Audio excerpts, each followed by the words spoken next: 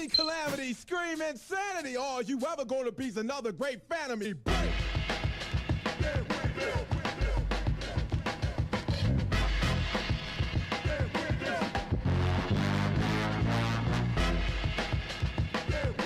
Holy calamity, scream insanity. All you ever gonna be's another great fan of me. Break.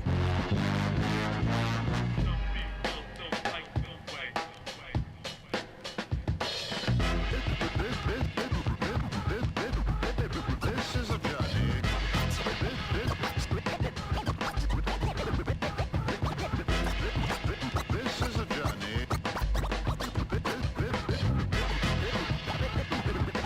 This is a journey. This is a journey. Journey.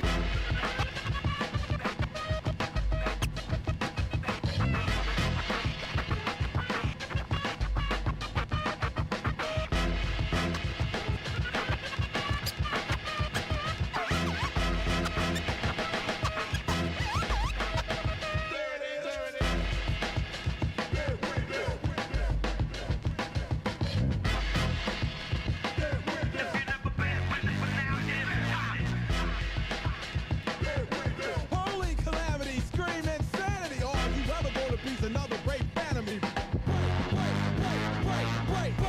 I'm the one that does the rockin' up on my set. It sounds legit. I'm the one that does the rockin' up.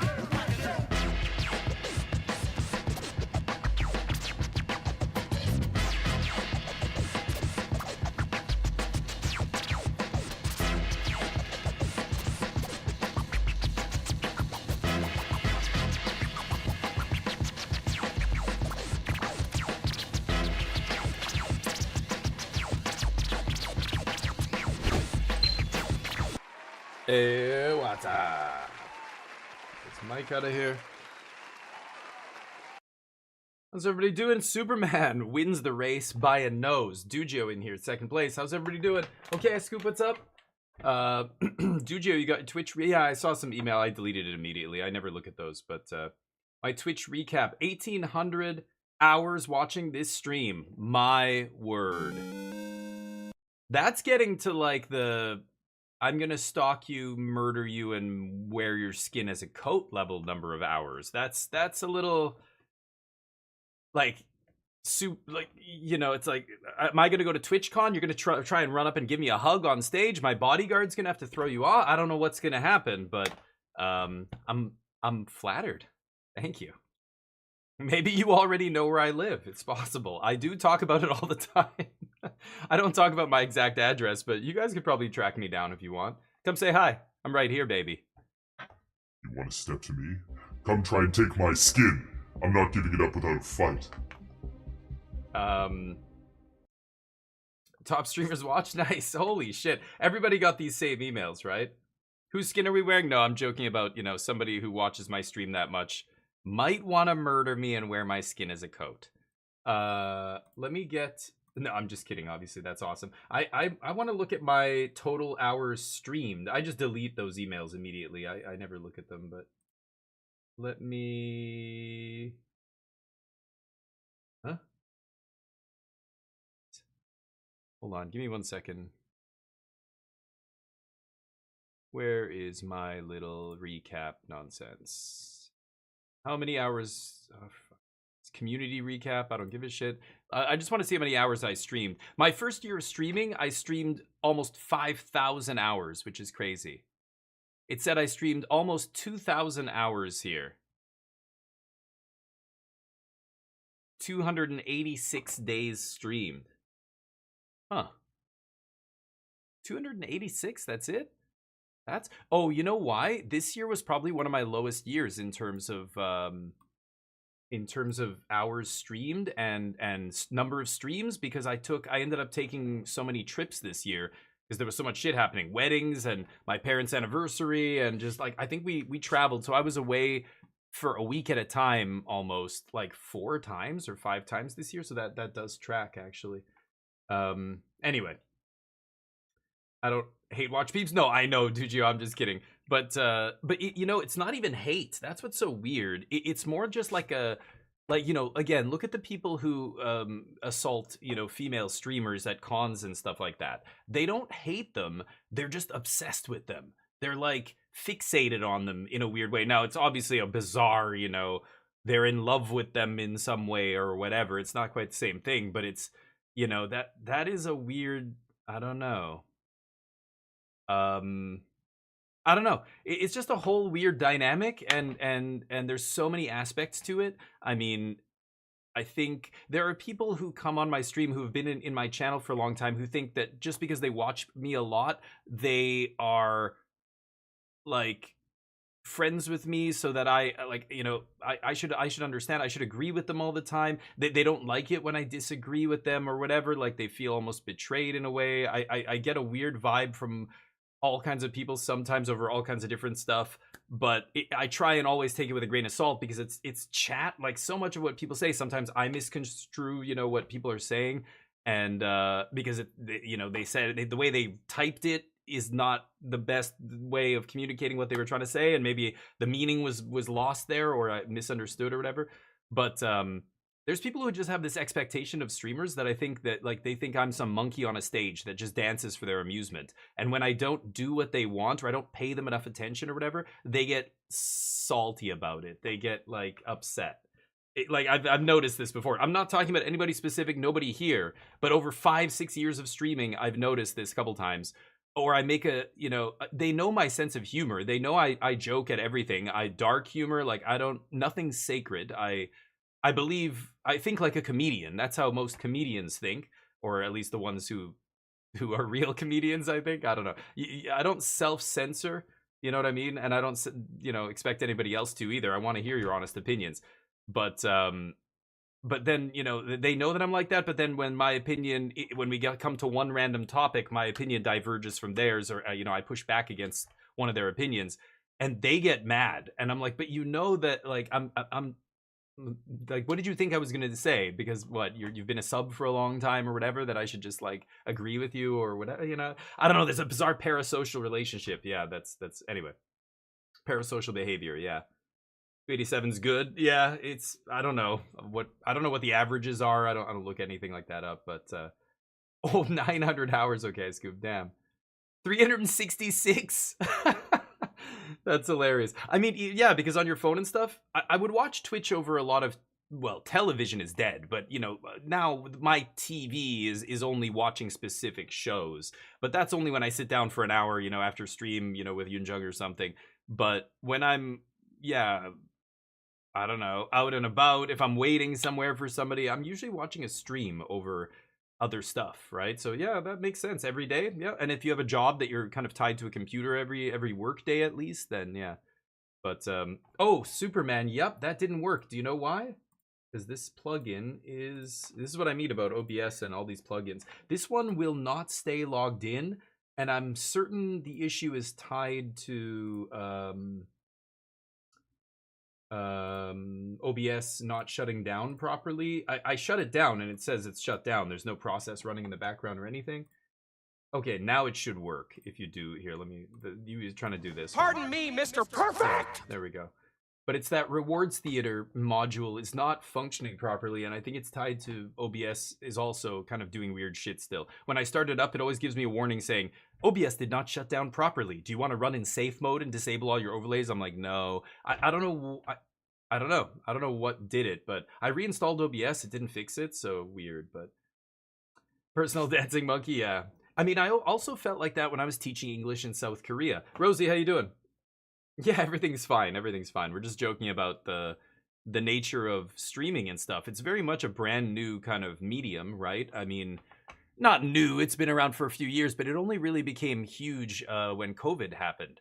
And now, I mean, I'm not talking about TikTok and YouTube. I mean, live streaming. I know you can live stream on those platforms, but that's not what most people do on those platforms. Twitch is really the main live streaming platform out there. There's Kick, which is a shit show, but yeah, live streaming is a weird thing. And I mean, just look at the variety of channels and look how so many streamers are different. Like, even at the very top, the biggest streamers, there's like a wide variety of different like personalities and what they do, and like just I don't know. It's weird. I feel like IRL streaming is probably the biggest, right? I know who's the biggest streamer now. It's always changing. Kai, I think Kai Cenat, right? Is that his name? And he just live streams, right? But he's got like 60,000 people watching, and on a normal day, I think he broke the sub record a couple months ago for most subs in a month. It was like 2 million or something. Crazy. That is like that is batshit. 3,700 chats said, damn. I mean, it is funny when you put it all together in one number like that. It seems like my first reaction is to go, oh my god, what the fuck is wrong with me? Why am I watching so much of this shit? But that's like, it's like me saying I put, 10,000 hours into Counter-Strike. Like, when I think about that, I'm like, oh my god, 10,000 hours. I could have learned to speak Mandarin and play classical guitar like a pro, or, whatever it is. But, you wouldn't have done, like, when you look at it in a huge chunk like that, yeah, but it's like, I don't know. It makes it feel weird, like when it's a big number like that, but it's not even a weird thing at all. It's just a weird statistical like perspective, right? I find I don't like I gladly continue to pour thousands of hours into games. It doesn't feel like a waste of time, but it sounds like a waste of time when you say thousands of hours, But yeah. YouTube Live is getting bigger. I hope so. I'm streaming on YouTube right now. That's why I've been multi-streaming for I don't know, 6 months now or more. And it's good, Sarah Lath.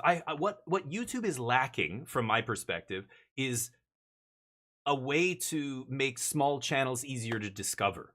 And it's a big complaint on YouTube. A lot of content creators say this. Discoverability is shit on YouTube. And until it gets better, it's just impossible to grow on a place like that. That said, my channel, like, I'm not obsessed with growth. I don't post on social media. In fact, I loathe social media. And after what happened over the last 12 months, 18 months, I basically went, yeah, fuck this. And I just deleted all my social media profiles.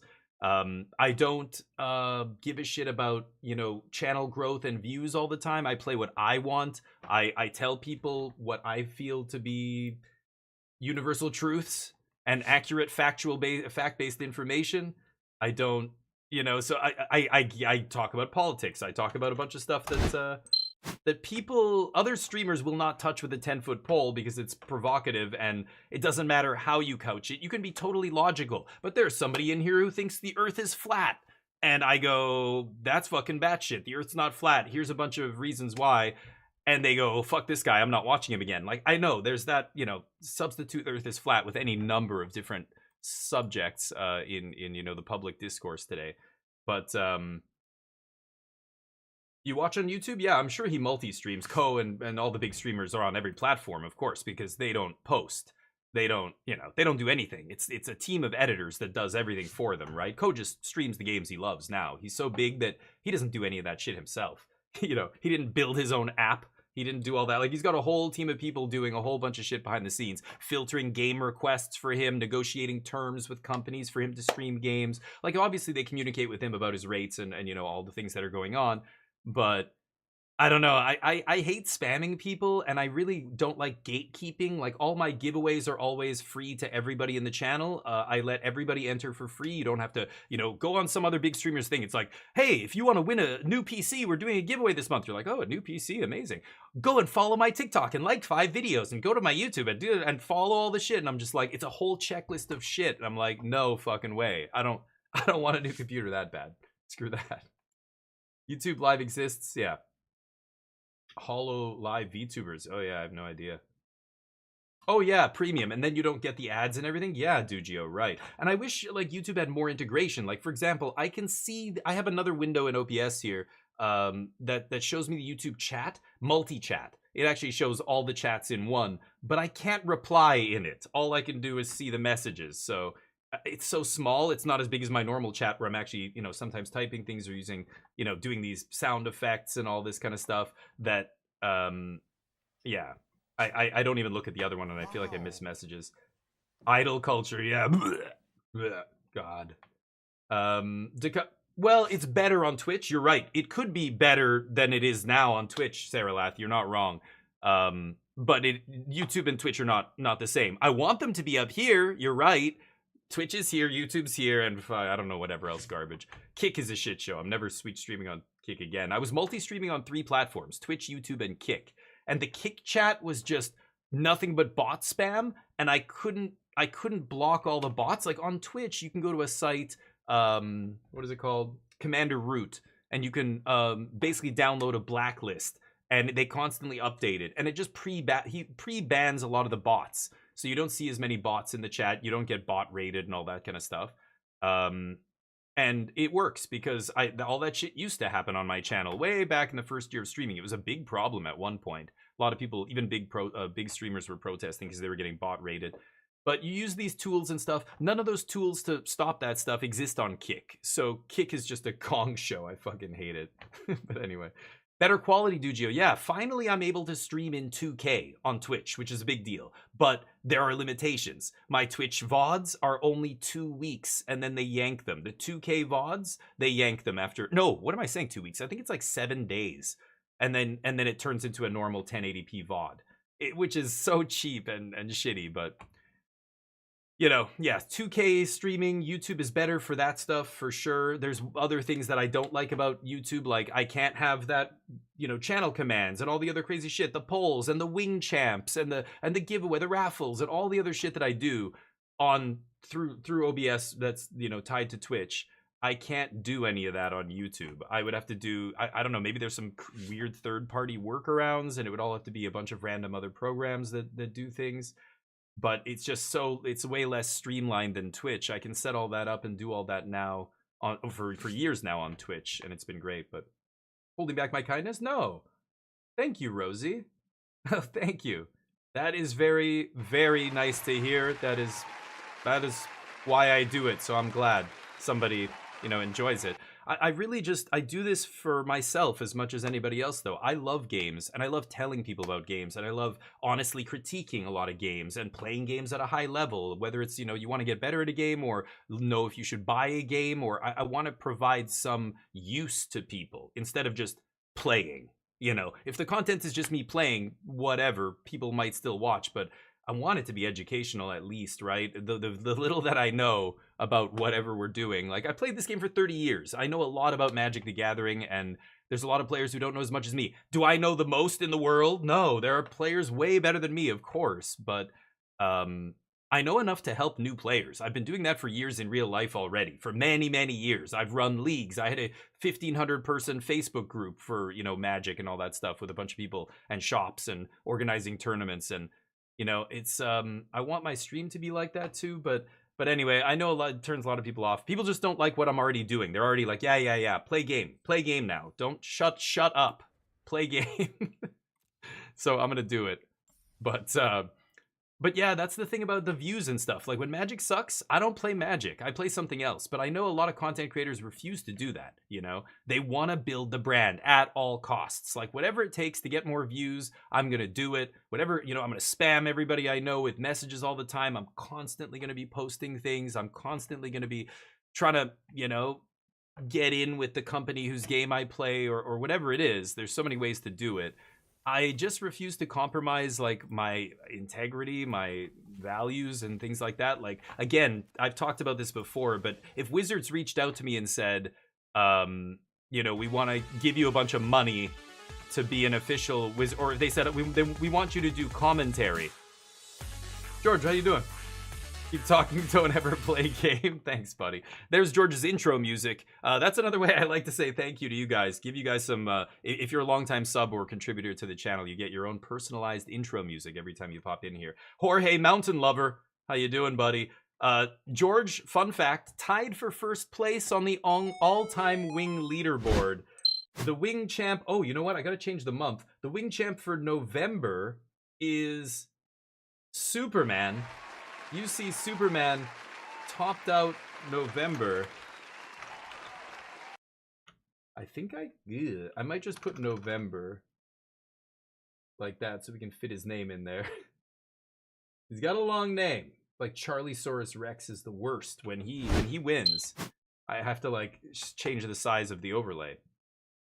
I'm excited to watch the World Championships this year. Yeah, so Worlds is coming up. Let's get back to Magic here. And this is going to be the first time Worlds is actually pretty relevant.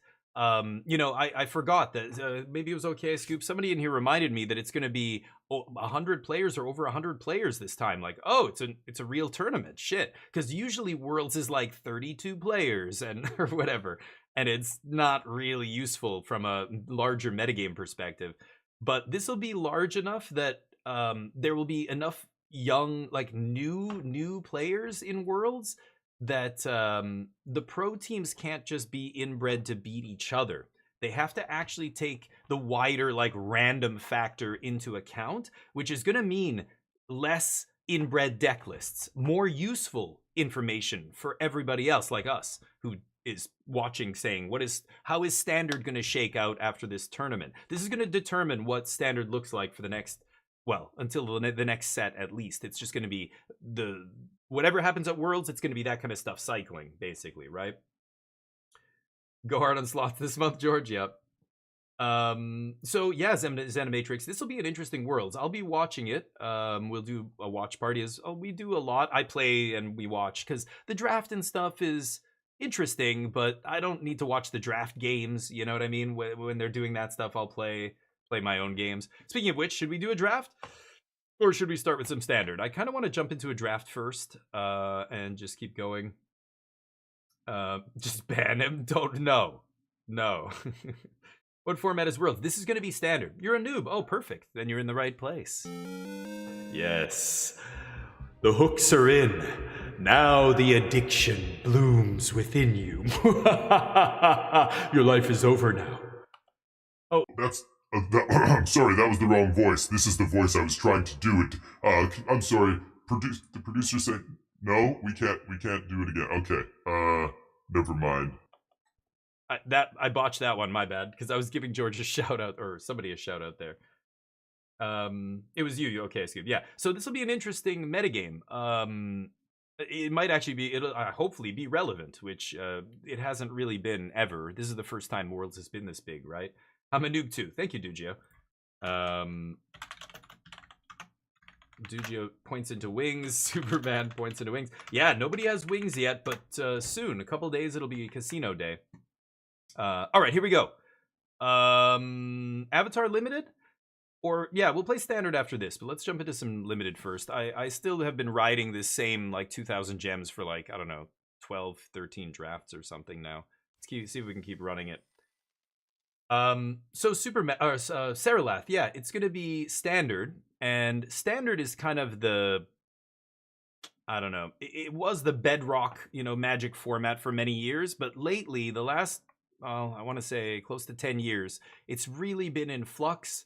It suffered greatly from this whole design philosophy that they had back when Throne of Eldraine and those sets released, the fire design philosophy, where they were just, everything's going to be fire. Like, we're going to make everything super, not literally like red cards fire, but they're going to make everything really powerful and push the power. And Standard was a disaster. And there was all these bannings. And then Universes Beyond suddenly like kind of takes over Magic. And because Magic is mostly not Magic anymore, it's other IPs now, that it's caused a warping effect on formats like Standard, where you have these power outliers that just keep coming out. And warping, these small formats, the 3-year rotation, the 7 sets a year, all these things are contributing to Standard being a very high-powered format now. So Pioneer's been abandoned. So Standard's in a weird place right now. We just had, in the last 3 months, we had more bannings. I mean, we would 10 cards banned, including the largest single Standard ban in 20 years.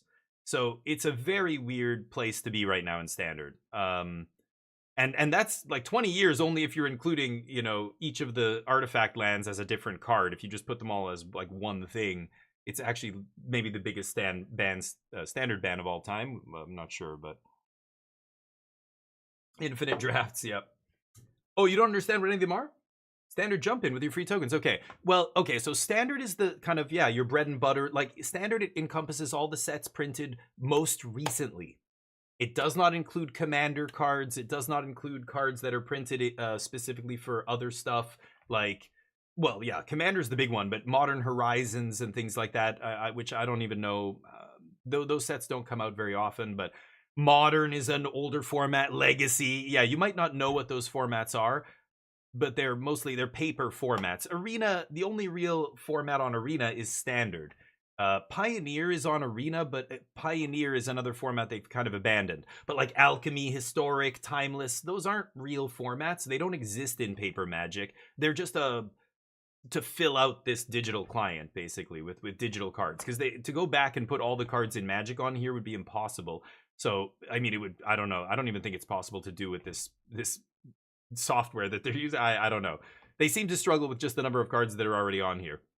So they need kind of other formats, otherwise it can't just be 2 formats on here. And then there's Limited. Limited is a real format, not, but very different than Constructed. So this is Limited Magic. It's Limited means you're limited with how many cards you're playing with and building your deck with.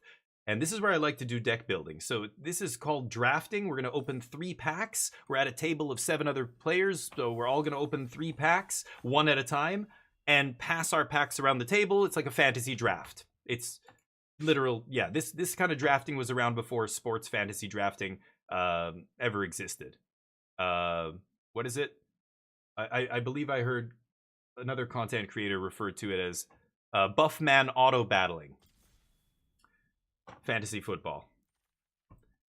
So, pack 1. And again, we're here at a table with a bunch of other people. These people are all looking at their opening pack, of course. Oh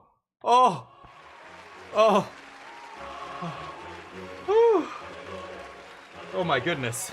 It's Saralath. Saralath's in here. We're getting the beginner's luck here. This is maybe the #1 best card to open in the entire set. That's insane. I've been every time we draft, I'm like, let's open I don't know what it's called. United Front is the name apparently. I just keep saying, the 2-mana X white sorcery that makes all the allies, then buffs all your creatures. This is the most insane bomb I think in the entire format. Good one to open. We're passing not much white here. I mean, these guys are okay. This is not amazing, but Hama's good. Fire Sage's Firebending Lesson. Passing some good red cards, so I'm not sure if I'm going to end up... White, the most natural color to pair with white in this format is red, and be aggressive. And obviously, United Battlefront is a great card in an aggressive deck, just at the top of the curve. Pretty tough to not take Momo here. Now, here's a mythic rare, but this is mostly unplayable in draft. These are the kind of cards they put in the set for Commander and other formats. So this is a mythic that you basically ignore, which is my person to my right correctly did as well. Wow, they're sitting on 4 packs here. I'm going to take Momo. Toph, whatever, is good too. Heartless Act's a good one. This is a great one, but 2 colors that I'm not. I'm just going to try and cut white hard here. And taking another good, like a 1-drop's always going to be great. And this is such a stupid 1-drop. Look at all the words on this card. And this only costs 1 mana. Just does way too much for 1 mana. But anyway, Stinduin, how you doing? Yeah, it's got to be tough, right? Yeah. Hey, M-Dub. Play the video game, yeah. Another one? These are mythic! So the 2 people to my right each opened the same mythic, and it's fucking terrible. Welcome to Magic in 2025, where Commander ruins everything. Sorry, I know there's Commander players in here who love Commander, but it really is the rot at the heart of what's wrong with the competitive environment in Magic these days. It really is. Hey, Andres, how you doing? Unplayable in Standard 2? Wait, what are we talking about? Walls of... Oh, yeah, sure. I said specifically Commander. It's for Commander. Full stop. That's it. No other format. Like, there's a bunch of cards like that in every set now, and it sucks, but... I wish they could just have sets only for Constructed Magic and Commander, which spin it off into its own separate thing. Like, do not combine them, you cheap sons of bitches. Like, that's bad. I take a red card here. This is a very good card. Rockalanche, not bad either, but I'm not going to be heavy green, which you want to be to play that card. Don't be leeching your beginner's luck. Ugh, Tolls of War. Okay, I could take a good white card here. I really... So the idea here, when you take a card this good, I usually say don't force. Whenever you take a very powerful card, forget it's even in your pile, because what's more important is the signals that are being sent to you. But when the card is this insane, like the #1 card in the set, I'm going to really bend over backwards to try and play this, which means...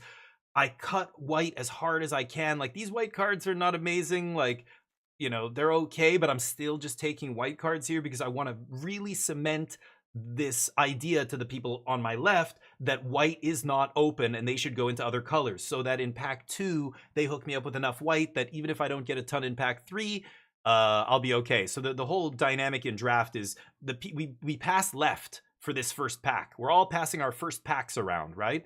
And then in pack 2 you pass back to the right. Ooh, Zuko's a good pickup here. But again, not a lot of white cards. Like, I know somebody to my right is drafting white, but it doesn't matter because so pack 2 we're gonna get cards from the left, and then pack 3 it's from the right again. So I'm hoping that pack 2. Okay, that's actually pretty good. Wow, and lightning strike. What the shit? Oh wow, that's crazy. These are all good. These are all very good. I know I'm gonna be white, but lightning strike is better than gather the white lotus, right? Damn. I passed some good red. I know I'm not going to see red in pack 2. This is a 6th pick lightning strike. I've got to take lightning strike here. Gather the white lotus. You want to be really heavy white, and I know there's a chance that's not going to happen here already. Okay, take a red card. White and red drying up. This white card's not really playable, so that was a late lightning strike though. That's kind of wild. I'll take a Rumble Arena. Meteor Sword's a little expensive for what I'm trying to do here. Ideally, I want to keep the curve low, but we're already a little high. This guy's not very good. I think I'm just going to take Rumble Arena. It's weird, I know, but okay, white 2-drop. Yeah, that's not terrible. 2 white 2-drops. I could take a white-green land. That's interesting, because there's a lot of crazy bomb rares and stuff that are in the Bant colors that are, multicolored. Over 2-drop, though? It's just a playable 2-drop. I think I'm going to take that over speculating. Take the white card here. Okay, sorry, let me catch up with you guys. When I'm actually drafting and I'm trying to explain everything, it's hard for me to check chat, but 2 walls, yes, Tim, there you go. Exactly, they've got each other covered. I just need to cast 2 8-drops, and I might not lose. 2 8-drops, just to not lose. Amazing. I know you're being sarcastic, but yeah, the color on the symbol there. So in the middle type line, creature, human, ranger, ally. On the right side, that little black and white symbol is common. The silver one is uncommon. I don't have a rare, but the orange one is mythic. That's the highest level of rarity, and every set is different with the rates. Wow, 2 on-color rares. I mean, this guy's weird, but I think I want the Tea-Master instead. Tea-Master's interesting. A lot of words on this card. So 3 mana 2/2 is not ideal, and it's hard to cast. So pretty underwhelming in terms of stats, but makes another piece of cardboard immediately when it enters. Those are the kind of cards that it doesn't matter if you know what every single card does. When you evaluate cards, you're evaluating them based on different kind of metrics. Are they good enough for their stats? Like, the longer you play Magic, the more you kind of realize which stats are better. 2 mana is what you should pay for a 2/2. Once you understand that baseline, then you can evaluate. Like I said, this guy's under par. But anything that ETBs and makes a piece of cardboard is always something that's playable. Almost always. So this guy makes a piece of cardboard, and then he makes 1/1s if I give my opponent control of permanents. So in the late game, I can just give them lands that don't do anything. I could give them the food that this guy makes to immediately make a 1/1. I can give them, creatures that there's the white-green kind of thing that I was talking about. I could give them a creature that they, pacified or whatever. Fire Nation Cadets. The Cave of Two Lovers is pretty interesting. I do like this, but it's a 4-drop. I think I'm just going to take the Cadets. I don't have any lessons, though. Gonna have to work on that. But I like taking a nice low to the ground aggressive red card here. This is a more powerful card, but one of the things you're trying to always balance here is the curve. In other words, having enough early spells and not a ton of late spells. An ugly curve would look like that. Would look like, many expensive spells and not many cheap spells. You want it to look like this, where the curve goes like that, right? My camera's flipped, so I might not be pointing in the right direction. Oh, Secret Tunnel. Here's a secret combo. if you find Secret Tunnel in a draft, the card I just passed, Cave of Two Lovers, can go and fetch this out of your deck because it's a cave. That's kind of insane. I just learned that. And now we see them back to back. So this is a really powerful card. 2 creatures that share a creature type can't be blocked. I have a lot of allies and I'm going to have a lot of humans. Yeah, 5 and 6 of each respectively already. White Lotus Reinforcement's very good. Zhong-Zhong's very good here too. But I only have a Lightning Strike so far. I'm going to take Secret Tunnel. Not great here. I think I'm going to take the Archers over the 2/2 drops here. I think the Archers are going to be better. It's not an ally. I don't have a ton of ally payoffs here, but I might end up with some. But I think it's a better card here. Secret Tunnel, you were singing the song in your head. Nice. Yeah. Oh, it's Legendary Stin? Oh, I didn't even know. Yeah, of course it is, right? Nice. Iroh wants airbending. Yeah, Pachiro, that's right. Yeah, that's a good point. Yeah, that's another way to kind of break it. But it's really good even without that kind of like, yeah, synergy. Like, you're right. Having synergy like that is quite good. Yeah, we're not seeing a lot of white here in pack 2. That is not good. I don't know who's taking white to my left, but I cut white pretty hard in pack 1. So whoever's to my left is going to get punished here, worse than me, but they're punishing me now in pack 2. But the thing with T-Master is you don't need that kind of synergy. He's still good without it, whereas Twin Blades, like, am I that aggressive? That's a very aggressive card. I'm going to take it. Zuko's pretty disappointing.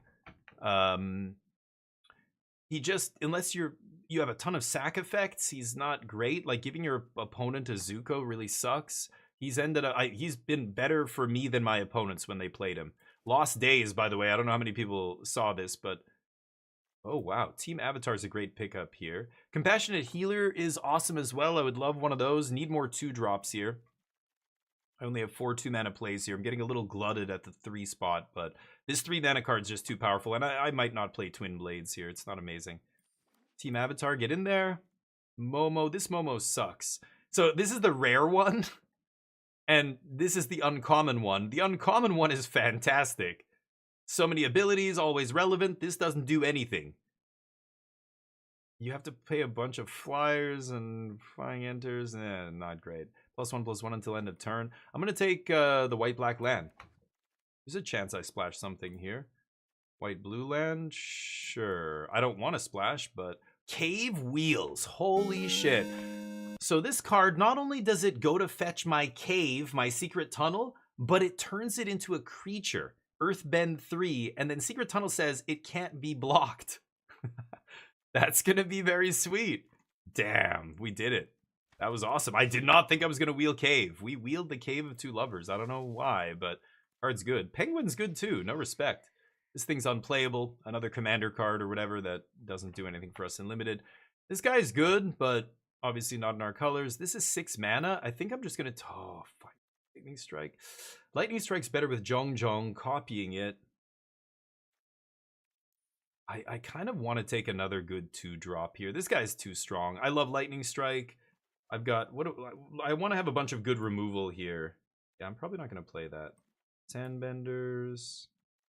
Is that it? I have 3 removal spells. So I'm looking to pick up some more removal here, this Lightning Strike. But we got 6-pick Lightning Strike in pack 1. I'm hoping we get a little bit more of that. I'm going to take the more powerful 2-mana card just for curve purposes. I think that's going to be better. There's a Gather. Oh, I got to take Firebending Lesson here. Not only is it a lesson, it's great with Zhong-Zhong. It turns on the Cadets. Yeah, and it's probably the best common in the entire set. Fun fact, the actual best common according to 17 lands is Lost Days or whatever it's called. The 5-mana blue instant that puts a card back on top. Can you believe that? There's no way that card is better than Firebending Lesson. Not a chance. But this guy would be great too. Sokka's awesome. I think I gotta take Firebending Lesson over it though. I just want more interaction. There's Zhong-Zhong, which goes great with our Firebending Lesson. Cruel Administrator might wheel, and I have a white-black duel and a Rumble Arena. I could potentially splash it. But for now, it's Zhong number 2. This is getting... The problem, again, the commander effect is really annoying in limited because a lot of the uncommons, even commons now, are legendary, which is a big pain in the ass in limited because you draw multiples, and if you get stuck with one in your hand, that could be you losing the game because of that, right? Ooh, Air Temple pumps my team. I don't care if it doesn't ever trigger again. Just the first trigger might be enough to win the game in a lot of matches. I don't know if I don't think I want another 4-drop. I just want another cheap spell. So I'm going to take another Fire Nation Cadets here. So we have Firebending Lesson now. So 4 good removal spells. This thing sucks. Avatar's Wrath. I probably should just take the white-red duel here. This thing's fine too, but I've got a lot of 3-drops. I'm going to take white-red duel. It makes the clue too. Wait, which one are we talking about now? Do you keep these cards? Yeah, you keep them. This is the best way to build your collection, but if you just jump into this without without really kind of learning what draft is, you're gonna lose a lot. You're gonna lose a lot of gems. Like, this is not free, of course. You're paying 1,500 gems to draft. Oh, that's tough. Disciple or Kyoshi? I think I'm gonna take Kyoshi Warriors here. It's more expensive, which I don't love, but yeah, I'll take another removal spell. Okay, well, our deck looks pretty good. I mean, we have this massive bomb here, and then we have a pretty good curve. We've got decent removal now, and another Kyoshi or a 3-mana haste.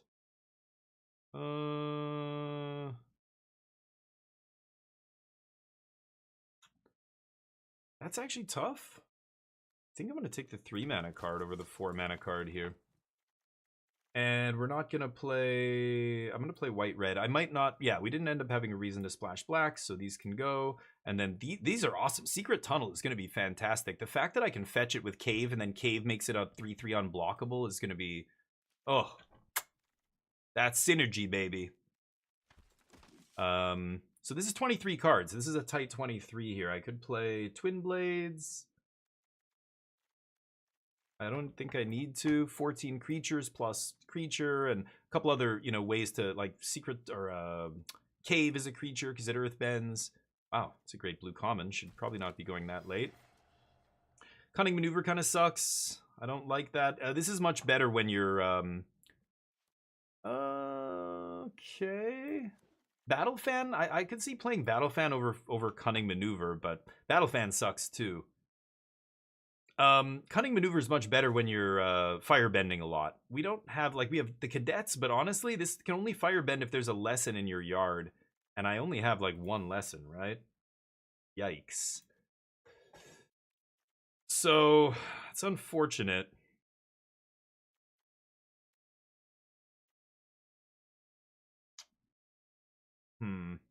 Maybe I'm better off just playing another body? Like, sucks. I don't know. Maybe not. Maybe I'll just keep it like this. 17 lands seems fine. I think this is okay, but not amazing. But we've got some sweet synergies. I love this Cave of Two Lovers Secret Tunnel thing. It's going to be very powerful. We've got a ton of similar types as well. 13 humans, 9 allies. We even have 6 rebels somehow. So it shouldn't be hard to get 2 creatures to be unblockable, and that ends the game very quickly if you can manage to do that. We have a couple firebending cards, which are okay here. Our removal is acceptable. 5 removal spells is kind of where I want to land here. So 1, 2, 3, 4, 5. Of course, Team Avatar isn't just a removal spell. You can always use it to end the game. If you have, if I have an unblockable creature and I just let it attack alone, that's GG, like Secret Tunnel or activating Secret Tunnel or what have you. I'm not certain, like, this is my weakest card, Cunning Maneuver here. It's a fine combat trick, but honestly, maybe I should just be playing another body. And the equipment being randomly relevant later makes some of these small dudes relevant in combat. Why do I feel like I should be playing that instead of this? 2 mana combat trick? Not a fan of that. Doesn't give trample. So if they block it, you play this. this trades for one of their creatures. I guess, yeah, you get a clue, but I don't know. Should I just take a fan here instead? What do you guys think? Haven't spent any of my gold yet. Good. Save it, Saralath. You could, yeah, there's too many options. So what you should do, try and learn how to draft, first of all. That's how you're going to go infinite. If you want to really build a collection and play a lot of different formats, do whatever you want to do on this client without spending a lot of money, then you got to learn how to play limited. This is really the only positive EV, like positive expected value way of building your collection. I've opened about 50 packs of this set, and I haven't spent a single cent yet on this. I haven't re-upped gems. Nine Scar, what's up? What? You lie. Is it true? Well, that just means you don't watch a lot of streams. Thank you for that. That's amazing. This was one of my least amount of streaming in a year that I've ever done. I streamed just under 2,000 hours this year. My first year of streaming, I streamed almost 5,000 hours in 1 year. It was like 4,800 something. Yes, right, Zenimatrix. I haven't even, there's so many things to say. Like, I could ramble for 2 hours about how you should engage with this client if you don't want to spend money. Zenimatrix is right. What you should be doing, like just starting small, the daily things you should be doing to build your collection, always do your dailies. So for Saralath and any other new players in here, go and get those dailies every single day. I'm going to just finish this first. I think this is the deck. I think this is what I'm going to play. I'm going to leave the Cunning Maneuver in here for now. We'll see. Maybe I'll take it out at some point. But screenshot. I always put screenshots of every single deck that we draft on the Discord channel in the MTG deck lists channel, I should say, on the Discord server. So you can always go there and check them all out. I think we're rocking about a 60% win rate right now in this format. That's why I haven't spent any money on it, really. But yeah, do your dailies. Get that gold every day from these things, these quests. You're always allowed to cycle one of these every time. I already cycled it, so I can't. But if it says 500, click on it. See if you can cycle it to a 750. You're always allowed to cycle one of them every day. And then once you've done that, get whatever it says to do here. Sadly, red spells. I'm probably going to get this in this draft here. You can also get this. It's, what is it, 15 wins or something in standard? Yeah. Neo, come here, bud. And, you know, get your gold. If you do that every day, you should have about 10,000 gold at the end of the week. Nano, what's up? How you doing, buddy? Use that. Once you have 10,000 gold, you go into Quick Draft. It costs, oh, I thought it was 10K. It's 5K. Oh, there you go. So apparently, I don't know. I guess I was thinking of a normal draft. This is only 5K. Go in and do a quick draft, because quick draft is not timed and it's with a bunch of bots. So you can take 4 hours to make one pick if you want. I don't do it because it's less prizes and other stuff. But, and it's not, is it ranked? Oh, it is ranked actually too. But I just prefer drafting with humans. I don't like drafting with bots. It used to be so bugged. Like certain sets, the bots are, I don't know how they're programmed to draft, but they'll prioritize certain cards over others and totally miss certain archetypes. So if you just know that, oh, the bots never draft this archetype, you can just force it every single quick draft and just farm it. And it's really shitty because as soon as you're done drafting, you play against human players and you do a best of one quick draft, and every other match is against that archetype that everybody knows the bots don't draft. Like Throne of Eldraine Limited was a shit show on Arena if you did quick draft. Anyway, I prefer humans, but for new players, quick draft is the way to go. Not only is it cheaper, it gives you all the time in the world, so you can take a screenshot of that pick and put it on, ask a streamer like me, put it on somebody's Discord. Hey, what do you think I should pick here? And come back to it the next day and pick it or whatever, right?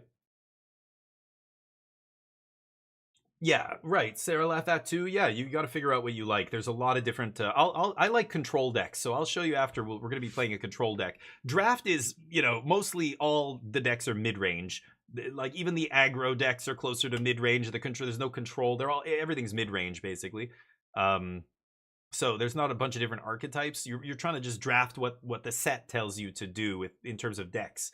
You can't make a reanimator deck in draft in this format, right? It has to be an airbend, an allies deck, a waterbending deck, whatever, lessons deck. You're trying to build around the limited stuff. But once you get to standard, the sky's the limit. You can create all kinds of different decks, many different archetypes. And that is hard to figure out. You got to just play a bunch of stuff, look at different decks, look at other people playing them. You're already doing the right thing. Watch somebody who knows what they're doing play this game, and that's it. You're good. Oh, Sarah laughed the ads. Shit. Well, I don't remember what I was saying. I was basically saying every day you should do your dailies, get your dailies finished so that you can get that gold. And at the end of each week, that'll give you enough gold to do 1 normal draft, or I guess 2 quick drafts. And that's what you should be doing. And you'll lose. But it's fine. Your gold, you get gold for free every day just by playing the client. So that's the way to kind of build it. But yeah. Got back from work, Nano. Nice. You're working the night shift still? I know when I was over in Montreal, you were doing late night stuff, right? Draft time, yeah. This looks like a good hand. 1 drop, no 2s, but I could leave this up or just play the tap land and then jong into this. This is going to go get my secret cave or whatever. Secret thing, whatever it's called. A quick draft is better value for gold than jump in? Yes, yes. Because, well, jump in you get those cards, but you're never getting... I don't even know. Is it 1 rare per jump in pack or whatever? I don't think you're getting the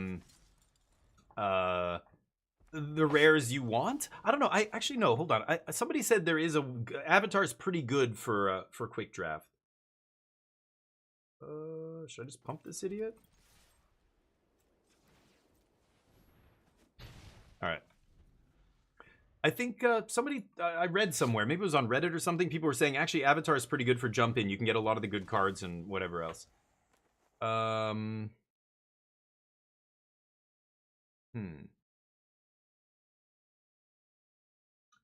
could just play this in Slam. I think I will. Offer the trade. Sure.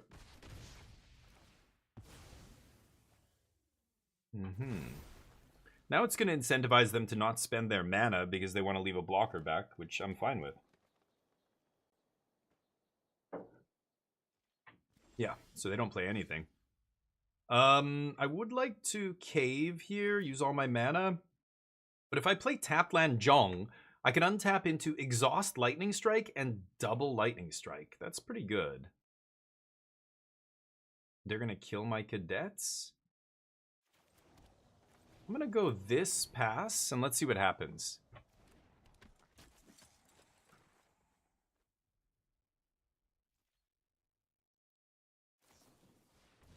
Sure.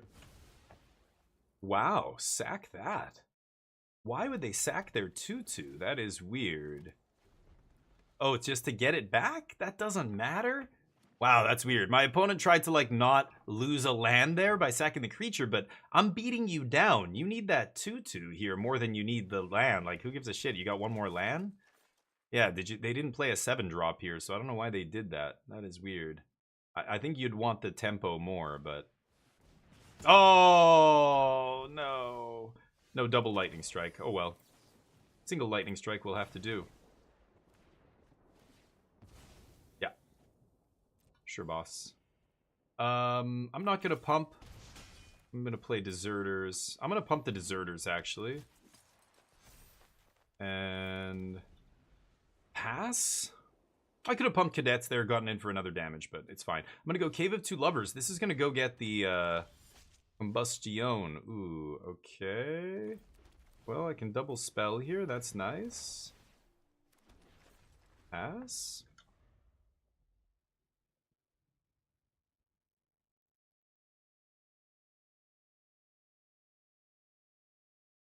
So this +2 damage kills that guy.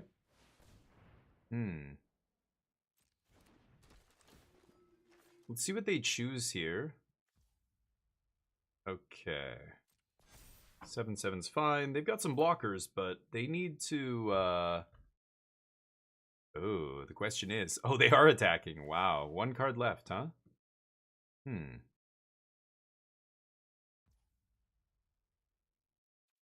Yeah, I'll take it.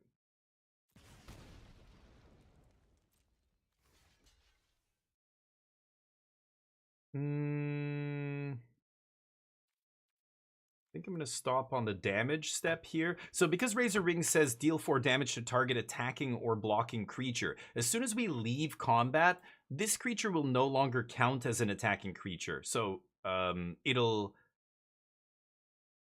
well, actually, so anyway, it'll not be a valid target for this. But you know, if I want to play around a combat trick here, I should let damage go on the stack. My guy does 2, they do 4, my guy dies. But before we go to the next part of the turn, so basically putting a stop here means on damage I kill it, right? So I'm just gonna do this. Let's go to damage,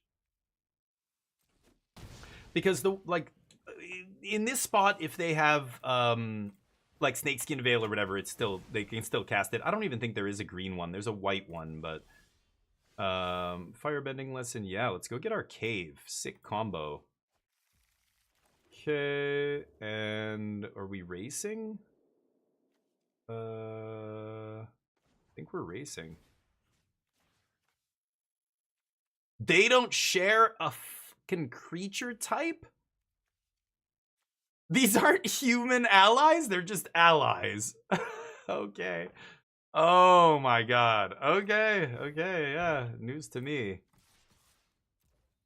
Jeez. Okay. Nice draw. Okay, we're racing. Damn, that was the lucky top deck. They needed something to put board presence, and they found a creature that not only is big, but makes 2 creatures. Silly. I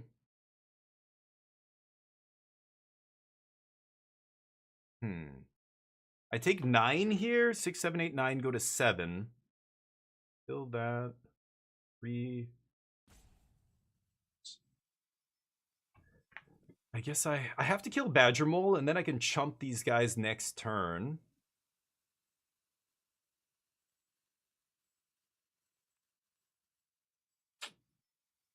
Huh.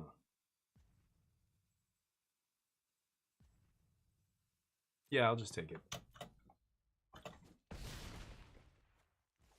Okay. Tap. So this is 5. That shuts off the trample. And then combat.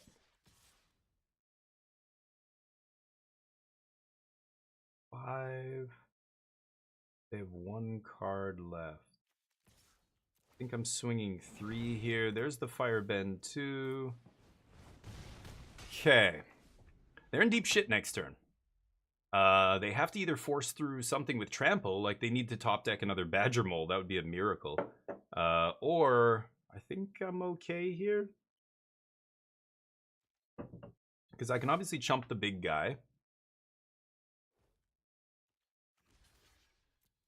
Big 2. Oh, what is it? Is there instant speed trample in this? No idea.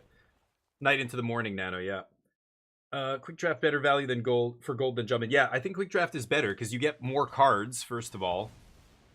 Oh, they top decked a removal spell. Okay. Momo not amazing here. Let me think.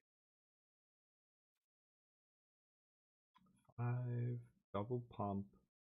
Yeah.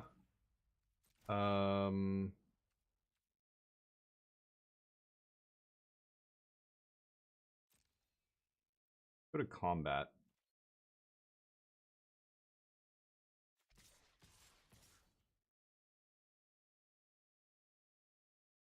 I think I need to do this.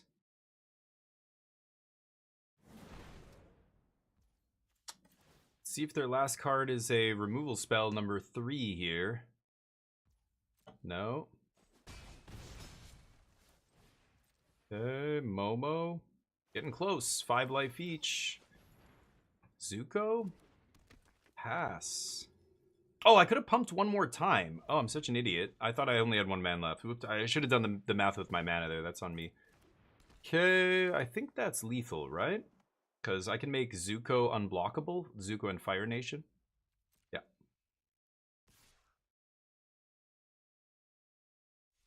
No.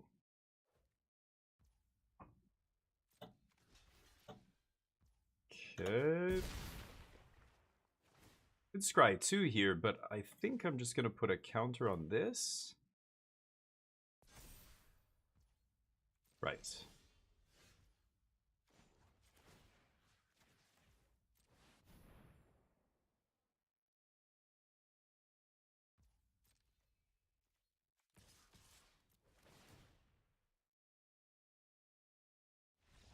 Nice.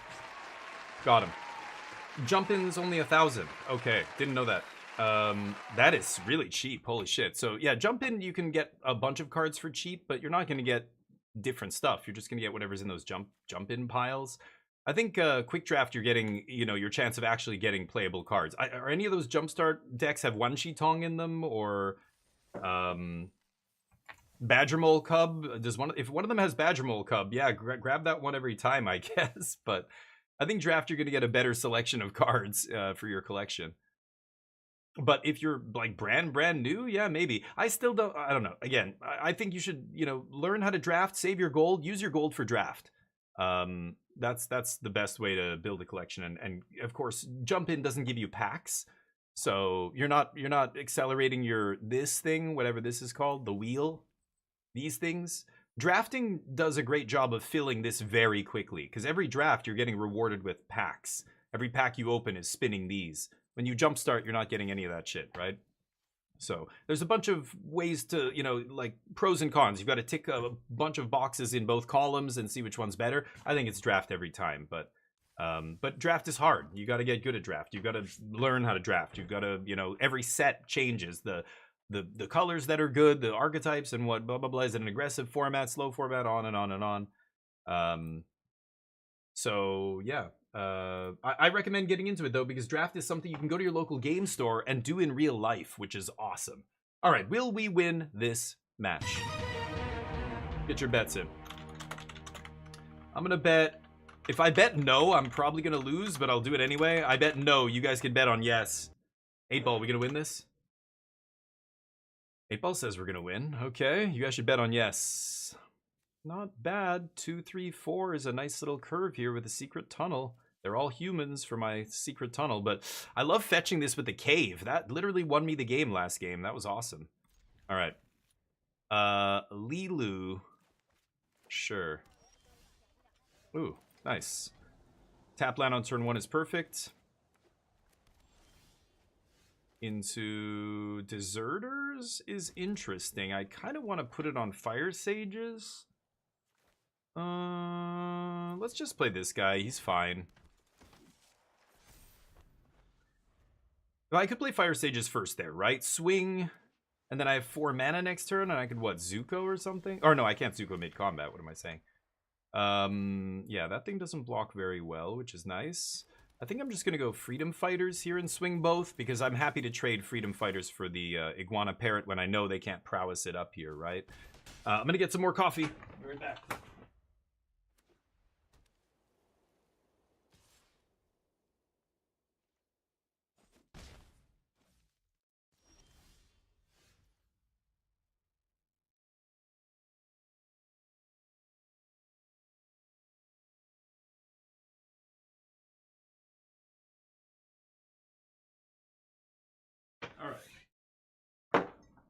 Now the 1-drop shows up. Okay. Well, my opponent's obviously sitting on something here, so I've got Razor Rings plus Fire Sages. That's a good turn. Like, I'm anticipating not being able to play these other cards. Like, I could play Zhong plus this, or just play Zuko here. But I think what's going to have to happen is, I'm going to swing, they're going to block, I'm going to Razor Rings when they go for the prowess to eat my 2-3 or whatever, and then I'll Fire Sages. That way I still get to use all my mana. So let's swing. Even if they block my 1/1, it doesn't matter. I'm still going to Razor Rings this thing no matter what. But yeah, they're going to play a spell here to give itself, or to give it prowess. Airbending my 1/1. Okay, let's kill that. Yeah, that's fine. Bounce a 1/1 for 3 mana that I got for free is not that impressive. But this is kind of... You're never losing value on this because it replaces itself. So it's still fine for them, but not the most amazing turn 4. Bounce a 1/1. Ooh, that is an insane bomb that I might not be able to beat here. I've got to draw Lightning Strike or a Firebending lesson right now. Whew.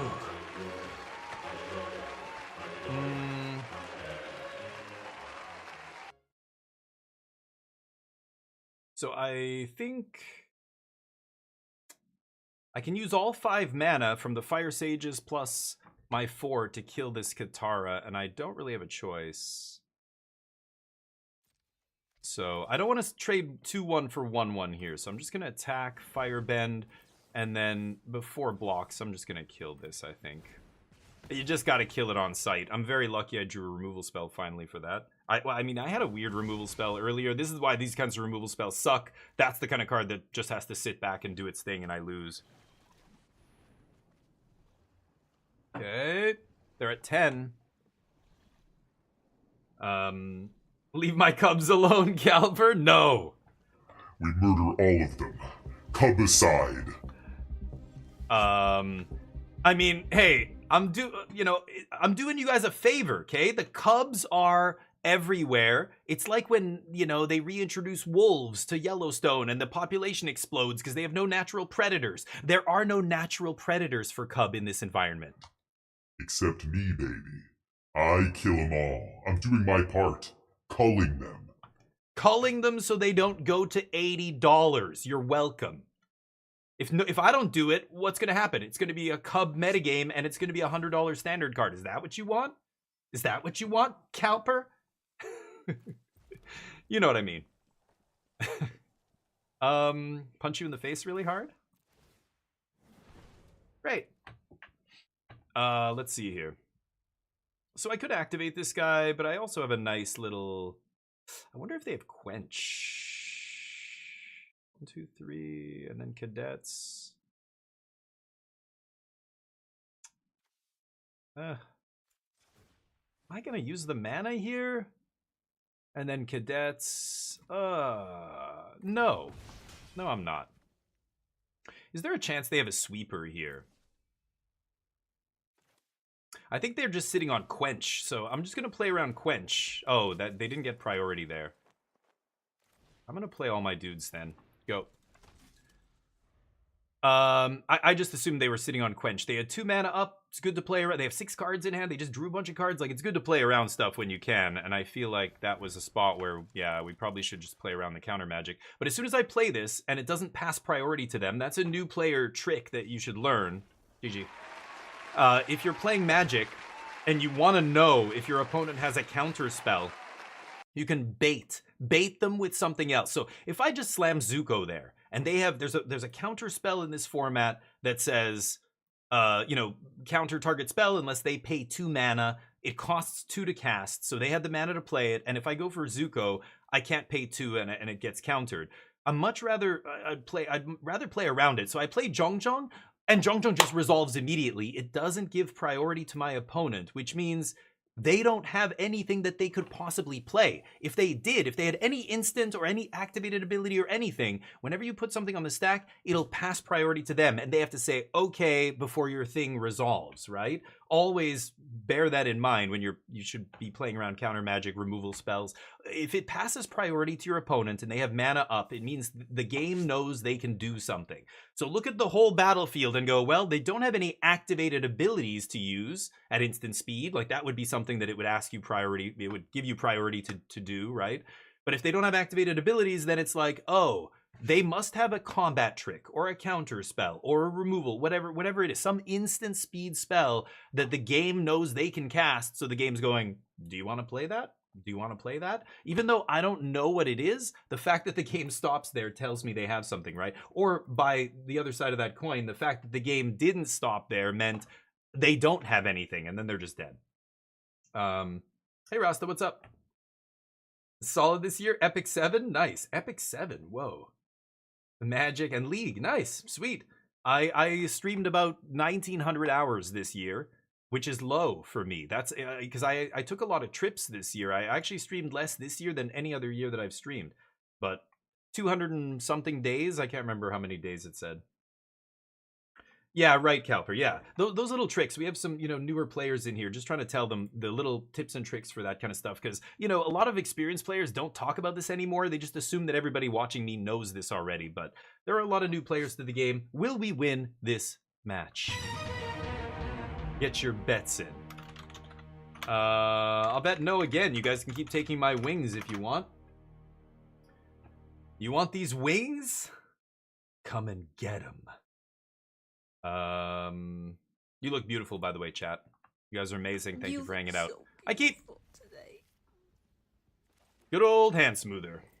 You look really good. And many of you wonder. I know other people come in here and go, "You're a hypocrite. You play Best of One, and you always talk shit about Best of One." It's like, I don't play this because I like it. I don't play it because I think Best of One is real magic. I'm playing this because, yeah, let's put it on Momo. I'm playing this because I have no choice. This is the only format for Limited that is ranked and gives actually decent EV. You just have to get 5, well, it used to be 4 wins. Now you have to get 5 wins in this to just slightly more than break even. That's better than any other format, than Sealed, than Best of 3, than any other draft format, right? Okay, how do I do this? I'm gonna double spell here, but I'm just not sure which one of these I want to play. So what I could do, I mean, I'm not gonna Razor Rings here, right? So I could go Zhongzhong's Deserters onto Momo and keep slapping. Or I could go Fire Nation, put it on that. That's also interesting. Maybe I should just keep slapping with Momo here. I feel like I'm putting all my eggs in one basket is the only problem, right? I could Zhongzhong on the other Zhongzhong, but then they double block. I eat Zhao, and that's it. I could go Fire Nation Zhongzhong on Fire Nation Cadets, and I think that's the best play.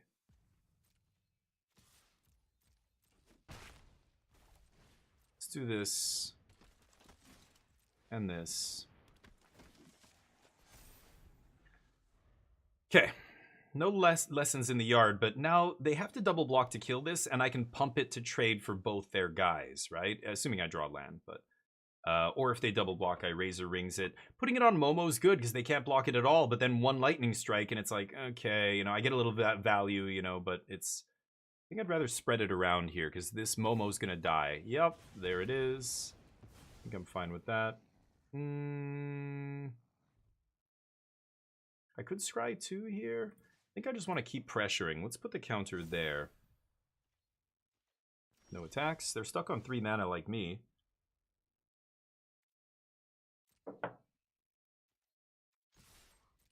Send. Probably going to Razor Rings here. No blocks. They have a Quench? Ooh. They have a Quench for my 3-drop. Okay. If they don't want to block, then I'm just going to pump and pass. Yeah, they're hoping to snag my 3-drop, so I'm just not going to play one. Go. Because I don't have to do anything else now. Like, I'm the one pressuring them. I don't have to tap mana. If they're going to leave up counter magic, I'm not going to play into it, right? Got to always determine who's the aggro. Like, if I'm the aggro, if I've got a bigger board than they do, and I'm able to attack into their creatures, I don't need to play anything else. There's no point in overextending, it's called, into, a counter or a Wrath, whatever. Wrath I'm not too worried about here, but... Okay, there's the 4th mana. So I could go Cave, make 2 bodies. That's what I want to do. Use all my mana here. I could also double pump Cadets. I kind of like Cave and set up for the secret, whatever it's called. I think I'm going to do that. If I swing with Cadets, they double block, I pump, I trade for a couple things. But they're just going to trade for Treetop Fighters, right? So I'm going to do this. No attacks. I'm setting up for a spot where I can start punching in unblockable here. This is going to make sure, yeah, the Cave is going to be so sweet here. Man, I love this little combo. Do not sleep on this. If you get a secret tunnel, try and find a Cave if you're red. This is such a sick little synergy play here. Tapped? What the fuck? Oh, this motherfucker. Oh, you son of a bitch. I'm like, wait, what? Shit's tapped? What the fuck?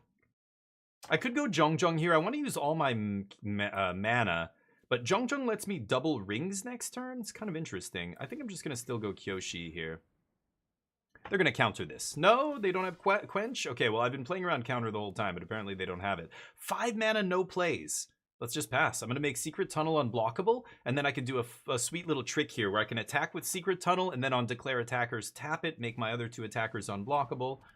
And it doesn't matter how many dorks they have. That's going to be a GG. All right, so what do I have here? Ally, this guy's a soldier, but they're both human, baby. So let's swing.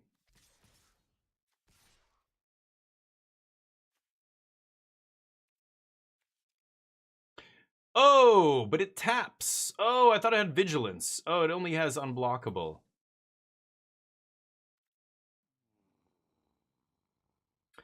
Oh, right. Damn it. Okay. Forgot about that. I thought it had vigilance because the other land had vigilance. In my head, I was like, I'm going to attack. It's got vigilance, then I'll activate it. I can't attack and then tap it. I almost suicide attacked there with 2 creatures. That was silly. What does this do? Conqueror counter. Okay, nice one. Turn this into a mountain. Got me. Okay, I could double Razor Rings here, so I think I might just alpha now. Yeah. Punch you in the face. Firebend. Alpha Strike. They're reading Zhongjong going, am I dead? Yeah, you're dead.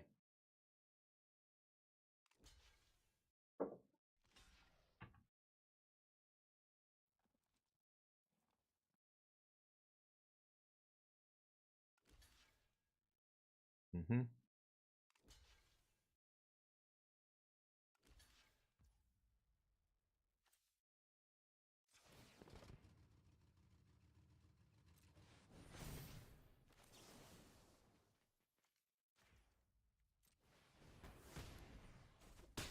What the?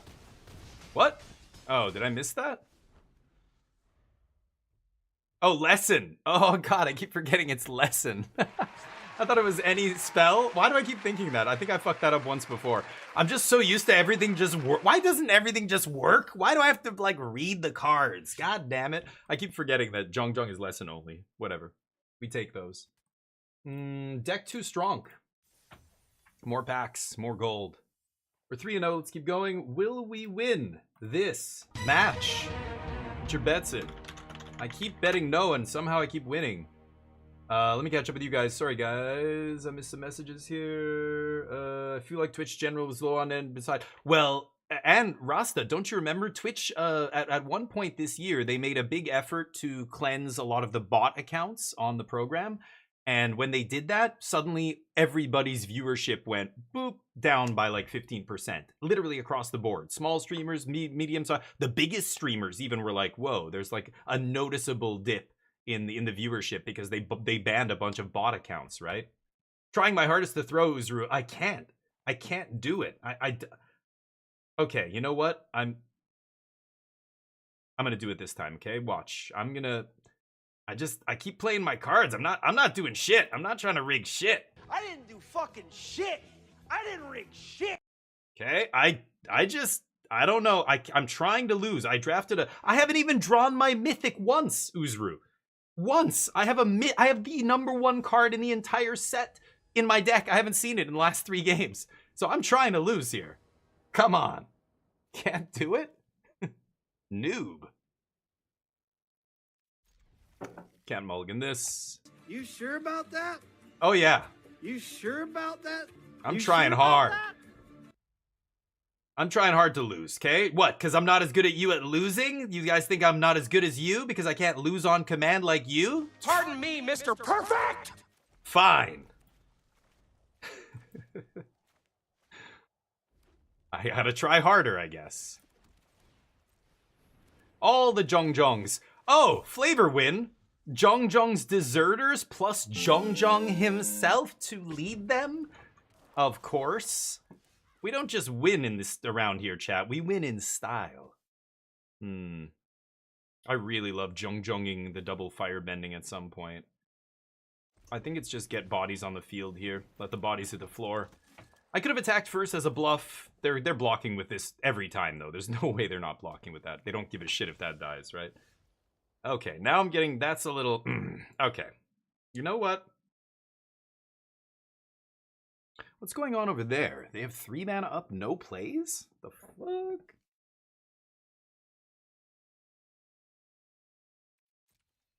I'm gonna swing and see what happens here. Bend it like Beckham.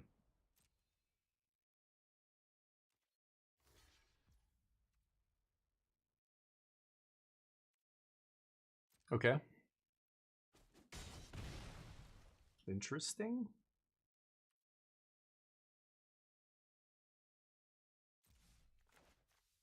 I got this balloon that says I'm gonna win the game. They mill a 2-drop. And they cycle. Okay. Fascinating. They're ramping. Gotta be a little bit careful here because they, the way I could lose with a small creature deck like this, of course, is them playing big green dorks. Looks like they're 3 colors. Teamer Lessons. A lot of my red removal is not going to cover big green dorks here. Okay, Allies? That is not a card you normally play in the Lessons deck, but so be it.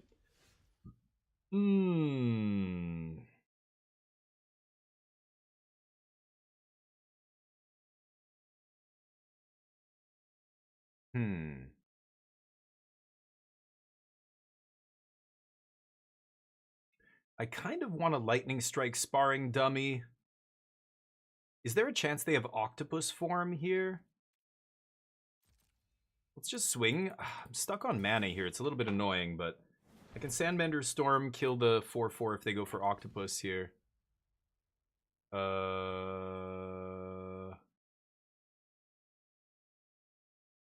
Tempting to activate Zhong and then double Firebending Lesson Wartime Protesters? Is that crazy? What if they have Octopus? It kind of blows me out.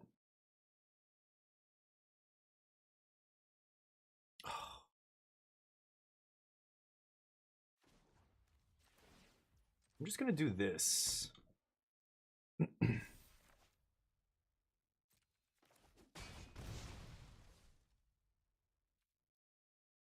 Pass.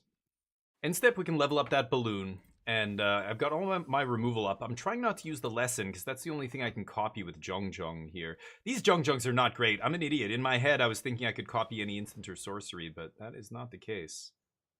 Sure. That I can just kill with Storm here, so it doesn't matter what they do.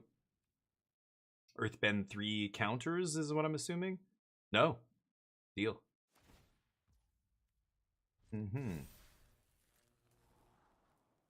Okay, this is interesting. So what I can do now is, I think... How do I do this? End step, I can level, or I could go 1 level on Balloon, Lightning Strike Sparring Dummy.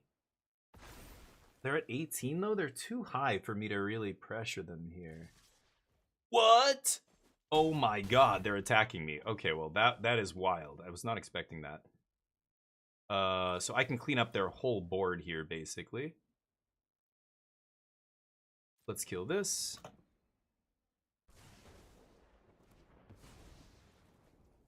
Level up that. Come on, land. Give me 1 land here. Thank you. Okay, so I have 5 mana off the Firebend. So I kill 5/5. I'm at 7.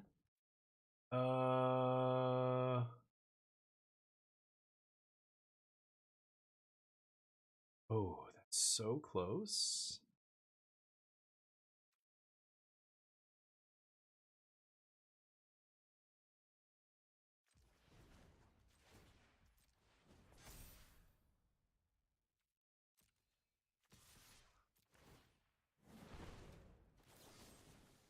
Oh.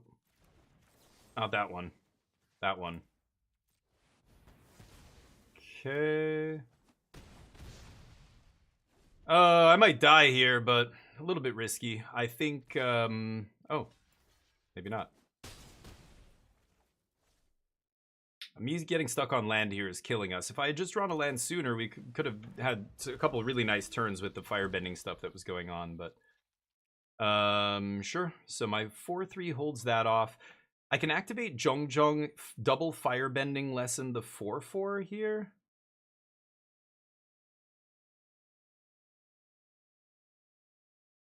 I'm at 4 life.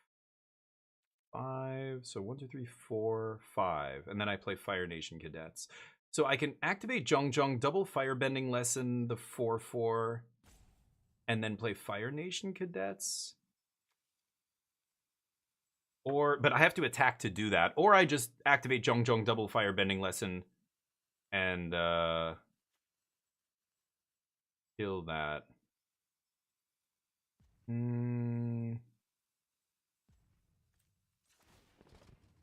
I think I've got to do this.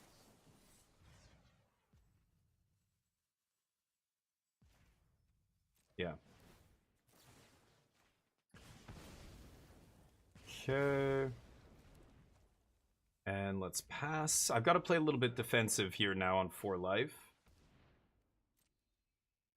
That was a nice draw. My opponent's probably just got a land in hand here, and they top deck that one. If they had that last turn, they certainly would have played it, so... Ooh, they whiffed, though. All they got was a 2-drop. Yep, there's the land I called. Yep. So they have no plays here, really. They could suicide attack Dragonfly Swarm to draw a card. Yeah, that's what they're going to do. Okay. I have no choice there. Yep. Cycle the Swarm. And that's not a big deal. Okay. Nice. Let's go cave into Fire Nation Cadets here. Now we've got a board. Next turn I get my cave out of my deck. And then we start going to town here. I've got a lesson in the yard for Fire Nation, so that's Firebend 2. Okay, let's get our Secret Tunnel. Nice. Secret Tunnel's nasty. Pass?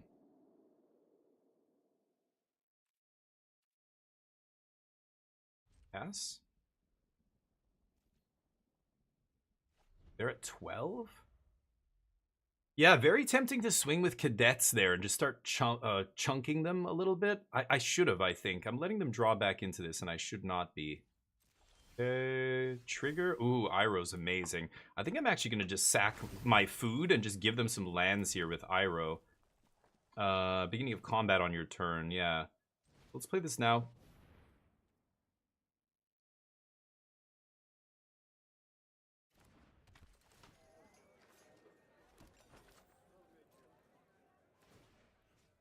Yeah, you can have a tapped mountain. And I'll make a 1/1.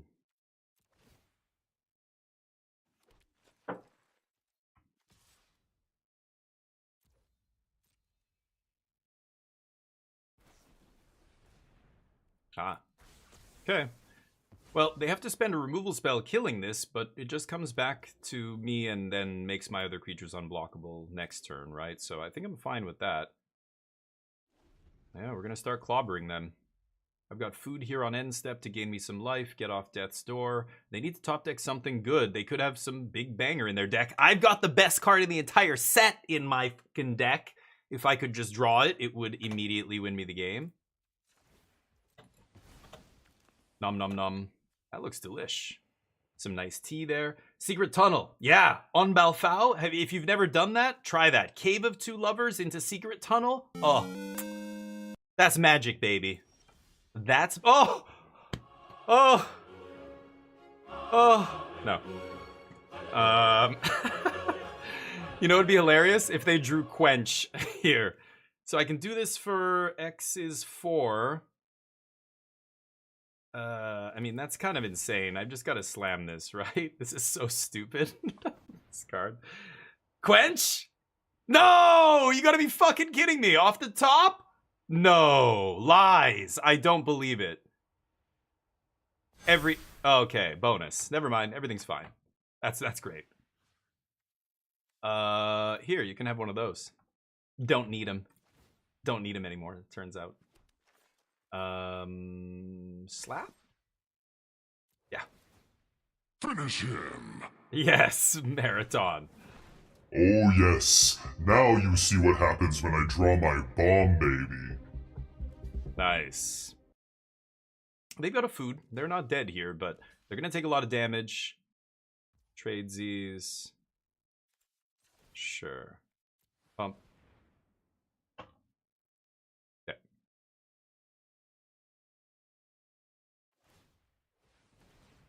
Yeah. Shuffle? Might as well, right? I would.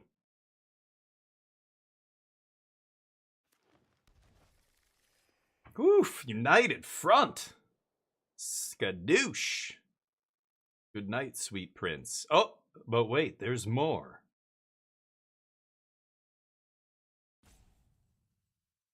I don't think it even matters. Even if they top decked a removal spell here, I just have too many bodies now.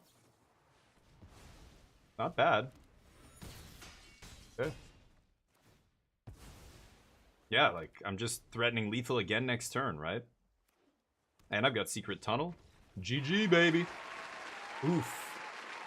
That was nice. Like I said, I hadn't drawn that stupid card in 3 matches. Match number 4, we pulled it.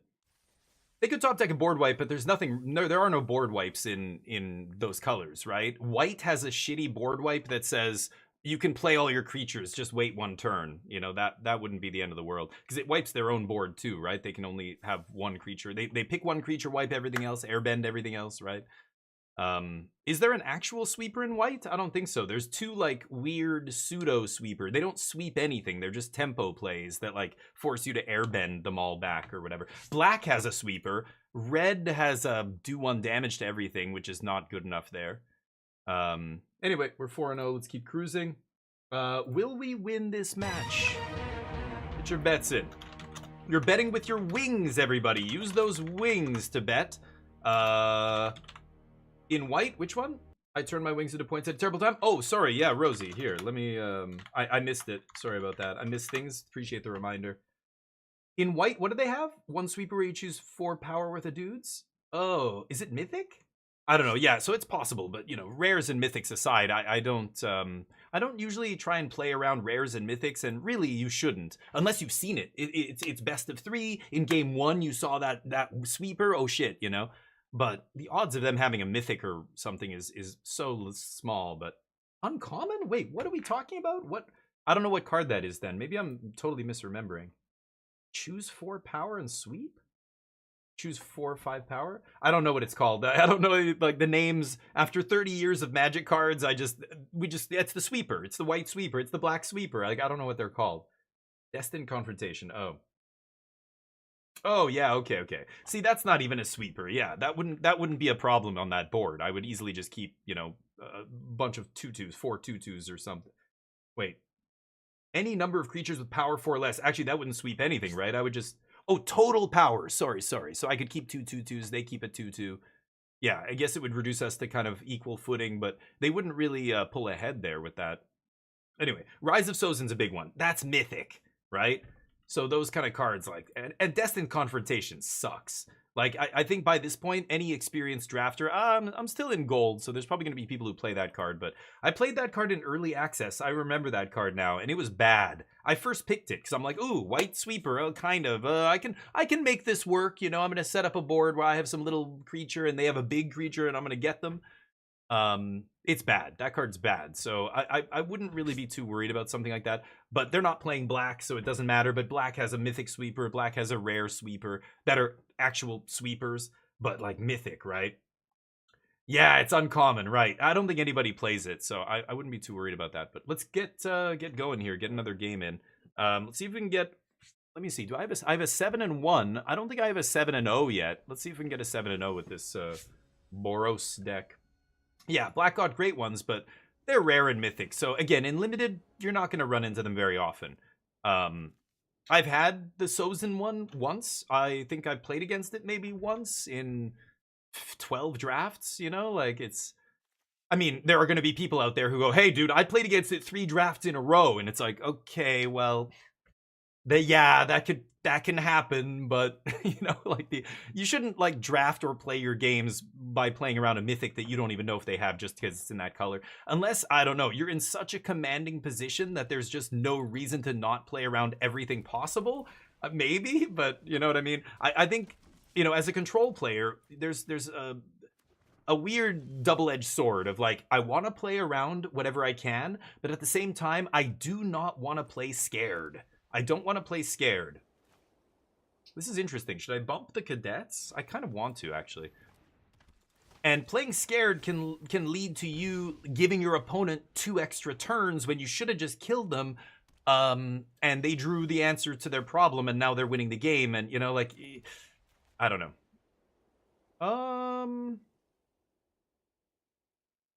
Yeah, I am going to go T-Master, give them a food here. I don't know if that makes sense, but I'm gonna go for it. It's kind of weird. I could give them Zhongzhong's deserters? Is that crazy? I'm gonna give them the food. Yeah. I could give them the deserters here. Yeah, they're just gonna kill my guy. Lightning Strike. Razor Rings. Sure. Figured they might do something like that. Okay. 2-2, baby. Why does it get a counter? Oh, for each... Right. Turn 3, crack food, that's it? Oh, homie, what are you doing?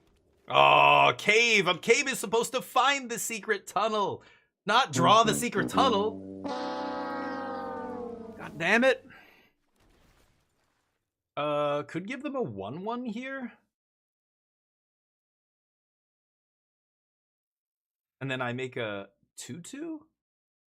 That's pretty good. Is that crazy? I'm gonna do it. I make a 2-2. They have no good blocks. Yeah, I don't really care. I just rather keep upgrading my guys from 1-1 into 2-2, right? Okay. Nice. Take one of those. Could make 2 dudes unblockable here, but I think I'm just gonna Firebending less and get in. And I'm gonna give my opponent a mountain this time. No reason to give them more board presence. And they're at 10. And they need to play something at the board. What is, like, I don't know. It looks like they're... If I see white cards like this, I assume white is one of their main colors. Oh, they got the T-Master, but he did his job. Good game, homie. Good game. How do you like the tea? Too hot for you? Yeah, that's what they all say. That's some spicy tea. All right, 75% of you getting those wangs. Very nice. Let's keep getting some more stuff here. We're 5-0. Will we win this match? Put your bets in. Blackout Great Sweepers, yeah.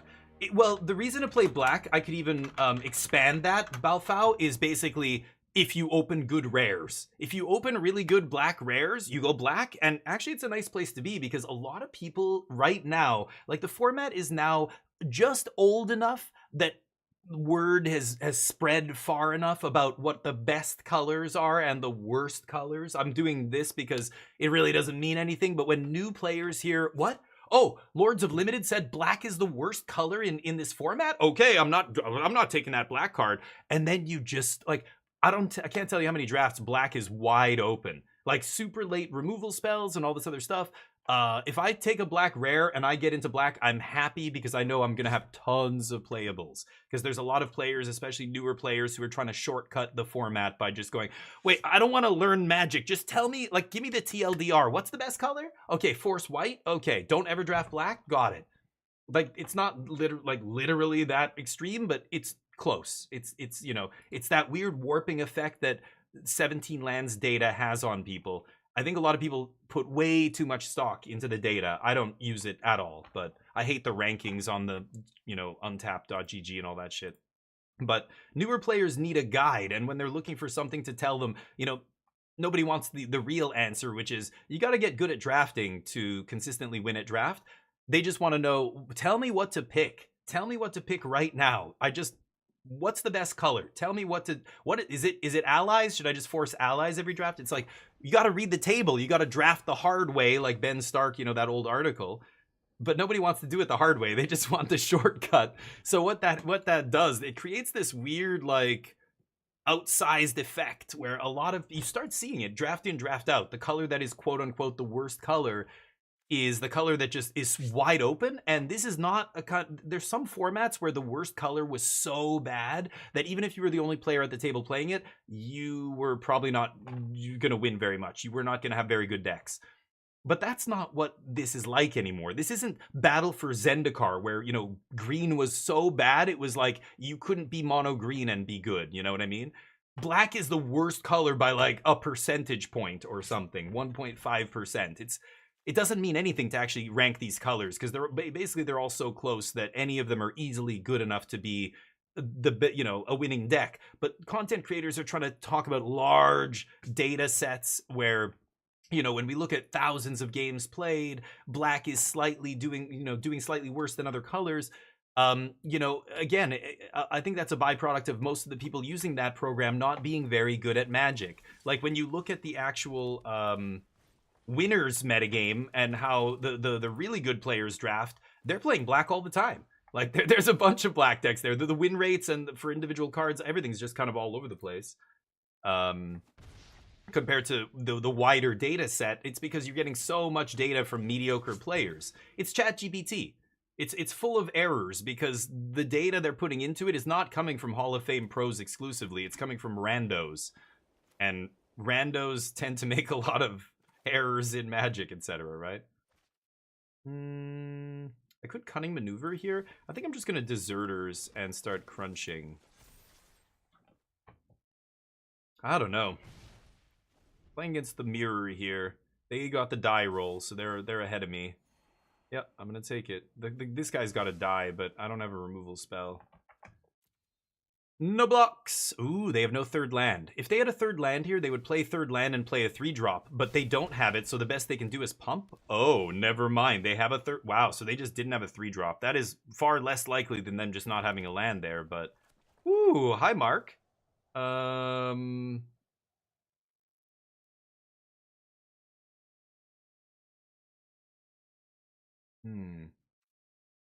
I could Archers, toss Maneuver here, try and find another land. Like, now that I...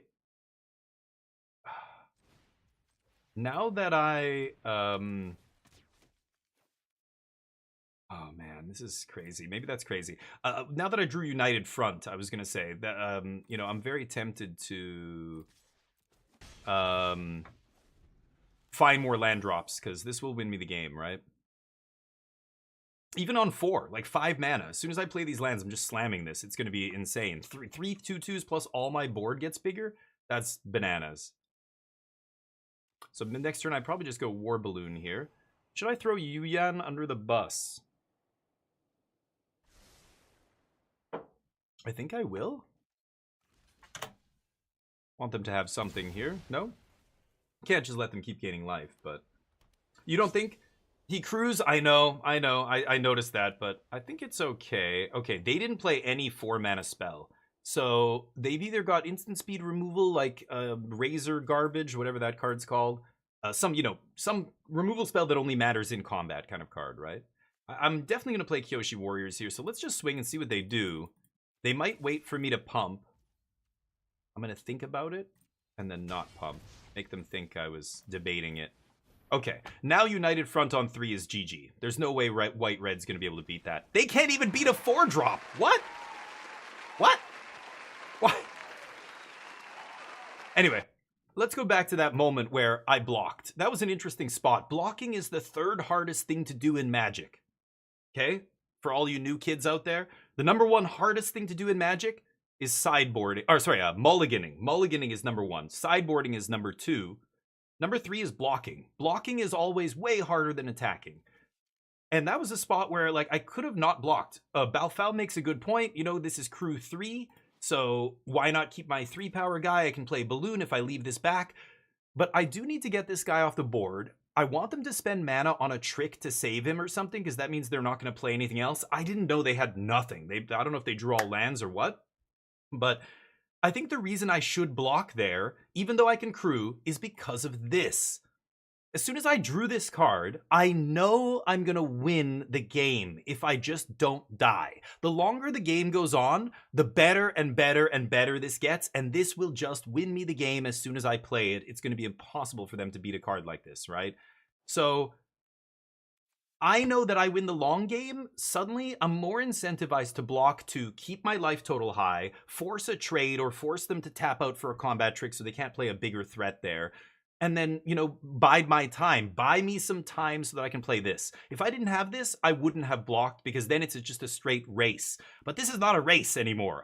They think that they're racing. We're hitting each other, you know. But as soon as I draw this, I don't have to race anymore because I win the long game, right? So I just want to make the game get to the turn 6, turn 7, turn 8, bam, play this for 4, play this for 5. That's it, GG, right? But yeah, that's what I think I'm thinking there. I can't go this deep in the middle of the turn because I would time out if I did this.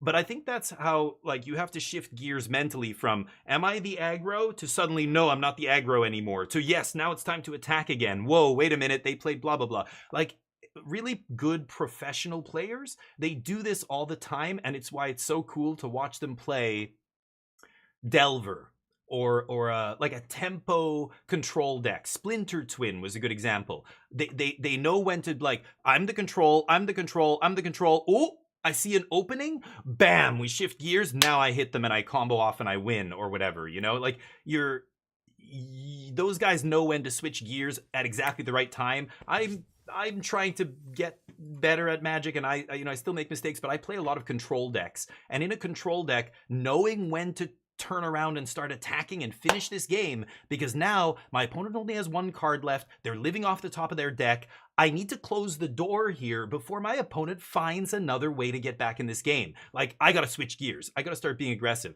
Sometimes I've done this too early, and then my opponent kills me because I attacked with too many creatures. I only left 1 or 2 blockers back, and they top decked the removal spell, and they were able to push through lethal. And I'm like, oh, I shouldn't have switched gears there and attacked. That was dumb.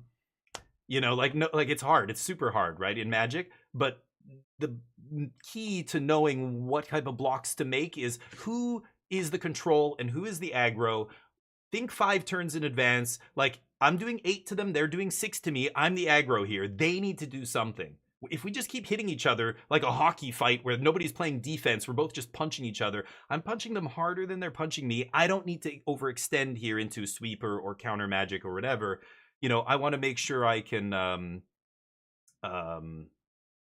I can recover if they have something good here. You know, anyway, when should I just go for it? Well, they could have a counter spell here, but I'm on 3 life, or I have 2 cards in my deck, or whatever it is. Like, sometimes the circumstances are such that you don't have a choice. You can't play around a counter spell.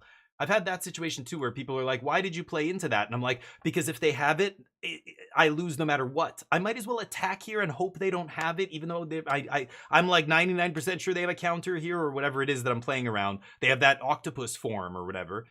I know they have it, but it doesn't matter, because if I don't attack here, I'm dead anyway, right? Like, there's those situations. But blocking is really hard in Magic. It's limited, especially because the way they design sets now, all of limited is really built around the battlefield. They really want it to be just like creature battles, like other TCGs are, you know? Magic's so much more than that, but in limited, it's very small scope, so the creatures are really what makes and breaks your deck. Look at my deck. I have 1 insane bomb rare, it's true, but I only drew it once. Well, I drew it that game, but I didn't cast it, so it didn't matter. I only cast it once in 6 games. And I'm 6-0 right now. So just because I had that card in my deck, it doesn't mean that that's what's carrying. It's the curve. I keep going 1 drop, 2 drop, 3 drop, or 2 drop, 3 drop, 4 drop. You know, if I win the die roll, it doesn't matter if my 2 drops are rare or a common. If I just make a body into a body into a body and I keep pressuring, I'm going to win 80% of those games. Like, it's a huge, if you can curve out, that's way more important than having a bunch of bombs in your deck that are 5 and 6 mana that you're not, you know, like, you're going to lose more often by not being able to cast your cards than you are by the, you know, than the number of games you're going to win by playing those bombs. Anyway, 2 into 3, a little land heavy here, but I've got to keep this, I think. So let's go for that 7 win. Did nobody bet? Nobody bet on yes? You guys are crazy. Will we win this match? You've even got the advantage of knowing my opening hand here. Come on. No 1-drops this time, but that's, like, you got to get pretty lucky to have 1, 2 into 3, but 2, 3, 4, or 2, 3, like, just immediately start curving out is what you need to do in almost every limited format. This one's no different. You need to be on the board by turn 3 at the latest. If you're not playing something to the board, you better be killing one of their dudes, right? That's annoying, but that's fine. It's going to kill one of my dudes no matter what. Okay, Zhong is here, and then we can even firebend, double firebend next turn. Anyway, I'm sorry, I'm ranting, but like there's just so much to say. Colin, how you doing, buddy? OG, new month, new wing leaderboard. So who's on top? I'm the bank, you can ignore me, but Marathon out front with 26k, Rosie right behind him. I think Rosie's a strong contender for wing champ. Okay, well, I gotta kill that. I would love to firebend.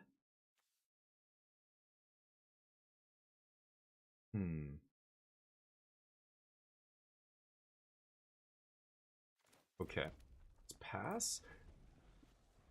I'm gonna double firebend on their end step, I think, here. Oh, Jeskai allies? Or what? What's going on there?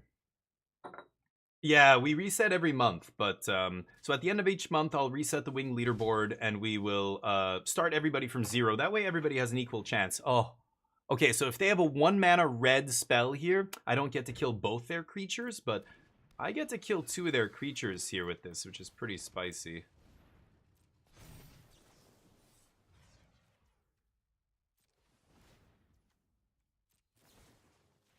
Oof.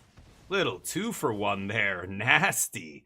Zhong coming in clutch. I will untap it now. Thank you. Appreciate that. Woo. God damn.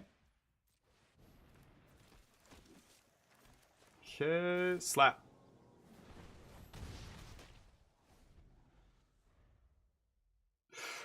OG Straggler. Is that a real question? Is it better? Yes. It's infinitely better. Do you realize Spider-Man was arguably the worst Magic set of all time?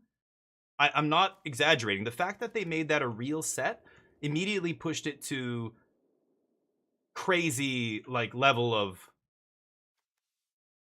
hold on, let me think here. Human. Should I just go for the uncounter or unblockable here? I think I will.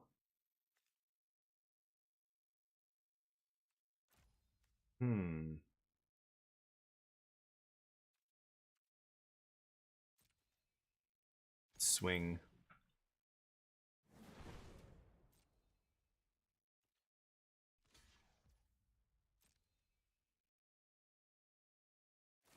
Kill the Zhong. Oh, I have no more coffee. Could kill this guy in response.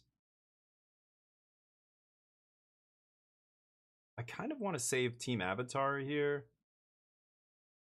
I think I will kill this guy. Sure. Kill this dude. Okay. So I'll start hitting unblockable next turn, and we're going to be doing 4 damage to them. Flyer plus 2 unblockable dudes. Ally, right? Okay, it's weird that these tokens aren't humans. They're just allies. Oof, Anticipate is not great here because they're kind of spinning their wheels. They need to play something to the board here. Oh, they're going to kill one of my creatures. No, they're going to tap it. Okay, don't really care about that. Sure. Not amazing. Could crack Sunblessed Peak here to draw a card, but it's my only white source, second white source. If I draw the best card in my deck, then ally.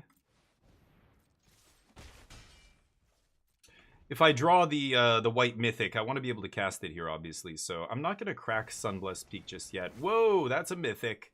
Scry 2, draw a card, exile immediate. Oh no, Scry 2, draw a card twice. Then make a 4/3 whenever you cast the spell. Any spell, make a 1/1. Oh, Waterbend 20. Wow, I don't think I've ever seen the backside of this thing. That is insane. I mean, we're doing it again, right? Okay, let's make these 2 unblockable. Swing. Not going to play Cunning Maneuver yet, because the kind of combat trick here, a lot of people will just pull the trigger on this as soon as they have a chance to hit with an unblocked creature, but you really want to save this for the turn you kill them. They don't know they're dead yet. They think they're at 8, but they're only at 5. I want to surprise them, right? They might not realize they're dead. Those are the games that, you know, you need to steal games with a combat trick like this or a burn spell. I don't lightning strike my opponent until they're at 3, you know what I mean? No blocks. But you can see the secret tunnel just doing real work here, making it essentially impossible for them to stop us. I think I gotta go tunnel again, but now I just don't need to, right? So I'm gonna play this. Momo? Pretty much removal proof, because even if they kill Momo, I just get a counter anyway, right? They could tuck it with a blue Lost Days or whatever it's called. Oh, they might. Oh, it's Team Avatar? Kill that for 1. Oh man, that's nasty. So I can actually do this? Oh no, only 1 damage? Get wrecked. GG! The 7-0! Alright. Easy. Woo! Did not know the Avatar set had, yeah, if they did better. Avatar the best set in a little while. Yeah, Avatar is great, but Spider-Man is so fucking bad. Like, I'm not just talking about the worst Universes Beyond set or something. Like, just literally one of the worst sets of all time. The draft format was unplayable. It was garbage, as predicted, like all of us in our podcast, which you should go listen to. It's great. The last episode, I wasn't on there, but go check it out. Those guys are awesome. But one of the episodes I was on there with Headology and Ham, I think, and I was just like, this is... Pick 2 looks fucking terrible. You know, it's great that it exists for groups of players in real life who don't have 8 players. Like, they struggle to get 8 players for a draft. But God, if you have a choice, do not play Pick 2. It's atrocious. But Avatar's good. Avatar's fine. Like, it's... I would rather have the Shocklands in Standard. I would rather have Lorwyn in Standard, but... Anyway, we'll get our 7 win there. 7-0. Didn't take a single loss with that deck. That was nice. Should we jump in for another one? I don't think I can justify playing Standard after going 7-0. I think I have to keep drafting here. Let's do one more. But FF was incredible. FF is a much better limited format than this. This Avatar is fun, but Avatar has a core set vibe to it. Avatar feels almost like core set.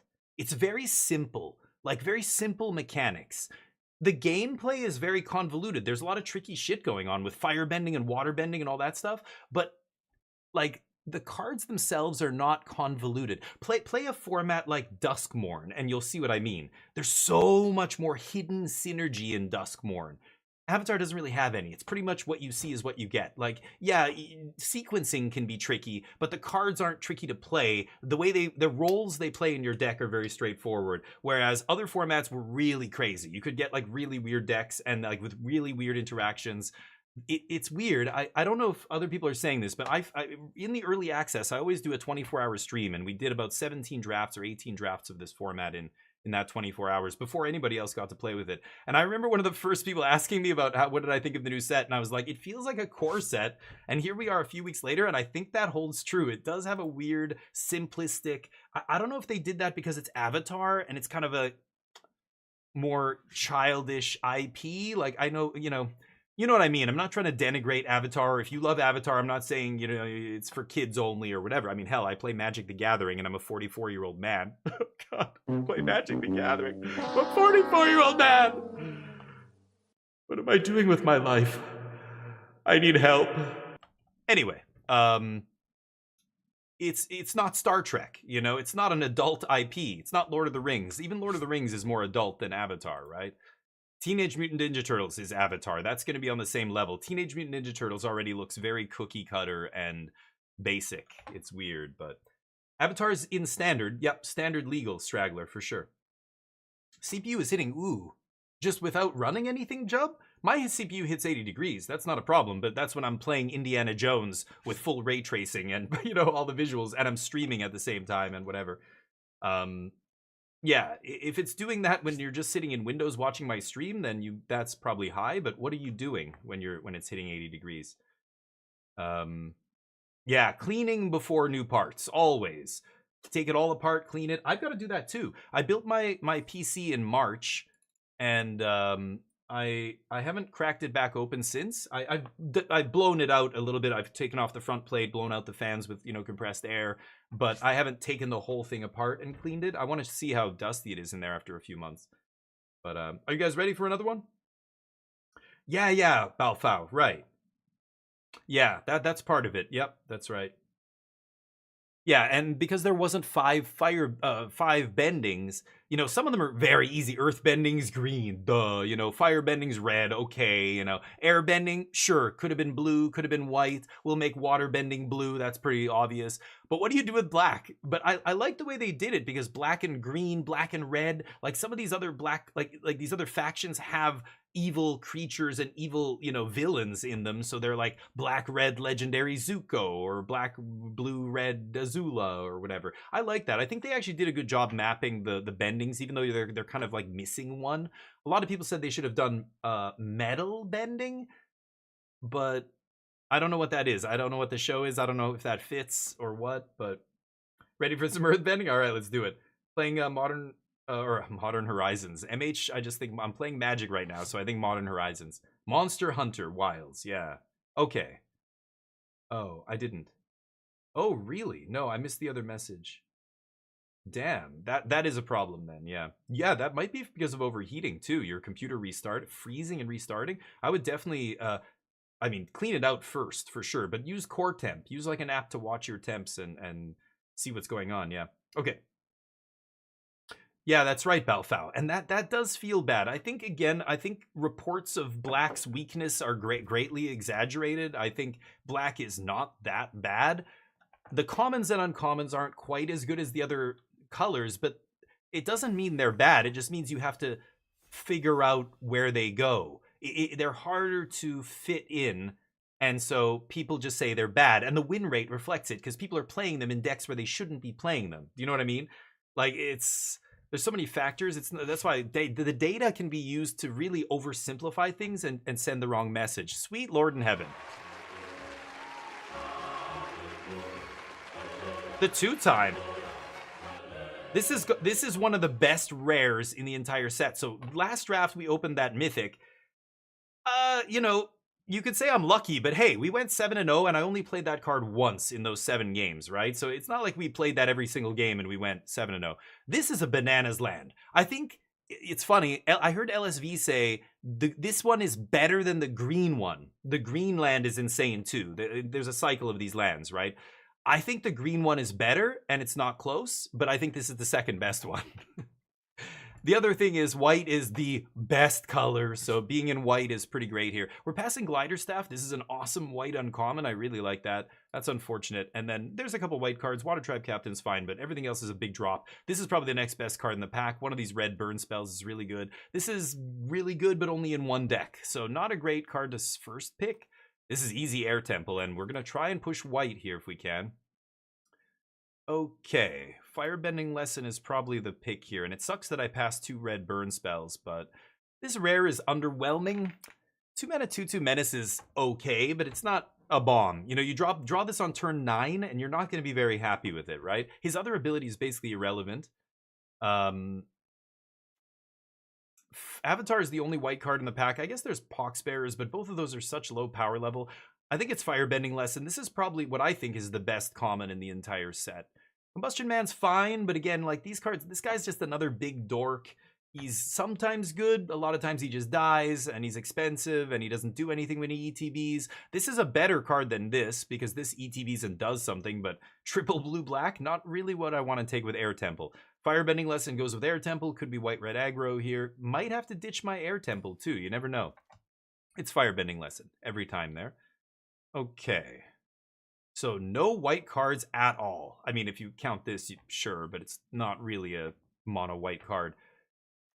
I think Shared Roots might be the best card in this pack. So sadly, my first pick is a fantastic bomb, but I can't force white here. We're just not seeing white. I passed a little bit of red. This red is okay. These two cards are very not unplayable, but super low down on the totem pole, right? Like filler, pure filler. Metal and lava bending. Oh, so they are earth bending then, like a different school of earth bending. Oh, crazy Jub. Yeah, maybe check it out. I'm gonna take the ramp here. It's a lesson, it's ramp, it's fixing, it does a lot of good stuff, and you know, I might be green. At this point, I don't know what I'm gonna be. The first 4 picks, just take the best card in every pack. You don't have to do that. The best players in the world won't do that like every time, but a lot of them will as a fallback. It's just the best thing to do, basically, until you see a clear signal. But we just keep seeing a mix of different nonsense. Sandbender Storm is okay. I really think white is getting cut here. This is Garbo. I'm not going to go into a 4th color. It's going to be a white card, a red card, or a green card here. Yu-Yan Archers is pretty good. I could take that over Storm just because I feel like at least red is being passed to me on the right. I passed a lot of it already, so I'm hoping, you know, we're going to get cut in pack 2, but I should get red in pack 3, right? But white, I don't think I'm going to get in pack 3 because we're being cut pretty hard here. I'm going to take Archers. 1000-watt Corsair, nice. Power supply, yeah. I don't know. Yeah, no, I didn't say it was that. I don't know what it is. Okay, Earth Kingdom General is a great green. Oh, and a lightning strike. Oh no, this is a reason to go into green, but we see another solid red card. I think I'm just taking lightning strike here. I love that general, but damn, I think it's gonna be fine here. We're still, oh yeah, firebending lesson 6. That's insane. So the people to my right are telling me that red is open. At least these 3 people, none of them are red. There's probably red drafters over here. I imagine I've got a couple here. At least one. The person I've been passing to. One of those 2 people took my signal. But now I'm red, and I don't care that I sent them a signal. What's more important is the signal I'm receiving from the right in pack 1.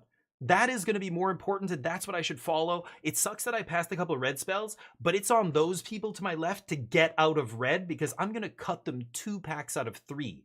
In the second pack, they're going to cut me, but I'm going to cut them in pack 1 and 3, and they're going to be on the short end of the stick there, not me.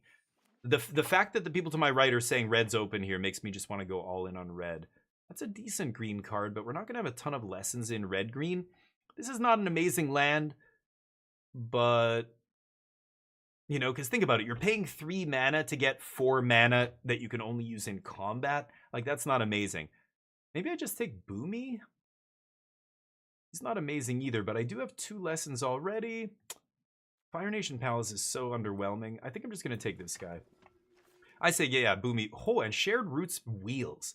So a couple good red cards. Treetop Freedom Fighters is excellent. Again, what I was saying earlier as a shortcut when you're card evaluating. If any card makes 2 cards when it enters immediately, you don't have to pay anything. You don't have to sack. You don't have to, no hoops to jump through. Just give me 2 pieces of cardboard. Doesn't matter what they are. You always got to respect those. You should actually value them highly, right? Anyway, this is a banger, though. This is not only a lesson for Boomy, but also ramp and fixing and everything else.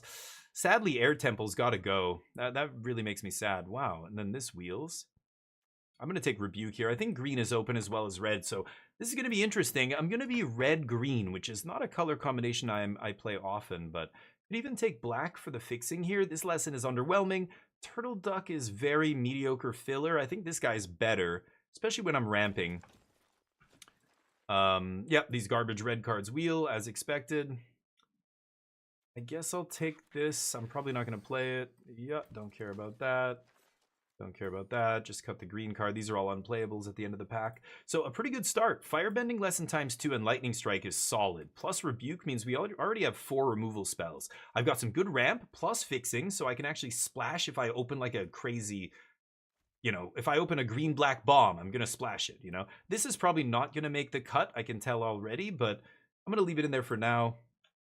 This is okay. This is not a bad start. I'm relatively happy with this exit from pack 1 here with this pile.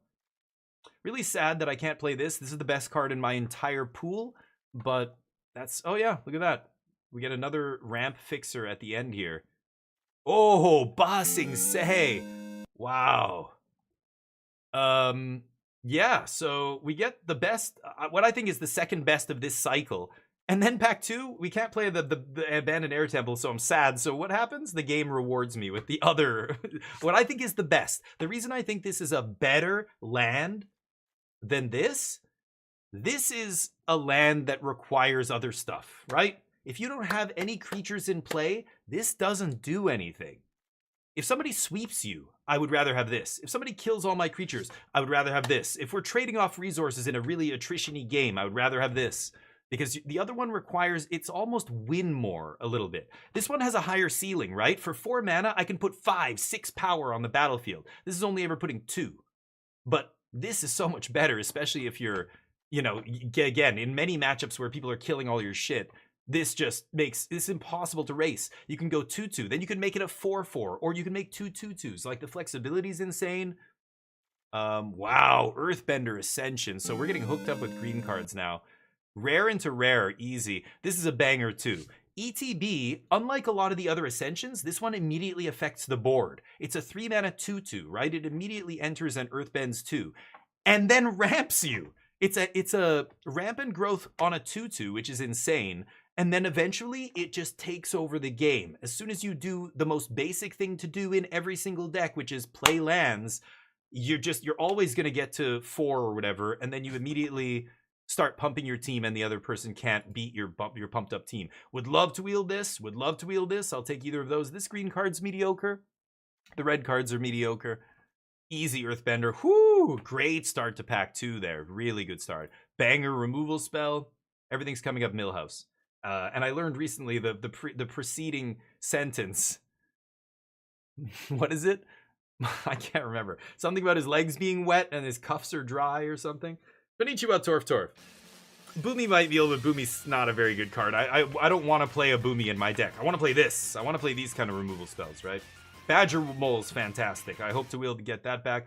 But 2 banger rares. You can't really ask for more than that. No red cards coming. Like I said, the people on my right, they're not pros, I imagine. It's tough. When you get past a good pack in pack 2 and you take a red card, like, it takes a more higher level player to think and go, actually, I took that. The only time I saw 2 good red cards was at pack 2. Pack 3 had 1 good red card, but is Combustion Man that good? Is that a real sign, you know?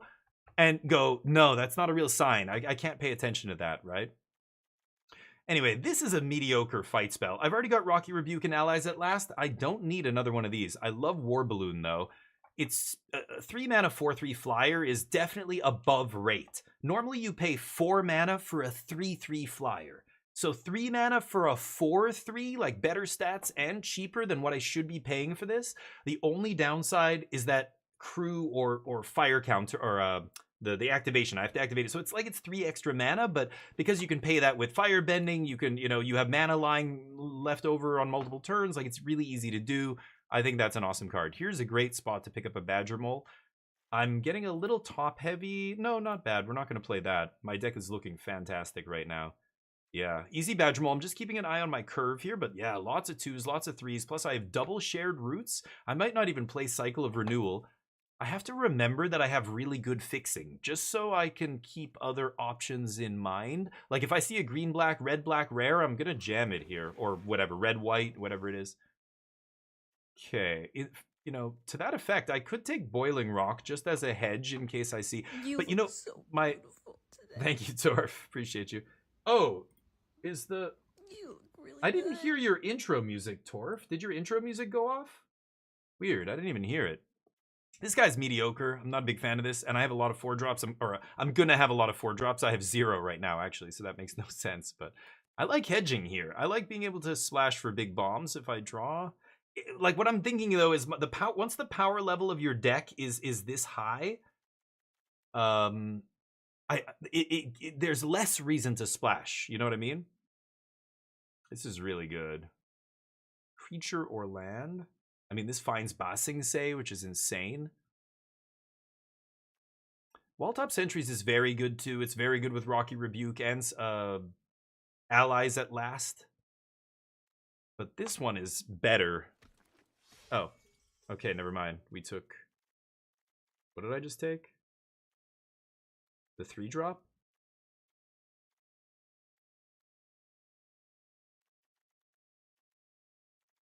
Wait, what? Oh, that I didn't have it selected. Oops. Okay, I take green, red line. Oops, that was a whiff. My bad. I've got to stop talking to you guys. Sorry, let me just draft this deck and then I'll blab to you. Yeah, okay. Badger Mole over Boomy Mash here, I think. Why not 3 Badger Moles? Okay, top of the curve is locked. Don't need anything else. This guy's mediocre. I don't want really any more expensive stuff here. Late Watery Grasp. I should have a 3-drop in my pool. Oops, that's on me, I guess. My bad. What? Did I mute you? No, I don't know why it's not working. Sorry. No, you didn't. Oh, just the miracles. Wow. Why not a banger rare? I'm in. I'm gonna get a drink.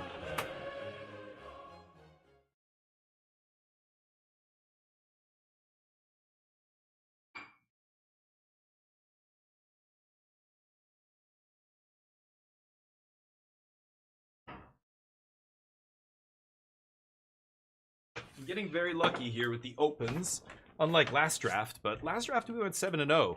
Toph is banger, and I can cast it just like the perfect rare. Sure, I'll take it. It's very powerful. ETB, discard a card, bring back a firebending lesson, bring back a lightning strike. It pumps your guy, it earthbends, it does all the things. It's amazing. Get in here. Damn, my curve's pretty good still. I need more 2s, but like this is a 2, these are 1s. I've only got 1 4-drop. 3 5s is a little heavy. How many lessons do I have? 5? Yeah, Boomy's gonna be pretty good. Ooh, nice white mythic there. Can't touch that. Earth Rumble is the weakest of all the fight spells. It is a fight spell, but... Oh man, this guy's insane, but he's triple red. Actually, I'm gonna take Jet here. Oh, do I really want another 5-drop? Triple red? I have double shared roots and Cycle of Renewal, but I don't think I'm gonna play Cycle of Renewal, to be honest. I think I should probably just take Freedom Fighters here. Jet is super powerful. I love this card, but I think for curve purposes... I mean, I could cut a Badger Mole, but he's also super hard to cast. I think I should just take the 3-mana dude. I don't want to take a duck. I don't need 1-drops. We're not a white-red aggro deck like we were last time. Yeah, so for example, now, if I take another shared roots here... Wandering Musicians is interesting. I'm not going super wide, but I do have a lot of earth bending, which does let me go pretty wide. I have double shared roots.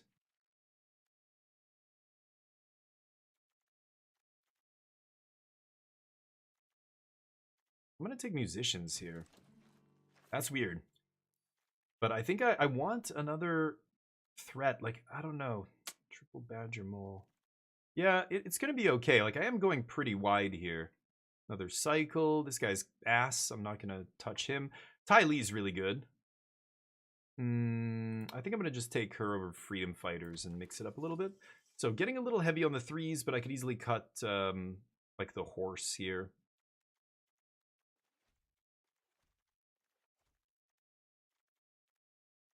So I have 5 good removal spells. This looks pretty good. Only 11 creatures, but I've got some earthbending. This is a creature that it's not counting. You know, this guy makes a couple of creatures. I think I need some more beef. Ooh, Haru. Harrow. 5 allies. He's going to be number 6. Yeah, get in there, buddy. Actually, Zay is kind of interesting as well. He's a double red card, and I could bring back one of my burn spells, but I've already got Toph for that. Toph, whatever you say. It's a turtle? Horse. Yeah, horse. I know. Ostrich horse. You know that son of a bitch is ornery. Ooh, this is the kind of card I would love to splash black for. I already have a black-red dual plus double shared roots. Do I need another 5-drop? I maybe should just take one of these, but this guy is very powerful. I think I'm actually going to wheel another shared roots. I bet you it comes back. That would be crazy, but I think there's a chance. It's going to be a miracle wheel, but I'm going to get it. Watch. Tiger Seal for the rare draft? No. I'll take a 2-drop. Sure. These guys are okay. When we're ramping, they get better. Like, again, double shared roots. I even have that other lesson if I want, but now we're getting to the point where I have more than enough playables here. Yeah, there's a Zay or whatever. Okay, he's pretty good in my deck. I mean, I've got 5 good targets to bring back. I'm not probably ever bringing these back, but I could see cutting a Badger Mole for Dai Li. I just don't know if I need it. I already have one of these I'm not playing. I guess I'll take... I'm probably not going to play 3 of these, but... This is 24. Yeah, I don't want Turtle Duck. It's just too mana intensive. I'm just going to take the best card in the pack. Not super happy about taking one of those. I'm not going to get that shared thing back, am I? This guy's pretty good. Other Freedom Fighters to go wide. Yeah, I'm not going to get it back. Damn. Okay, well, I have 3 pieces of fixing if I want to splash black. I just don't think I even need to. Dai Li Agents is really good. We have a lot of earthbending, so this guy just becomes insane. Like, if he attacks, a lot of times you just drain them for 5 or 4 or whatever. It's super powerful. I could cut a Badger Mole for it, because I don't think I want to play 3 5-drops. I could play 4 5-drops. I could play 3 and be fine here. I think Boomy's going to be good enough to play. We've got 4 lessons. 4?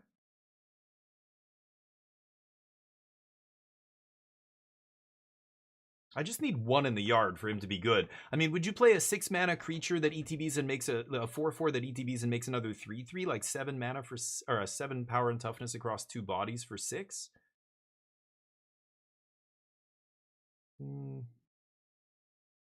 Anyway, that's interesting. 15 creatures, but again, they're not counting like War Balloon and Earthbender's Ascension and all that.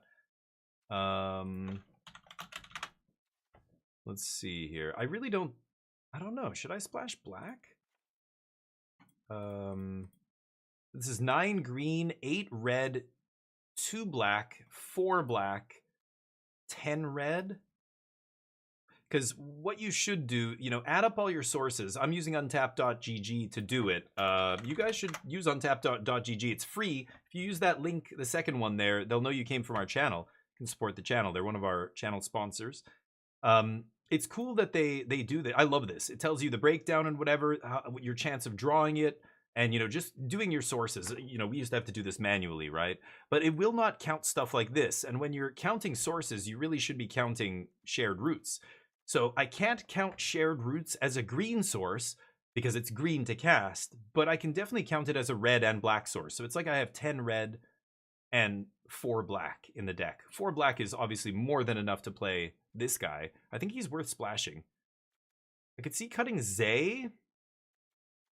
These are all the spells. He can't bring back this or this. This is a creature, but it's not counting it as one.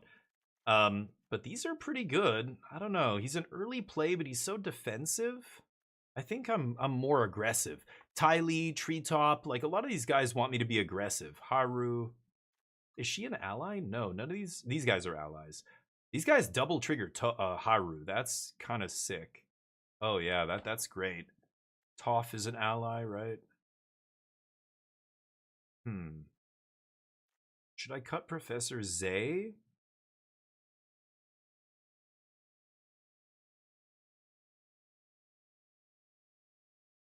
Should I... This card's so good. I think I am going to splash. It's so easy to splash right now. I picked up that black-red duel. I have 2 shared roots. Oh, what do I cut? This is 15, 16, 17 creatures. I don't really want to cut a creature here. They're all good. I could cut 1 shared roots, but that's good. It turns on Boomy. I could cut Boomy. But I like Boomy here. I think he's going to be good in our deck. I could cut Ostrich Horse. It finds Ba Sing Se, right? It mills it and puts it in my hand, which is pretty nice. I just want to find this at all times. This is probably the biggest bomb in my whole deck. It's this or Earthbender Ascension, one of those 2 rares.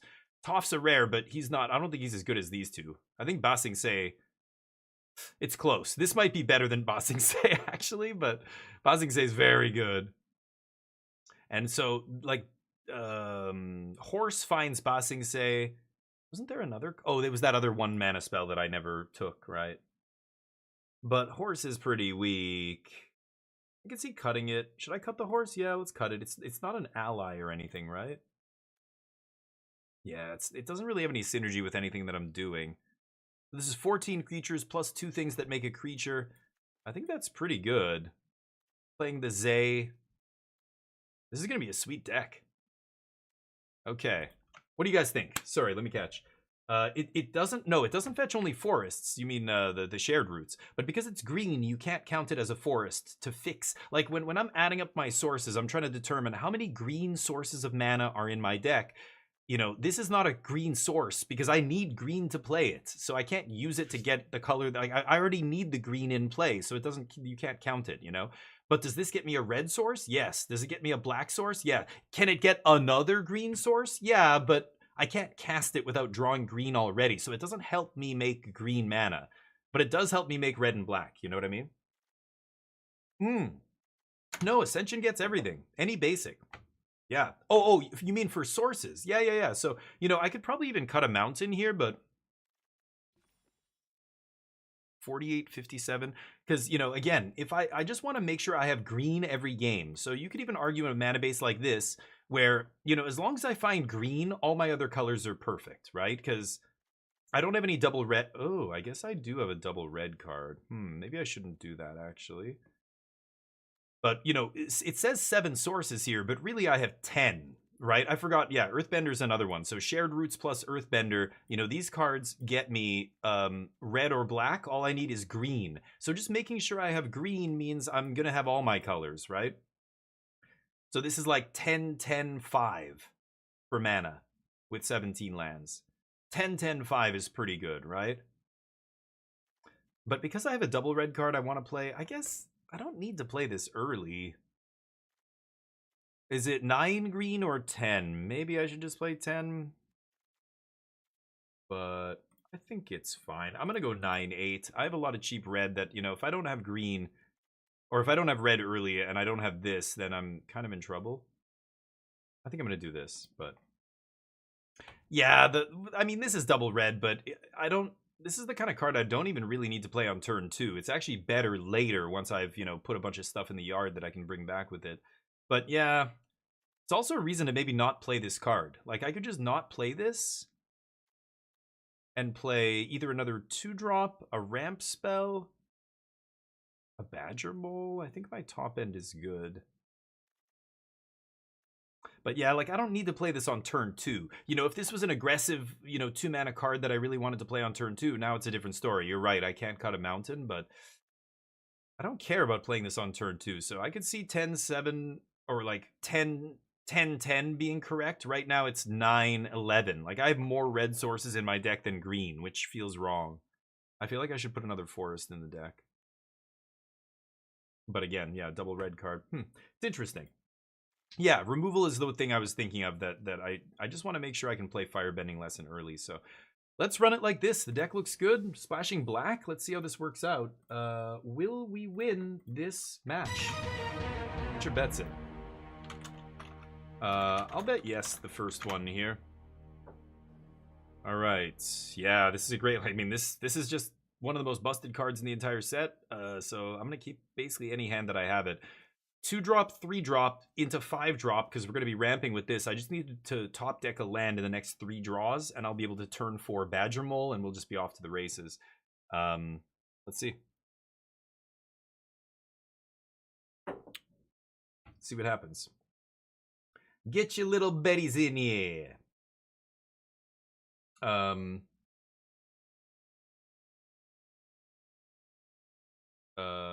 keep... See what my opponent leads with here. Duel. Okay, fine.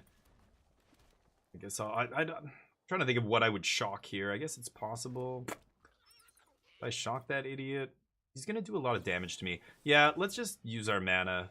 Sure. Not amazing. What's going on with you? What are you talking about? I don't know. I bolt the 1-drop. I don't know. Always bolt the bird. Isn't that what they said? It looks kind of like a bird. Flies somehow. Oh, it's got wings. Yeah. It's a weird little dude. Allies at Last is a great draw there. Another removal spell. This thing's seen play in standard. It's pretty silly. Oh, that's a very... Oh, nice. Nice. That is very good. Okay.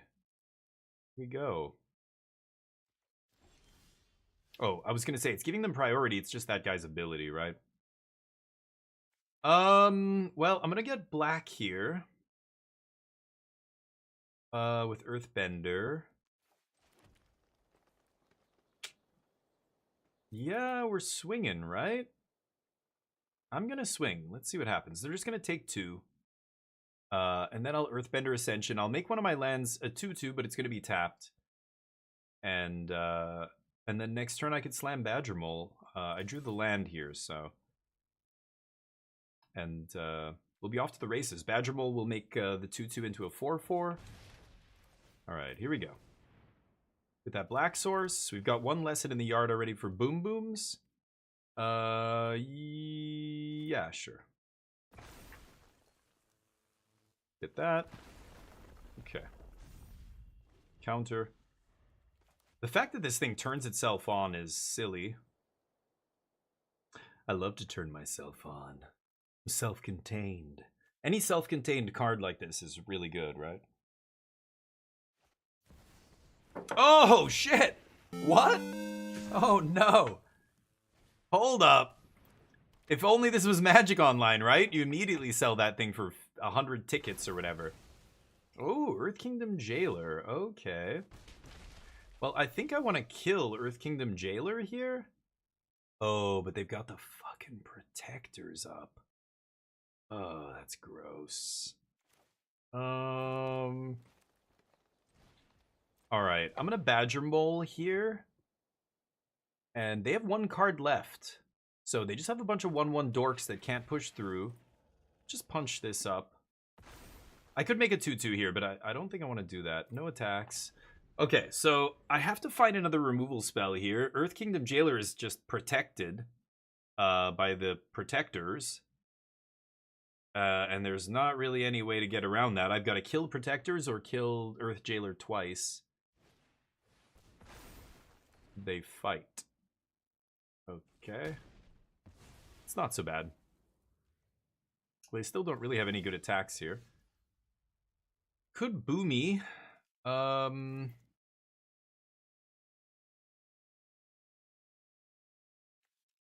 Earthbend 3? What happens if I swing with Forest? They block with Badger Mole Forest? Not amazing for me. And then I cast this. They have 1 card left.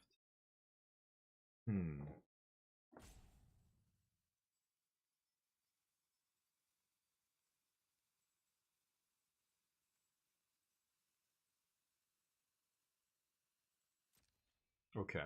I'm gonna do it. I want to start putting a clock on my opponent.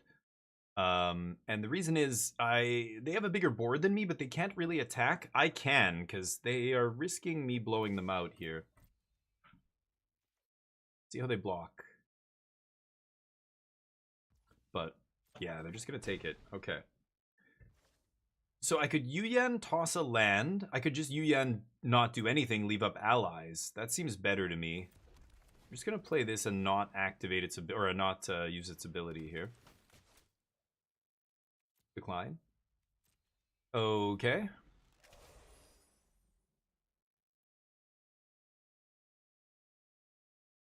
They top deck. They only have 4 lands in play, and 3 of them are creatures.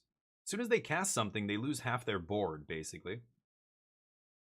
So this is a weird spot. Earthbending gets really weird when you're airbending that.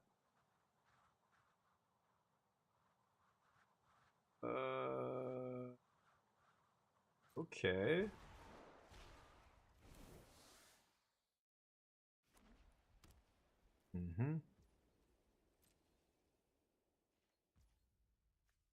God, I really want to use this, but there's just no reason. Okay, so I've only got 1 lesson in the yard.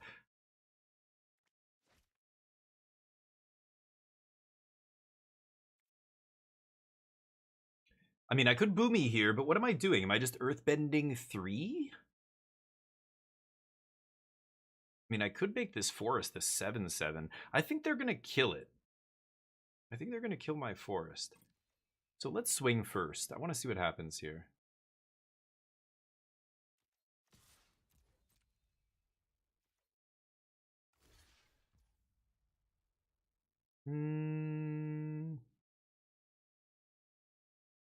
Sure. Okay. They get their lands back. I get mine back. Sure.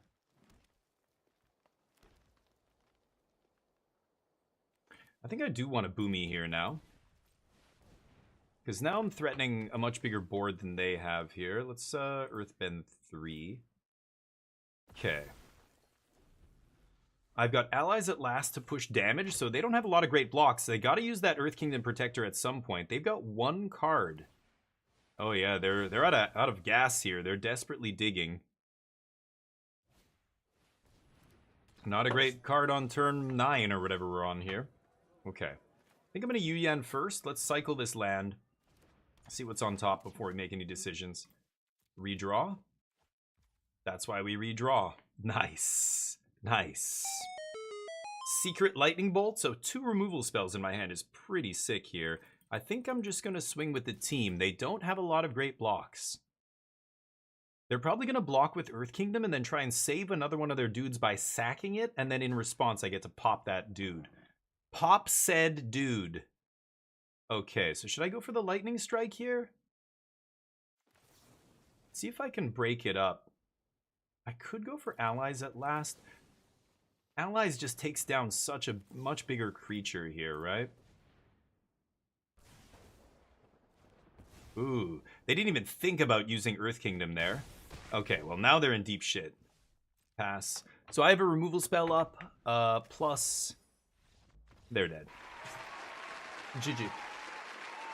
Green-red, baby! Green-red. Keep cruising. Sorry, what did I miss? So let me catch up. You guys are saying shit that I might be missing here. They're cycling it. What does airbending do? Sorry, OG. You should be able to hover over the cards. I have an overlay right now. Unless you're on mobile or something, you should be able to see what all the cards do. You just hover over them on your screen. Airbending exiles a card, and then the controller of that card can recast it for 2 mana, regardless of what the card actually costs. When you airbend it, they can just replay it for 2 colorless. So it's... Oh, and Torf got you there. Yep. So what couldn't they do? Oh, it only protects allies? Whoa, that guy was an ally. Oh, but they didn't use it to protect their land, you're saying. Yeah, I got it. Yeah, right. They couldn't protect the land, I see. But yeah, it was protecting that other idiot who had one of our rares. Man, they had the perfect answer to our rare, but it wasn't enough. But oh, you're on the phone? Okay, so Straggler, yeah, that makes sense. Yeah, sorry, I don't know. But I hope everybody else should be. You should be able to always hover over the card and see what it does. Will we win this match? I'll bet no this time. You guys can take the yeses if you want. Take my wings. Ooh, Balfao ranking up. Hey, this Thursday, all the games will be live. They are not live today, but this Thursday, you can use those wings to gamble, play slots, roulette. You can duel with each other, all this other stuff. Okay, I'm keeping this because Shared Roots is a red source, right? So easy keep. And then I guess I get to play this on 3. It's not amazing, but gotta keep this. And we can even do a little number game right now. You guys want to do a number game? See if you can beat See if you can beat this, chat. Ooh, it's an 85. You're never gonna beat that. Never. If you beat it, I'll give you 1,000 wings right now. Nice try. Keep spamming that number. You'll get in there eventually. 41, no good. 85 is a tall order. Charlie, what's up? Yes, there you go. Bring a partner on your arm. I love it. This is a sorcery. Let's just jam it.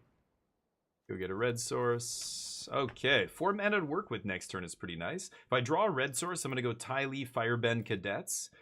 But, yeah, let's see what we find here. 12, 6, 33. Yes, you're weak, chat.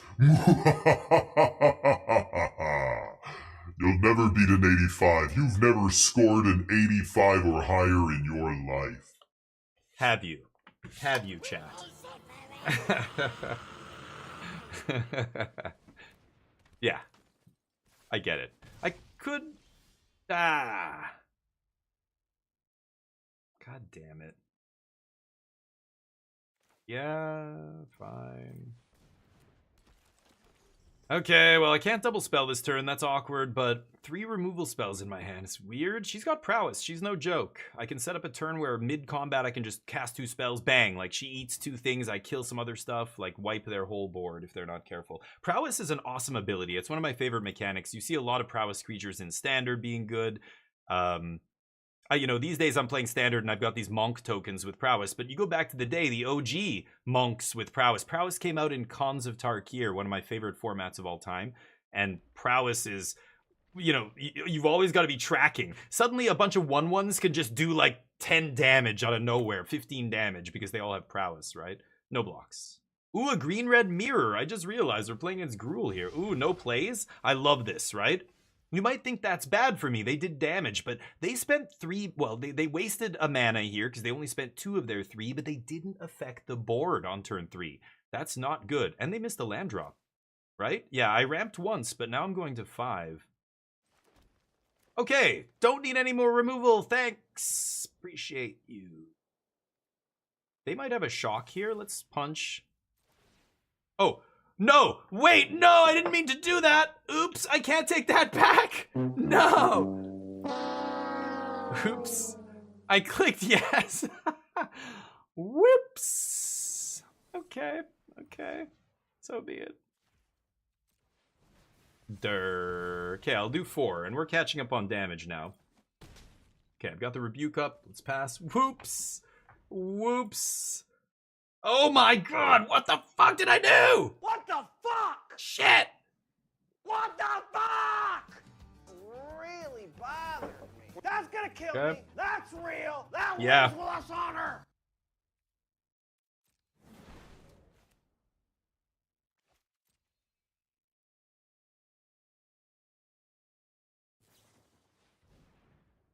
X is 3? Oh, that's annoying.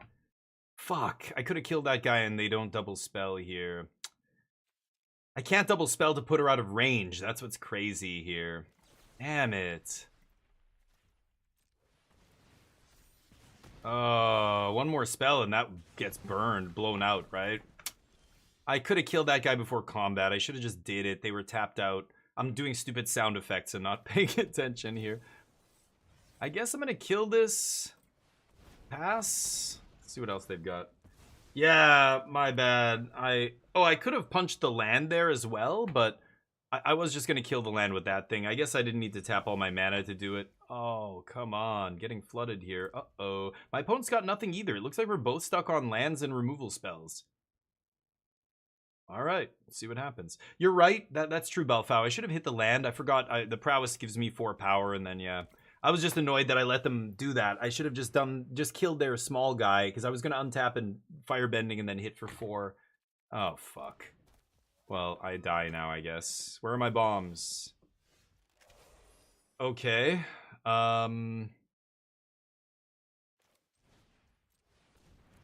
Yeah, gotta discard a card here. That's why you don't play your lands. Yeah, I guess I'm taking this. It doesn't seem great, but... Go. Oh boy, this is really bad. I gotta take 7 here. Okay.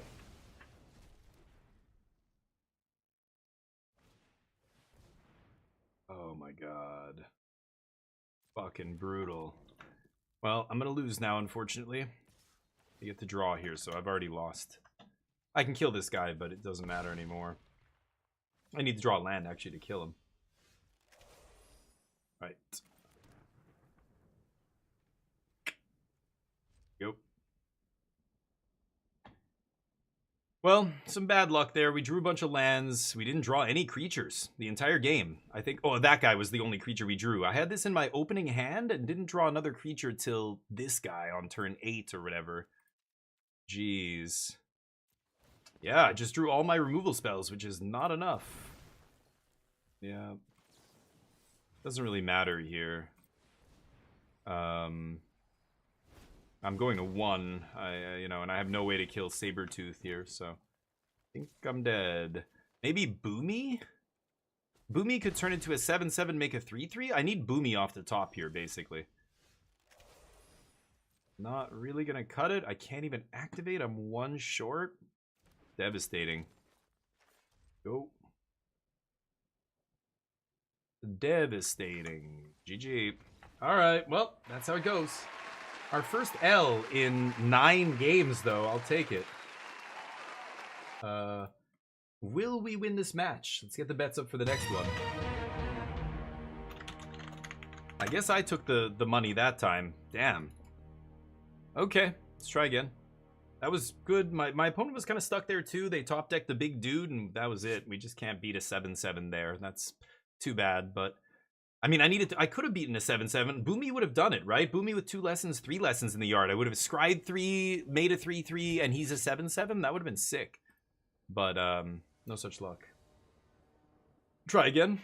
Ooh, haven't seen this yet. This is a nasty one. Ooh. This hand, though. Very, very clunky. I'm on the draw. 45% to hit lands. I have 3 draws to find a 3rd land here. But I can't cast anything on 3. I think I have to mulligan this hand. It's really too bad, but yeah. Much better hand. Okay, we're going to be aggressive. Even though we're on the draw here, I'm going to have to... Oh, okay. Yawn. Fire Nation Cadets 2 matches in a row? So be it. My opponent's winning their die rolls and having a 1-drop both games the last 2 games is not great. I'd love to win a die roll. We're going to Yu-Yan here. If I draw another land, I'm probably discarding a land at that point, because I've got multiple ramp spells in my deck, plus I just need to draw some action here. Give you 10 wings? Hey, say please, Straggler. What do you think this is? Yeah, I'm going to discard a land for sure here. I don't have any cards that care about basic lands, like if you have that card that cares about forests or, you know, whatever. So, too many lands. But this is why Yu-Yan Archers is a very good 2-drop. I mean, it's not like an A or whatever, but it's, you know, super solid. I'd rather have this guy than a lot of other dudes. Normally, I don't like 3 mana, or 2 mana 3/1s, but, sure.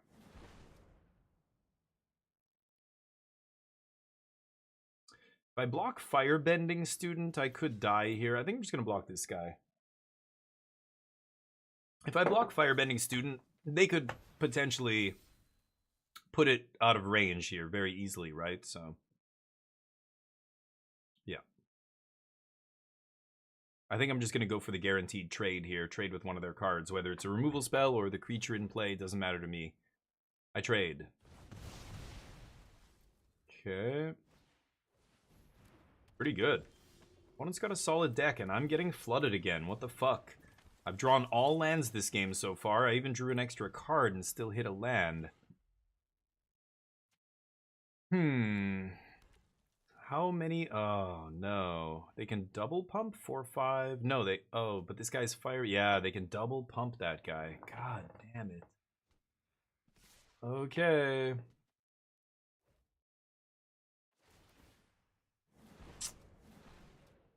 Oh.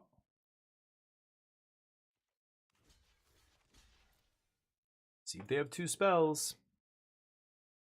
They only have 3 cards, so I can't double block Sages. They can just make it a 4/4 and eat both my guys, right? So double blocking Firebending here means, yeah, trade card for card, or half a card for a card. Nice. That's good for us. They didn't activate? Why wouldn't they use that red? They want to play a 4-drop. Ah. Okay. Not amazing, but hey, the card I can cast that's not a land, so I'm not unhappy to see Badger Mole, I guess. This guy's amazing. I've got to draw removal for that guy right now. I've got double Firebending lesson to take care of him. Share, or what is this? Allies at Last would take care of him after I drop Badger Mole. Need to draw a removal spell. That guy's going to take over the game. So they've got 7 mana in combat to work with. Okay, they tap like that. Interesting. Oh, this is Firebending equal to creatures, right. But they can only pump that guy once. Wow, I don't know why they threw away Fire Sages. I think that's stupid here. But, anyway. They can only pump once, right? Am I missing something? Why would they throw that guy away? That was dumb. I'm not trading for 2 cards. I'm still just trading this guy for a card plus their mana. Yeah, doesn't matter, right? Take 3. Okay. Roots is not important here. I need to use all my mana, get some board presence going. No attacks. They're going to pump their team. I can block Wandering Musicians, take 4, and then threaten some double blocks here. I need to draw action. I need to draw a removal spell right now for Sun Warriors. That's pretty good, but not amazing. They have a draw spell, that's it? Okay, never mind, it's bad. Last game I drew all removal and no creatures. This game I drew all creatures and no removal and lands. I need to draw a mix of both if I'm going to win these games. Need a removal spell right now. It's maybe already too late. I don't think it's too late yet. They're out of gas, or very close to being out of gas. I know they have 2 spells because they haven't played a land in 2 turns here. No attacks? That is great for us. Wow, that means they have no combat trick and no removal spell, and there's a firebending lesson off the top. Okay. The only way I get blown out here is if they have a white protection spell. I've seen it before. Is it 1 mana? It's an uncommon, but it's not very good. I think a lot of inexperienced players put it in their deck. I am in gold rank here, so this person could have a garbage card like that in their deck. That would blow me out.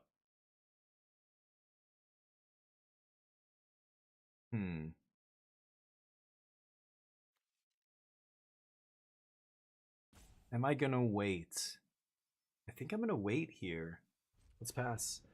1 mana plus 2/2? Yeah, that's another pretty shitty card. I don't play around the garbage cards that much, but again, lower ranks, you're gonna see a lot more garbage cards, right, in people's decks. I can't let that Sun Warriors attack, though, here, and Firebend 4. That's just way too much.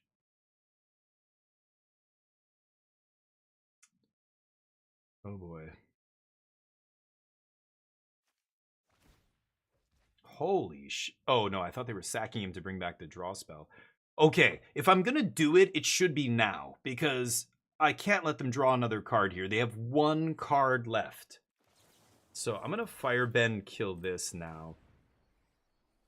See if they've got it. They've got to have a way to protect this guy. I'm gonna get a drink. I'll be right back. Hopefully it doesn't go badly for us.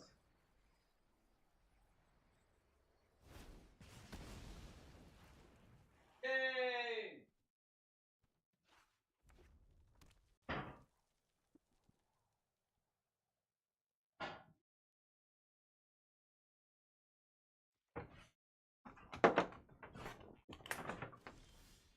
Oh, nothing? Oh, beauty. They played a land, that's it. Ooh, musicians. I'm going to be attacking very soon here. I could tap my 2/2 to play Shared Roots, but... Yeah, you know what? I will, I think. I want to get the Black Source into play. Take my, a land out of my deck is something not super relevant, but it also makes Dai Li, whatever, a live draw now. No attacks. Okay, good. We kind of stabilized here. My opponent's now drawing lands because they're missing a bunch of land drops. They're probably like 46%, 44% hit lands here. They're looting them away, though. Nice. Yeah, Zay is doing work for them. I'm going to have to start pressuring them here. Wandering Musicians is a good way to do it. They've got the 5 toughness musicians on their end to block, which doesn't make any sense to me. When you look at this card, you're like, oh, it's a 2/5. Yeah, it's a giant buffalo. Flies. It's Appa. Of course it's a 2/5. And then you're like, wait, no. This creature is not the thing in the art. It's those 3 randos in front. The 2 ladies and the old dude are a 2/5? They're a fucking 2. How are those guys a 2/5? That makes no sense to me at all. Yeah, that's not a good... Oh, really?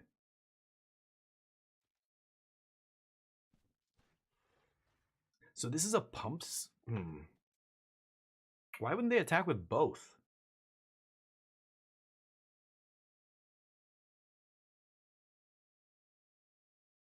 Is this a pump spell?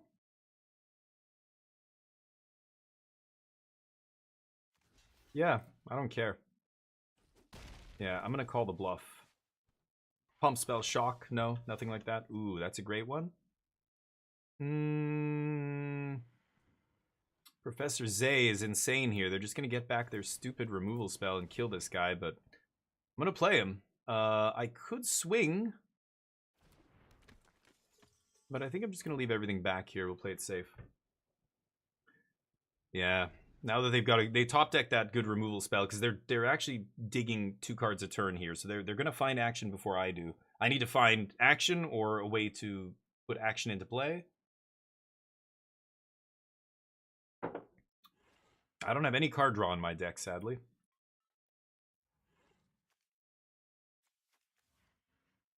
Toph would be a good draw here.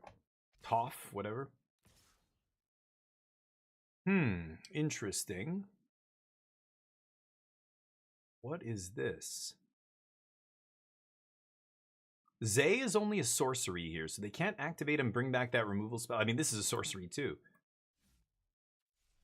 Oh yeah, they're pulling back. I'm kind of surprised. I thought they would sack Zay, get the removal spell back, kill Ty Lee probably, and then attack. But now it's mid-combat, so they can't do any of that stuff. They can do it post-combat, but that kind of skips their whole attack here. Okay. I have 2 lessons. Man, Boomy would be a sick draw here too.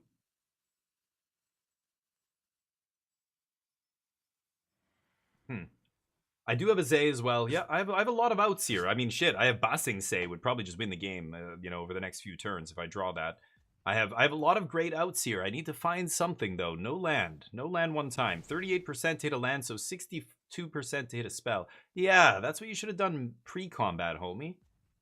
Now they're figuring it out. Dear God. Yeah, again, they do exactly what I said, but they should have done all this pre-combat. And then they could have had an actual attack here, but now the attack's over with. I think they just forgot that their stuff is sorcery speed, or I don't even know.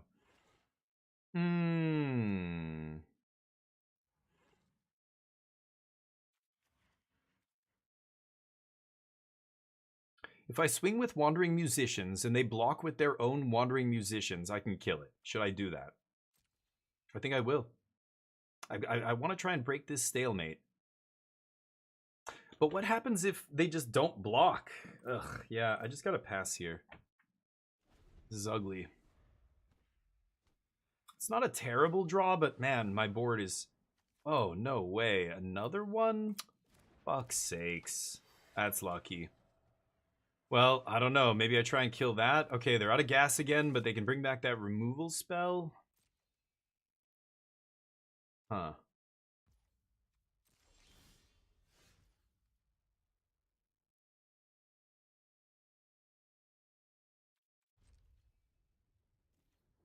Yeah, I mean, if they want to kill my land with that removal spell, I guess I'm fine with it. I think Professor Zay is probably better just drawing them cards at this point, rather than buying a removal spell back to kill a 2/2 land. That's bad. I think I have to rebuke that.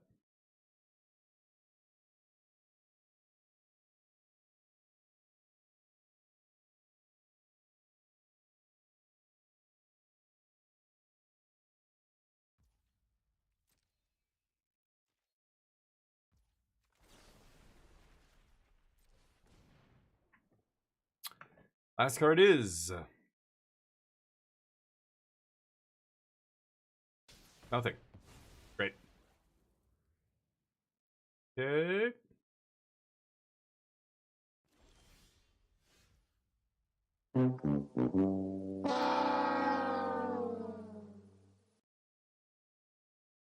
Not good. But in a situation like this, if you're playing in real life, you just sit there, you look at your lands, you go, how many cards? Can I see your graveyard?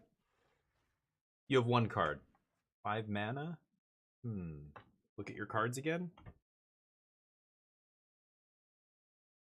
Maybe do one of these things. Do the thing the Japanese players do. They do this on their playmat for a while and then go, okay, pass. In digital form, it's the equivalent of top decking a land and just wait. Count to 30, then pass the turn. It comes from poker. I used to do this in poker all the time. You would be amazed at how much information you can get from people by just not doing anything. Just sitting there and thinking. Even if I already know immediately, as soon as I see what the turn card, I know exactly what I'm going to do in this position. But I just wait for a second, I think, or, you know, whatever it is. Like, you know, take your time on every decision, and suddenly your opponents start, like, the gears start turning, right? Okay, so they drew a removal spell. I didn't. Now I probably lose the game.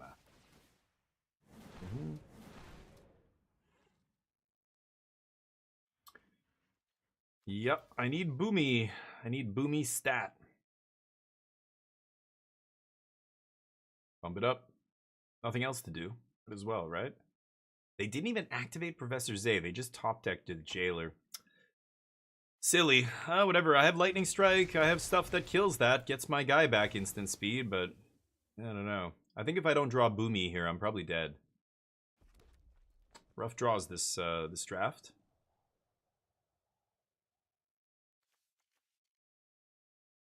They didn't pump. They didn't pump their other guy with all that mana. Man, it's hard. It's hard losing to to a player like this. Now I'm gonna pretend like I just drew my land, play it immediately and pass. I'm trying to misinform my opponent here, if at all possible. They're gonna swing with the team, right? I could pop the Wandering Musicians, but I think I need to get the Jailer back. Why not? Yeah, attack with Zay. No.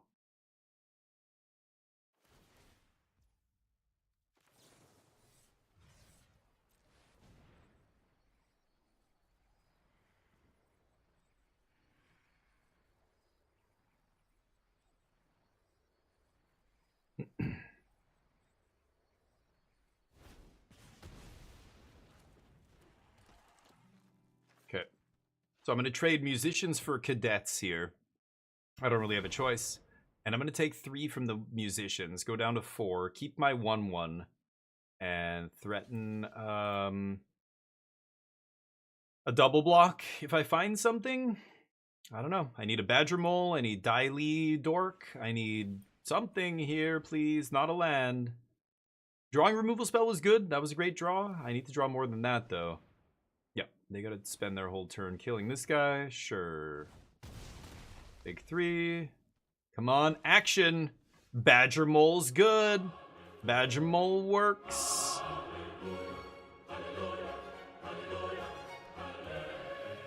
And suddenly, just like that, we're stable. Actually, Professor Zai is gonna bring back Iros, kill my 4/4. The fact that my opponent has a card in their hand that they have not looted away yet on their turn with Professor Zai, whatever his name is, means it must be a card that does something. It can't just be a land here, right? If it's a land, they immediately loot it away. But it's not a combat trick. It's not a removal spell. It's not a creature. What the fuck is in their hand? Maybe it's a splash card? Kind of psyched. Oh my god. Yeah. But I wasn't bummed. Yeah. I was stoked. That was inevitable. Okay, so here's the question. Do I go to 1 here, or should I chump? If I go to 1, no, I can't risk it. They could have a pump spell, and I just lose. Come on, baby. One more time off the top. Thoughts and prayers. Okay, that's pretty fucking good. All right, I'll take it. I have the land. I have that land I've been bagging, baby.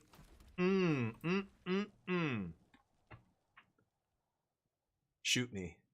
Use your... Oh, no way. They're going to firebending lesson this guy? No fucking way. His ability is instant speed. Let's see if they figure that out. They can't firebending lesson this guy. Okay. They have to wait till I activate and do it in response, right? Which they might do, but... Hit me. Oh, you're weak. That's why. Okay, well, obviously I'm going to activate this. Now, do I make a 2/2 or do I make a 4/4? I think I make a 4/4 here, right? Let's do this. Maybe they kill this in response. I don't know. We'll see. I think they drew something here. No. Oh, oh, oh, oh, oh, oh God.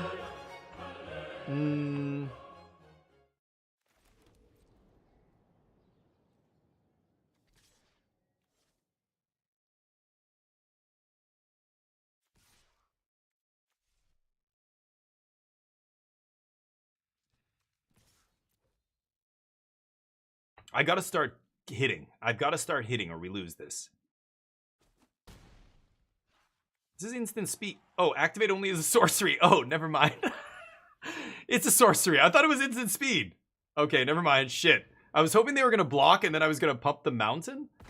But let's just start Baba Sing Se. There is no losing in Ba Sing Se, don't you know? Once you have this in play, you can't lose, even at 4 life. Okay, okay, not bad, not bad. They drew that. They must have a land in their hand. That's why they played their other land there. Okay, okay. Ba Sing Se is gonna run away with this. Oh, just both my rares, one after another? Shh. It's like those soccer players when they score a goal. Shh. Filthy. This is filthy. I could make another 2/2 here. I think I'm just gonna make this a 6/6. Actually.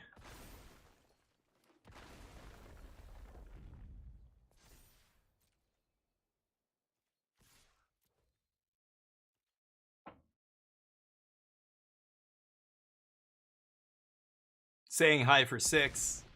Great. Let's pop it on a forest. Yep. Now I have 3 blockers back.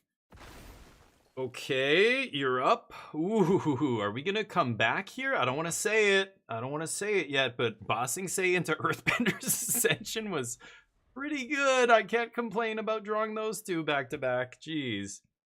So we needed. I mean, Earthbender now, it's like, it's so late in the game, I'm probably not going to actually level it up to the point where it matters, but putting another body on the field is great. Or pumping my mountain to 6/6 so I can start punching is great there. What are they drawing here? Oof. It's not instant speed, yeah, right. The white one is instant speed. This one's only as a sorcery, right? I think the white one is instant speed. Okay, kill my or 4, sure. Swing with the team, I guess, right? No attacks? Oh, I was gonna say, you gotta swing with the team there. Okay, that's pretty good. I can't double block here, so I have to chump. And a removal? They had 2 removal spells? No way. What the fuck are they doing? Oh, I lose. Wow, that sucks, man. They top decked the removal spell. Okay. That sucks. Damn, I thought I was going to pull away with that, but we were at just too low a life total. We got flooded, and that killed us. Darn. I drew the rares, that's great, but too late doesn't matter, right? So, unfortunate. Will we win this match? Get your bets in. Ooh, not a great start here. This deck is obviously way better than the last deck we've been playing. The one that went 7-0 is worse than this one, but bad draws. What are you going to do? I think the power level on this deck is higher. Could have waited. Yeah, I think waiting also kills me, though, at 4 life. Like, they're going to draw something like that. That's why I'm not waiting. I'm just hoping they don't have... They need 2 spells there, right? And they had exactly 2 spells. They had to top deck something, but... I could have played more conservative. You know, hindsight is 20/20. Obviously, it looks like I should have played more conservative, but I think I still lose by not attacking, because you're just giving them more time to find that shit, you know? I think I was pretty safe there. They had to have two spells, so unfortunate. This I keep... Toph, not great here, but...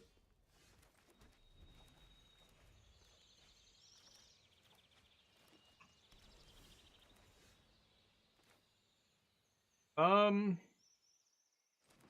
could ditch a Badger Mole here. I could ditch allies at last and buy it back later with Toph or Toph, whatever. I hate this guy's... It's supposed to be Toph, but of course, the creators of this show have no fucking clue about the English language and pronunciation. I'm just not going to toss anything. I could toss Badger Mole, look for a land. I think I'm good here. Let's pass. Green-blue lessons, I assume. Ruffians. Ooh, this doesn't exile, though.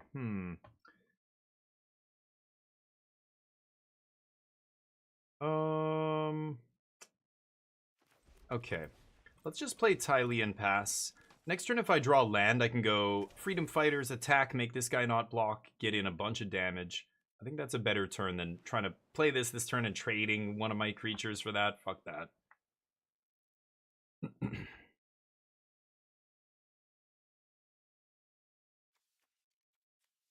Not an ally, not an ally. But this guy's an ally?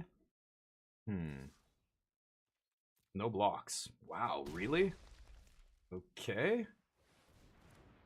Sure. I could just allies at last this guy. He is pretty big. He's gonna start doing his whatever thing.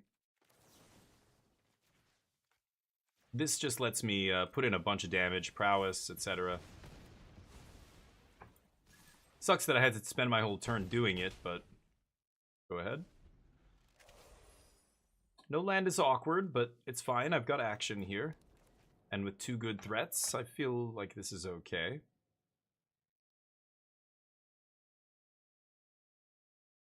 Need lands, though, at some point. Otherwise, I will get eventually overrun here. Okay. Another thing? Yeah, you need 2 things for this to be relevant.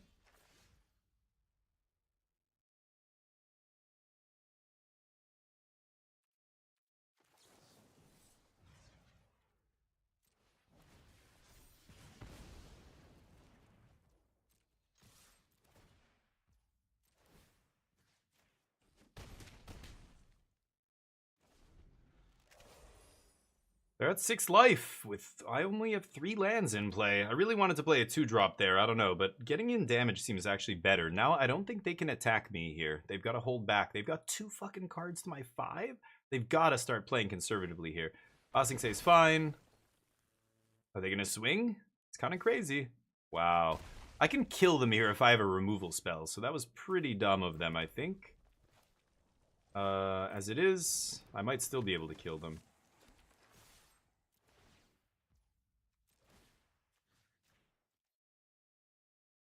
Go to 1.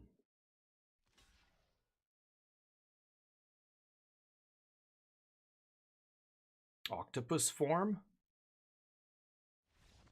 Yeah. Alright, ballsy attack. I don't think that made sense, but... nope. Oh. Nobody bet on no, so nobody gets any wings that time. You gotta bet on both sides. Attacking was losing no matter if they had drawn more removal at that point. Yeah, if they attack there. Yeah, that was a wild attack. I don't know why they did that, but... will we win this match? Get your bets in. I'll bet yes. Somebody bet on no. If I bet on no, I lose. So I'm just going to keep betting yes. You guys bet no. There's a chance we lose here. We're back against the wall. But that's where I like to be. That's when I'm playing my best. When there's nothing left to lose. You know what I'm saying? Gretzky's in his office. It's 2 strikes. 2 strikes. Now I'll start swinging. I don't swing in less than 2 strikes. Okay? Casey at bat. Isn't that what that kid's book is called? Casey at bat, I want to say. Pardon me, Mr. Perfect! You gotta bet on no. I know it goes. It chafes your gonads, chat, but you gotta do it, okay? Or your ovaries, whichever. Just do it. Bet no. I know it feels wrong. I know.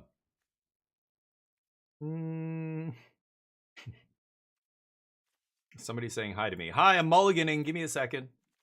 Yeah, I'm gonna keep this on the draw, I think. 5 drop, 4 drops, a little awkward, but I've got shared roots here. Lightning strike. Yeah, sure. Couple removal spells. Deal. No plays for my opponent. Also good. Zay makes me want to get double red here. I don't need black yet. And I do want to bring back instance when I have these 2 powerful cards in my hand. So I'm going to get a red source there instead of a black source. Is he? Oh, he's an ally too. I was going to say if I draw another land, I can double spell. My opponent apparently with no plays before turn 4 here. Pretty ugly. Man, and me missing a land drop again. I'm 17 lands in my deck, so I don't understand. Okay, so they do have a play this turn. What the fuck are they playing? Junk? Didn't your mama teach you not to play junk? 4 color? Dear God. Real pile over there, boyo. Real stinking pile. I can't even draw land. 48% to hit land here, so coin flips at this point. Need to win a coin flip. Why not more land? Mm-hmm. Good God. If I was an aggro deck, they'd already be dead. You can't play these kind of decks in this format, but anyway. Oh, the tap land, come on. Alright. Finish I'm him. gonna kill that thing soon enough. I think I'm gonna put it on the prison, actually. And then I can allies kill this guy? No, I can't. Go. Okay. What to do here? I mean, I'd love to draw land. I'm just gonna slam Badger Mole. But I'm not sure. Yeah, I don't know what's going on. If I don't draw land, I'd probably just go Musicians, pump Boiling Rock, but I should actually loot and try and find a land here with Professor Zay. I don't know, maybe I just discard Badger Mole. More ramp? They have way too much ramp here this game. Deal. Really? Yep, I'm in. I'm about to get bent. I'm gonna get bent. That is also fine. That card is not very good. Okay. Land.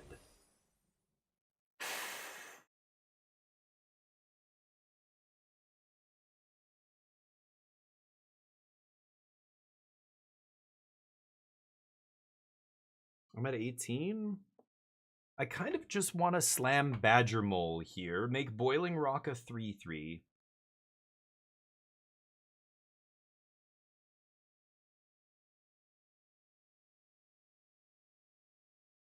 That uses all of my mana.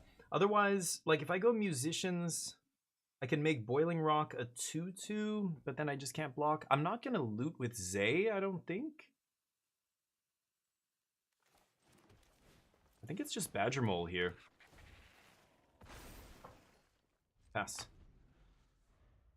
Okay, so I'm going to take 4 off Foggy Swamp.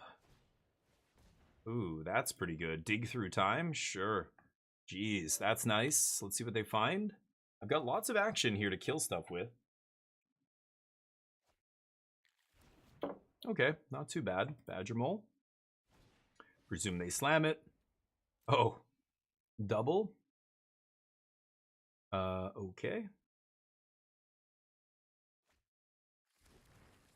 Not very good. I'm waiting for a bomb here. I don't see any bombs, just a bunch of dorks. 3/1s. 3 mana 3/1s. Pump up that Rumble Arena.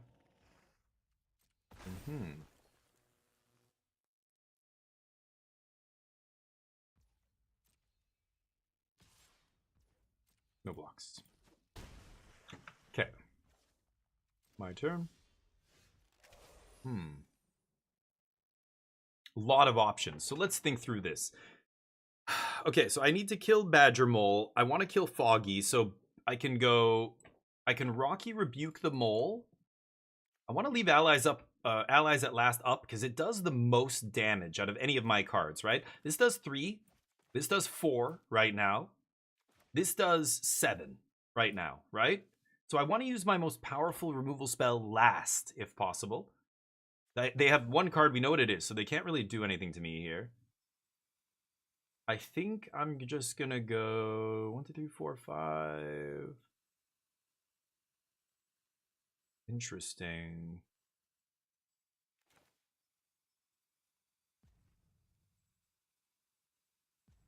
I want to just Lightning Strike this and then play Freedom Fighters, actually. But I could just leave up my multiple... I can only leave up 1 spell here, but... This is an ally?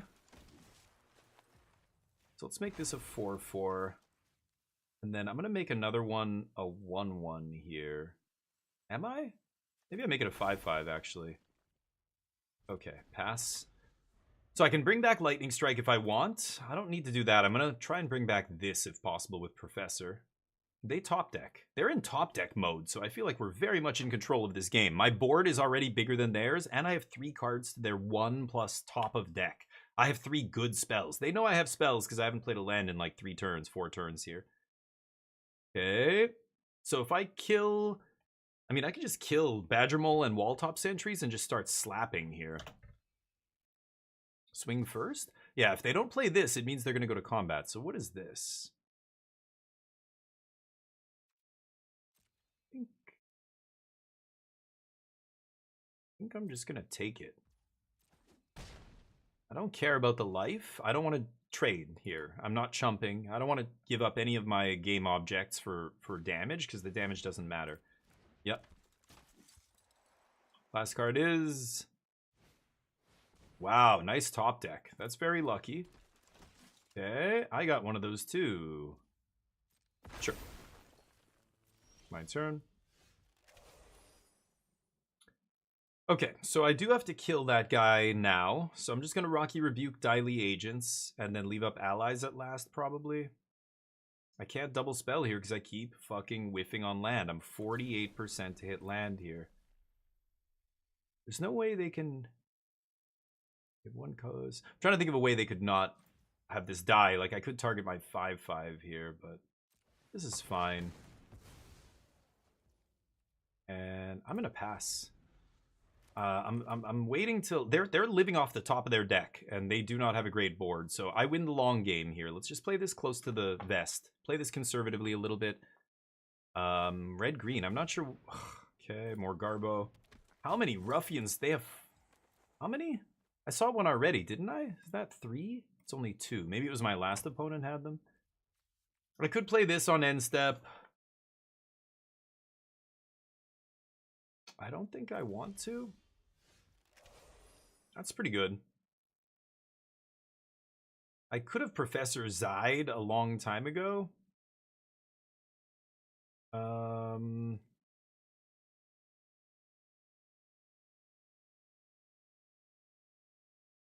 Like, I can activate him to draw cards here and find lands, but I just keep finding stuff I can cast. I think I'm just going to do this.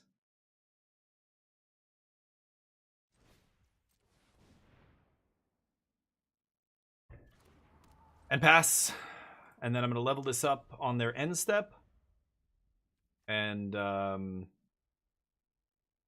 see what happens. They top deck. Holy shit. Okay, they keep hitting spells here. I just wanted them to find a land, but that's not a great thing to draw in the late game. It doesn't really do anything, but...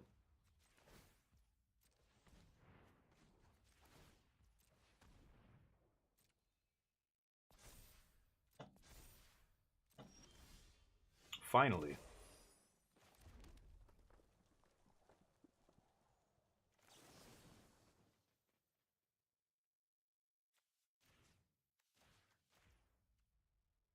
Just kill the only creature with reach here and start clocking in the air. I think that's fine.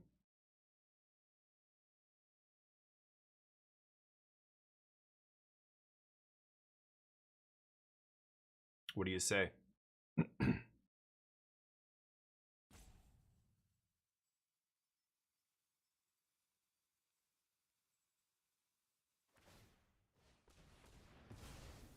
Mm-hmm.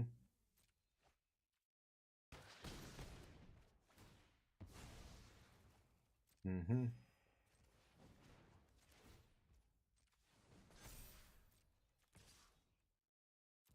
Okay, time to start chipping away. I could sack Professor Zai here. And bring back that removal spell. I kind of want to do that.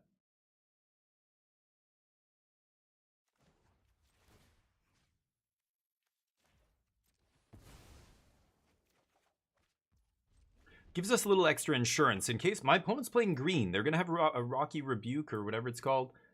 Things like that. Fight spells. And I want to be, like, just them knowing I have an instant speed removal spell means their fight spells are all done. They're blanked, right? They can't do anything if they draw one of them. That's one of the few cards that's going to get them out of this. They need to answer that flyer. Maybe they just have a huge reach creature. That could be it too. But again, that dies to allies at last. Like, this thing kills a 9/9 at this point, right? So there's nothing they can play that this doesn't answer. Unless it's a, you know, removal spell, sweeper, stuff like that. But if it's a removal spell that's a fight spell, it's no good here, which is nice.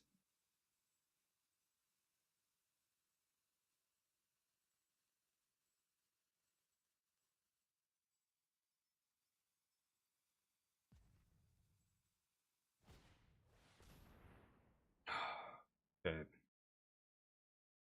Pretty good. Nice top decks. They can cast it this turn.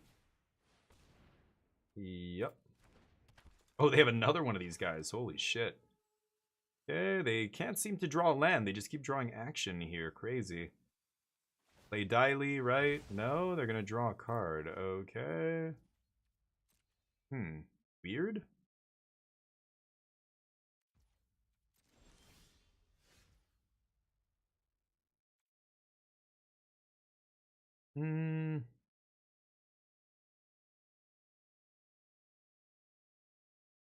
I mean, I could just Badger Mole onto Boiling Rock, swing with Boiling Rock.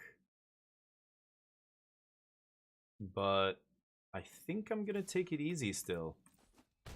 Just keep chipping away here. I'm gonna go Musician. And I'm gonna actually start up a new land here. That way I can Badger Mole onto this land, make it a 3/3. I don't want to put all my eggs in that 5/5 basket. Not yet. 5/5's perfect because it holds off their biggest creature and everything else smaller than that. But making it a 6/6, a 7/7, like they just trade 2 shitty cards for it, right? Ooh. Non-token artifacts are lands at the beginning of your end step, Earthbend 2. Uh-huh. Sure. Okay.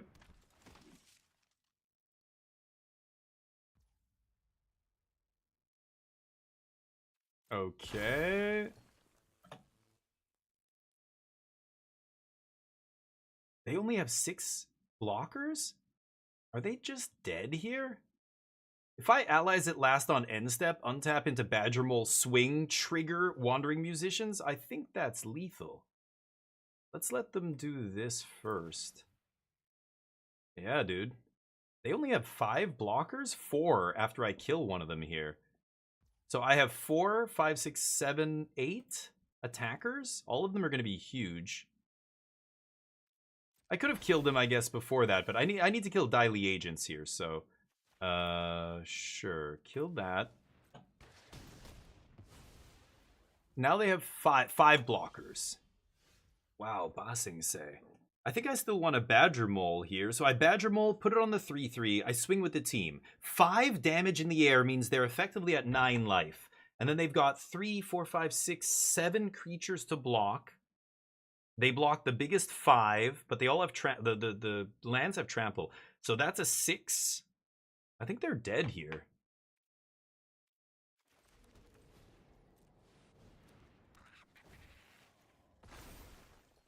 Right? Swing with the team. They block. Block. Block. Block. And they take 3, 4, 5, 6, 7, and 5 is 12? Oh, they're not dead, are they? They're not quite dead. It's so close. Oh, but the trample. The trample is lethal. Block. They put 4/4 on 6. They take 2 trample there. They take another trample there. I think this is lethal. Hey, Onirian, what's up? Diley's good, but I think I can Alpha Strike kill them because of the trample on the lands here. I'm gonna go for it. I think this is correct. Because I'm not doing the math exactly here, but... Oh, that's a mistake. They can't do that. They have to put a 4/4 on the 6/5 trample. Yeah, they're dead if they do this. That's fine. Let's see if they figure it out. Trample will kill them. They can't block my 5/4. What's blocking the 6/5 trample here? The mountain is a 4/3 with trample, so it's already getting 3 trample damage in there. This is you dead, bud. They have 1 card. Oh, they have 1 card. If their last card is... What, they have 1 mana up? What could they have here? You can't tap Toph for mana. A 1 mana spell to save them? I think they're realizing this is lethal. You can't put the 4/4 Badger Mole on my Badger Mole. They have to block Boiling Rock. Yeah, they're realizing they're dead now. They can't block like this. I think they're dead no matter how they block, but let's see if they figure this out. They need to put 4/4 on 6/5, Then they need to put 3/3 on my 4/3 just to absorb as much of the trample as possible. They chump Badger Mole with a 1/1 or whatever their shittiest card. Yeah, because Badger Mole is doesn't have trample.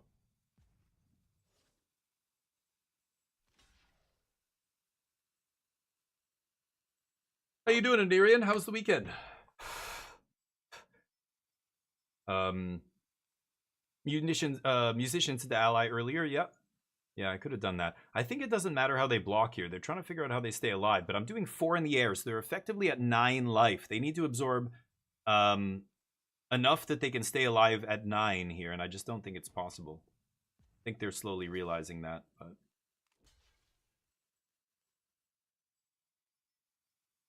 That's still lethal? Yep.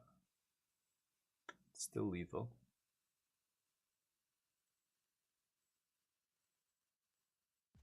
It's 14 just with War Balloon, Boiling Rock, and Freedom Fighters there. So I think they're realizing there's no way they can block to survive here. Christmas, what's up?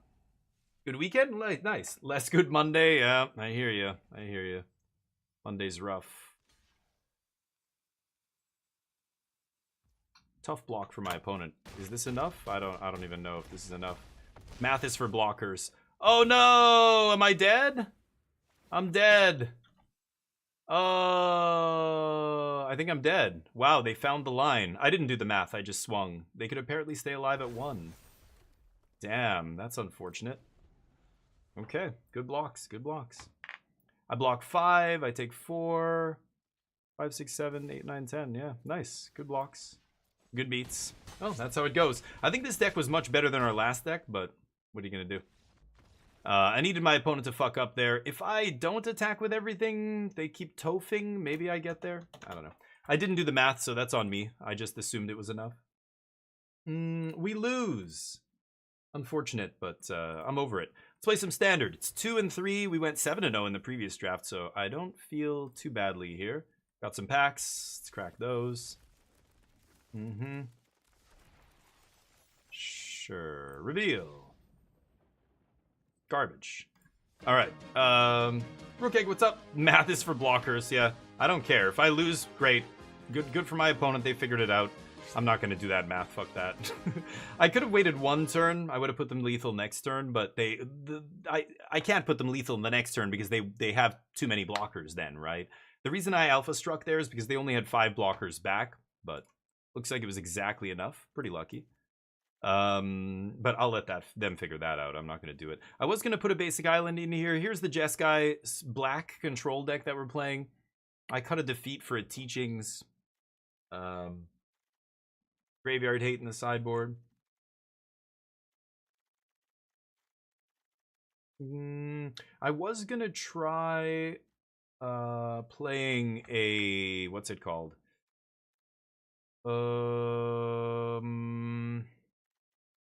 D-Stroke. I was going to put in the sideboard.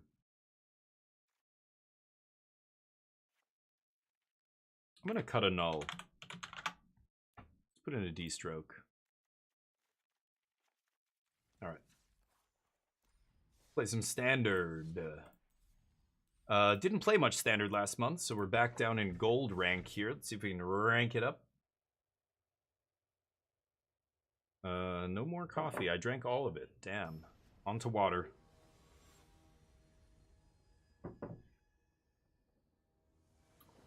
Chris Toffer. Toff, right? Isn't that how we say it? How we say it now. There are no toffs in Ba Sing Se. I keep...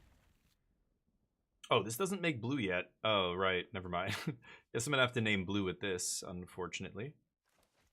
But early consult to find us more lands. Should be pretty easy to draw out of this.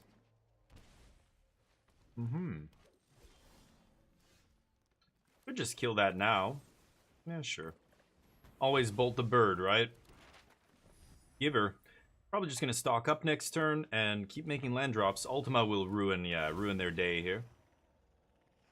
Teamer? Teamer's a bit weird, but sure.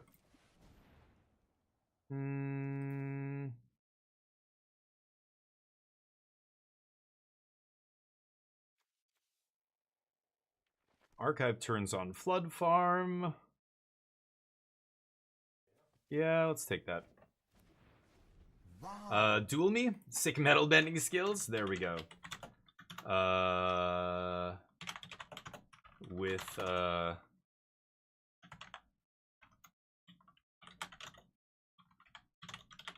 a massive battle axe. Ooh, and you beat me. Nice. Sure. Badger Mold Cubs. I draw fire magic, the game's over. Ultima's so sweet here. Ultima means their lands don't come back, right? Whenever these earthbending dudes play their earthbending nonsense, this card just actually strip mines all the lands that are creatures. So in 2 turns, I'm going to wipe their whole board. They can do whatever here. Play something. What are they going to do? Earthbend again? I take 2. Yeah, deal. Oh, no. Well, this is interesting. I could just fire magic, blow up everything they have. They have 3 cards left and 2 lands. Or I could just go for the Ultima next turn. Ultima blow up all their lands is so funny. Like, that's what I want to do for the memes. But I shouldn't let them untap with all this bullshit, right?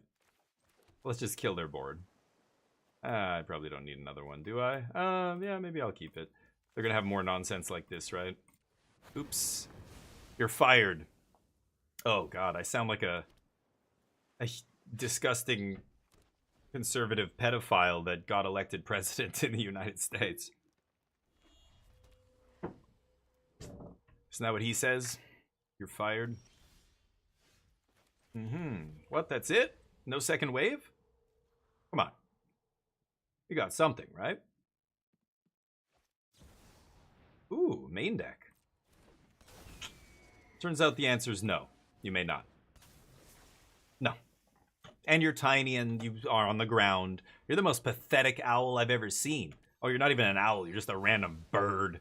Everybody knows birds don't exist. Dummy. Fabled Passage. You got it. What else? Ooh, a real card? Okay, I can respect that. Stock Up's an actual good card. These Cubs everybody's talking about? What the? They're not good. You just shoot them. You just get 3-for-1s against shit like that. That's all. I could consult here, but do I need to? Maybe I just get a land drop. Nah, just see what we find. Now I wish I had done that. All right.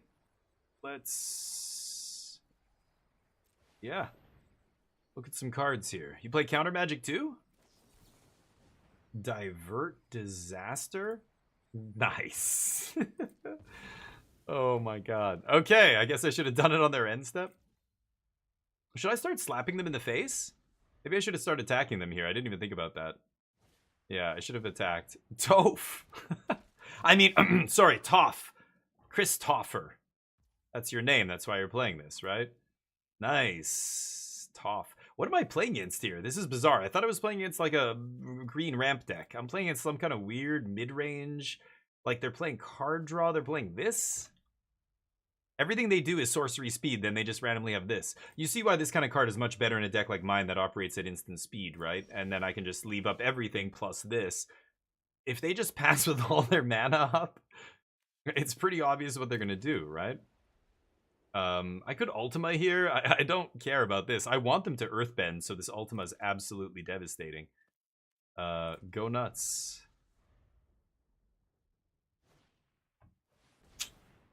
Nice. Yeah, pump it. Let's look at some cards. You can't counter this, right? A2? Dear God.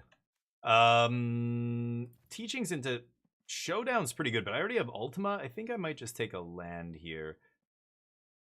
No, I'll take this. It's kind of silly, but yeah, I don't know. That's weird. I should probably take land, but we'll see. Going. What does it? When you cast a spell, you can do more earthbending? Come on. Earthbend again. Play another spell. Why'd you put this in your deck? You put this in your deck to earthbend. Now do it. There it is. Oh, God, I love it. Yes. Sweepers are so good. Yeah, do another land. Perfect. Oh no. My opponent's gonna get fucking ruined. Oh, another one? You gotta be kidding me. Oh, I can't handle it anymore. Please stop. Ooh, getting hot under the collar. Shit. Oh my god. Oh, and I can save 3 life? Excellent. I'm gonna get embarrassed if they have double some no, they can only. Oh wait, they could have another counter spell? Oh, I should have Dragon Fired. Oops. You know what? I should have cast Dragon Fire on Mole. I just realized I can't play Ultima and pay for their shitty counter spell. Oh man, Ultima's so ridiculous. I just remembered the blue land makes 2 mana, so they could have their Garbo counter here. I should have killed that thing. My bad. God, I'm an idiot. I could have just done this on end step. If they have a counter, they're just gonna counter that, and then I smoke them. I should have taken a land too off the other thing. Consult. I took Final Showdown just in case they have another hard counter here, but oh, I'm such an idiot. I just realized that. I can't have Ultima get countered here. It's too insane. Oh, but then that just resolved instantly. Okay, go. Okay, so I know they don't have a counter. I don't care about the damage. They can't kill me here, so I don't give a shit, but I just want to make sure this resolves. I should have just killed their guy on end step. That was so dumb. Pump it up. Oh, they keep doing it. Yes. Oh, God. They keep, like, when Ultima resolves, all these lands are going to get stripped. They're not going to get them back. Stock Up's very lucky. Like, they're lucky they had another stock up off the top here. Yeah, I'm in. I don't care. Hit me as hard as you can. This is going to be great. Oh, why not? Make it. Do it. Yes. Oh, no. Okay, yeah, now they have no mana up, so I played around a counter for no reason, but now we ate even more of their lands, so it all kind of works out in the end. Yeah, I'll just take one of these. I should probably take card draw, but... Oh. Oh, wow. Whenever I search my library, who knew? Okay. Well, you won't be able to cast it. Could shock myself to leave up Get Lost here. I think I'm just gonna play that tapped. Skadoosh! Oh, goodness. There's a hole in your plan. Oh, honey. Honey, it's over now. That's it. You scoop now. I showed you what I took last turn, remember? Now is when you scoop. Yes, that's right. Oh, that felt so good. They learned their lesson. Yeah, don't fuck around in standard with that shit. You gotta they should have pumped up some of their creatures instead of going so wide, right? That's what killed them. It's just too funny. I'm gonna side in Mistrise here. Let me cut maybe a black land. Defeat's not amazing. A lot of their stuff is really cheap. All my sweepers are so insane against them. I'm going to bring in another fire magic. I don't think I'm going to play 3 steps. Flash freeze is obviously good here.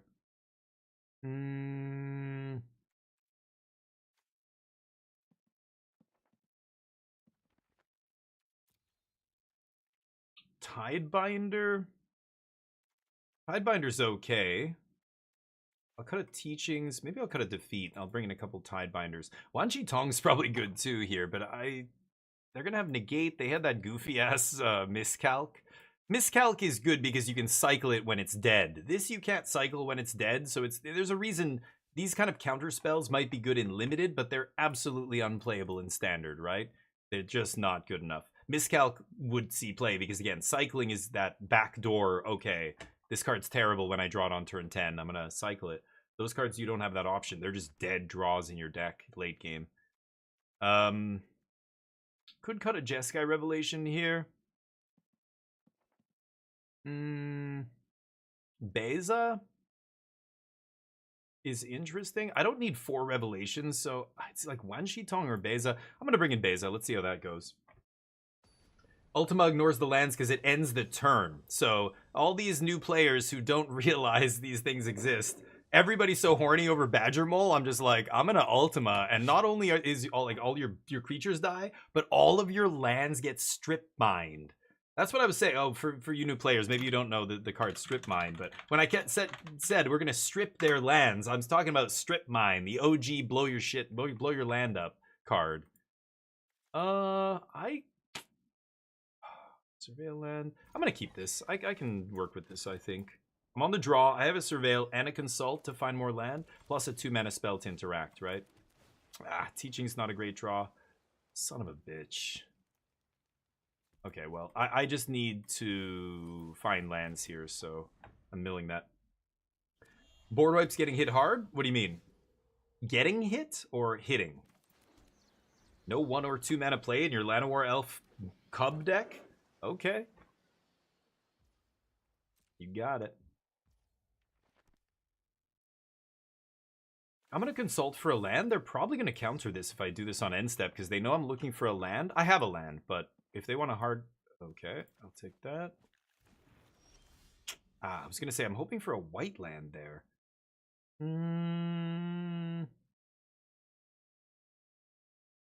Okay, let's just surveil again here. I could play the untapped land, have 2 things up, but land's good. Pass. But yeah, lands, am I right? There's a hole in your plan on that one? Yeah. Oh, I should have done both? That's... Yeah. Whoa, wow. They play this in their deck? Oh, I guess to trigger the mole or something? Does the mole... I don't even know what the mole says. I don't pay attention to woodland creatures. I murder them. I murder that cave trash one by one. Bring on your raccoons and your squirrels and your mice.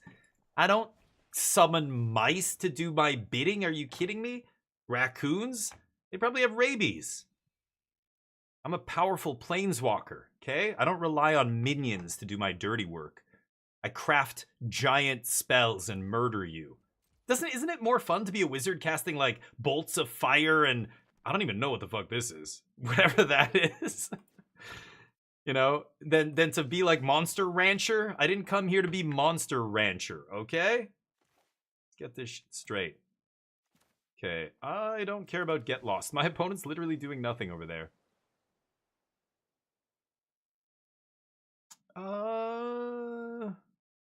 Kind of want to mill this, but yeah, let's try it. Wilson, what's up? You hurt them so badly they boarded out all their creatures. Yeah, I'm sorry. What are they doing? This is a turn 1 Llanowar Elves Badger Mole deck. You know what they're doing? They're sitting on that 2-mana counter spell, just waiting, just biding their time. Oh yeah, he's gonna play it soon. He's gotta play it at some point. Waiting to counter something. I'm just not gonna play anything. Yeah, I'm gonna play 2 life here now because I've got double spell up, right? Tidebinder plus 2 mana removal. Mistrise means as soon as I start drawing bangers, they are gonna resolve. Okay, so if I go Mystical Teachings, I don't care if this gets countered because I can flash it back, but I'm so sure they have a bad 2-mana counter that I'm just gonna play around it. I can now Mystical Teachings pay for your bad counter. Go. What are they doing? All negates? They drew all of their sideboard cards. Okay, let's see if they hard counter this. They could negate, D-stroke, but they can't use a garbage 2-mana pay 2 counter here. Okay, so I'm not going to take this yet. I need to get to 9 mana before I can play this uncounterable off Mistrise. So I'm just going to go Consult. Just Mystical lets us find that card draw here. And all these fire magics just rotting in my hand because they didn't play a goddamn creature this game.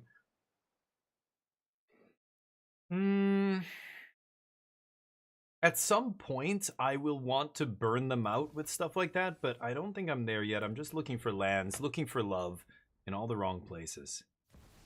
Finally, turn 9 Badger Mole. You got it. You sure? You sure you want to do that? Remember what happened last time? All right. I'm such a dickhead, but it's too funny. Like, I'm sorry. People complaining that this card needs to be banned, just play removal in your deck. Jesus Christ. You sure about that? You sure about that? Maybe. I feel like board wipes are kind of lame. They destroy the creature meta. Oh, fuck the creature meta. Kill them all. That's what I say. Ooh, what is this? That's a spicy one. Doesn't this just wipe your board? What the fuck are they doing? Each creature? I could fizzle the trigger, but I think I'm okay with that. What are they doing? What are you doing, bud? Oh, I should have killed it in response. Oops. Does it even matter, though? The answer is no. Kind of just wanted to play this guy anyway and start beating your head in, so... Nope. Look at that. You thought you were going to get a dragon? I'm playing control, baby. The answer is no. Every time. Go. I have no hard counters in my deck, but now I'm at the point where I can Jeskai Revelation off of any land. Uncounterable Jeskai Revelation, that is. That's it? Okay, let's make sure this resolves. I don't want to run into a negate here, I think. Mistrise. We good?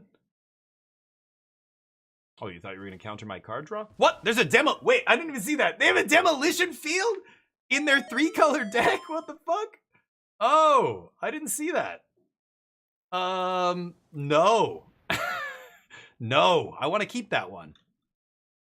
Tidebinder. Tidebinder is ridiculous. This is why we have 4 Tidebinders in the 75. I don't like getting my lands blown up, as it turns out. No.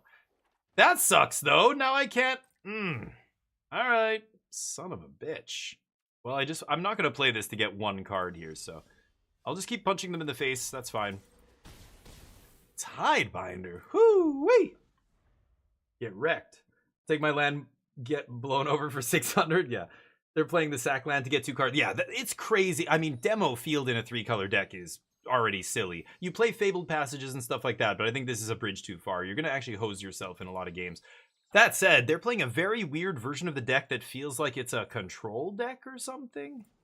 I'm going to do this again. You know what? Let's just get Jeskai Revelation and end the show here, right? Let's just teach. Let me teach you the song of my people. I'm going to reveal the lost truths to you. You'll see. What is it, you say? Oh, you'll see. Can you count to 9? I have 9 lands. Another Tidebinder. Tidebinder is a silly card. I think right now Tidebinder is one of the best cards in Standard that people are not playing enough of. Tidebinder does it all against everything, basically. I'm playing 2 in the main. Whoop, I almost, oof, that was close. Almost forgot to use this. Too excited. So excited to just say, no. No, you may not.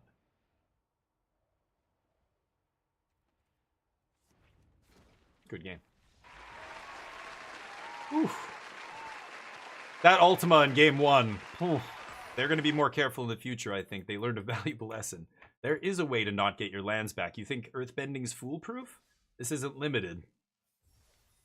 Alright, here we go. Let's get some dailies done here and whatever the wins. Tidebinder's fantastic. I'm playing 2 in the main in this deck. Now, I'm a control deck, but even in a lower to ground tempo deck, like Tidebinder is your counter spell in a creature aggro deck, you know, like the blue-white enchantments kind of weird nonsense. It just lines up against every single deck. Like there's not just, you know, some cards you could say, well, technically they have targets you could hit. It's like, but I don't want to hit any of those targets. It's the reason The End sucks. You know, those kind of cards are good when VV's the most dominant deck in the format and you strip their VVs and it can really neuter that deck.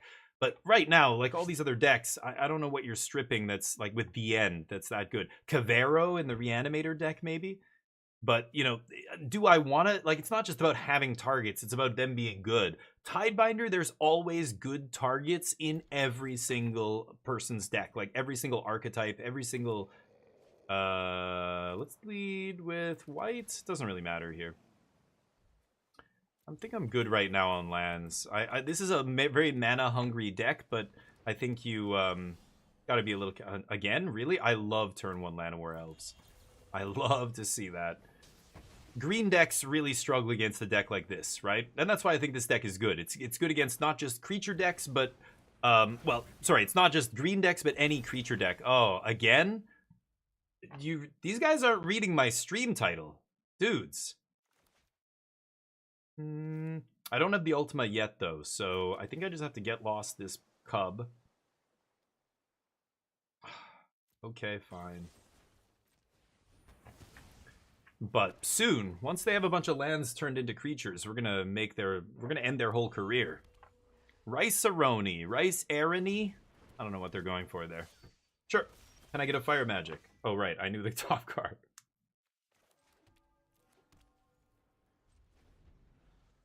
No point get losting here because the counters from the Paw Patch recruits are gonna make up for the, 2-power creature I'm killing here. Oh, spicy. Okay. I tossed a land, but I still managed to draw too many lands here. Oh, wait. Yeah, what am I doing? Let's let combat happen first.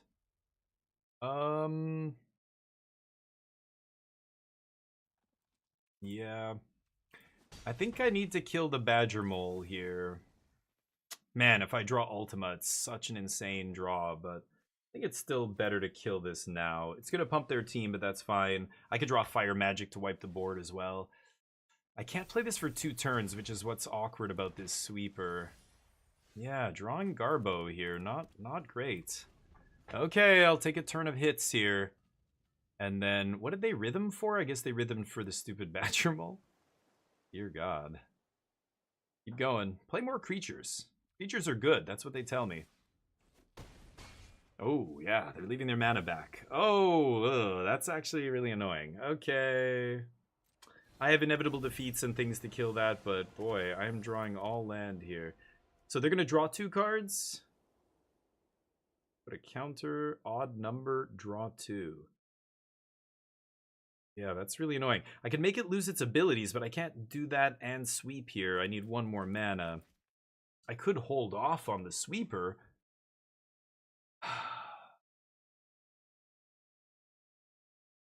I'm taking too much damage, right? When it takes 7? I don't know. I'm going to pass. They get to draw no matter what, which is really annoying, but it doesn't attack unless it has even counters. Can they put a counter on it somehow? Maybe. With Paw Patch? Oh, with the map. It's fucking ridiculous if they do that. Yeah, I would just go for that if I were them. Annoying, but not much I can do. Okay. No? Yeah, but they can map up. If they have a spell on top, they can attack. I don't know why they're not doing that. Holy shit, you gotta be kidding me. That's fantastic. Not only does my opponent not attack with their giant dude, I don't give a shit about that. I just get to kill everything next turn. They have 1 mana up. What are the odds they have Spell Pierce? That would be crazy, right? Yeah, I'll take the 7. That would be crazy, right? Map. Oh my god. My opponent... Well, this is game 1, right? This is a different opponent. My last opponent got wrecked by not playing around the sweeper. Holy shit, I'm getting so flooded here. This is insane.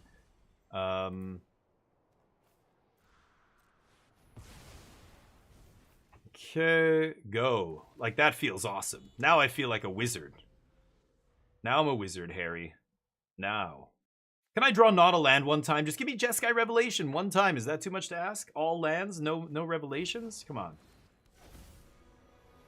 This person is playing multiple 5-mana do-nothings in their deck. That seems incorrect, but what do I know? I guess you're trying to combo with Ouroboros or something and make this thing relevant? Oh my fucking god. Rough draws. Really rough draws for us, unfortunately. But my opponent kind of screwed this up because now this is on 3 and can't attack. They need to find a way to put a counter. If they have a land on top, this can't attack me. Unlucky. Defeats any of that shit. They die. But no. We get badly flooded that game, so that's the only way we can really lose. The variance. Mana Screw, Mana Flood, that kind of thing. I'll put Revelation down. Tidebinder's going to be good here. Shuts off Sabsunan and everything else. Flash Freeze is good. D-Stroke? No. It's a couple things, but I don't think I want that. They're blue-green, so they're going to side in some wonky counter magic here. Like Mutation, whatever that mutation card's called. Fire Magic's good too. I think I'm going to take out 3 steps. 1 teachings. Maybe 1 stock up. Even though that game I kind of needed stock up there.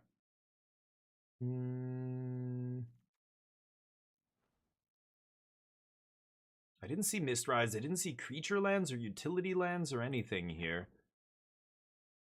I have so many answers to Sabsunin that are cheaper than Sabsunin, like Tidebinder, Inevitable Defeat, all that stuff. It's kind of annoying having to play Fire Magic in the same, you know, when I'm trying to kill that big thing as well. But Fire Magic's still going to be insane against Paw Patch and all that stuff.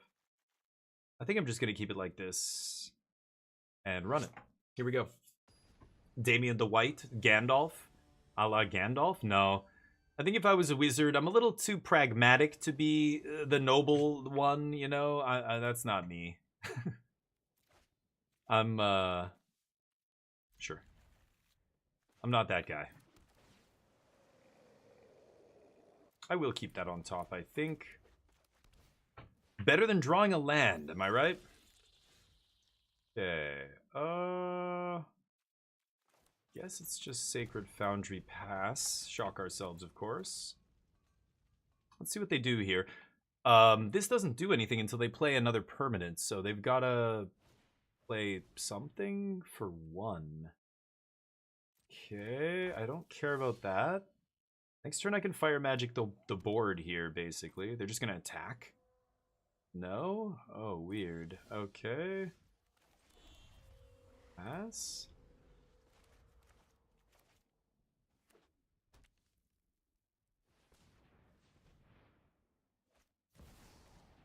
Mm-hmm.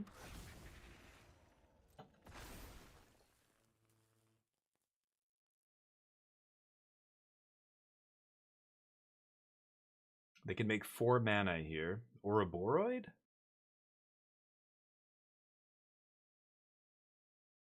If that's the case, if they go Ouroboros pre-combat, I'm going to Flash Freeze it, untap Fire Magic the board. Let's see if they go for it. It's Tivar. No, that's equally Flash Freezable, I think. I'll take 2. I could do this for 1, but then I don't kill Badger Mole. Obviously, I want to kill Badger Mole, so let's play this tapped, Fire Magic, and pass. Nice. Fire Magic's a house against them. Next turn, I've got double spell plus tap land into Teachings for something good. Oh, it's super annoying that... God damn, I hate that fucking card. Let's see here. What do I teach for? I'm going to name blue tapped, and then... I could Teachings right now, but could also just kill this thing in 2 for 1 myself, but oh, that's so annoying. I don't need to do that. This is not threatening enough by itself, right? Yeah, bring it. That's it? You're weak. Play more creatures. What is your deck even doing? Teach. Ooh, that resolved instantly. So I could go get, like, Defeat to kill that thing. I need to get a card draw spell.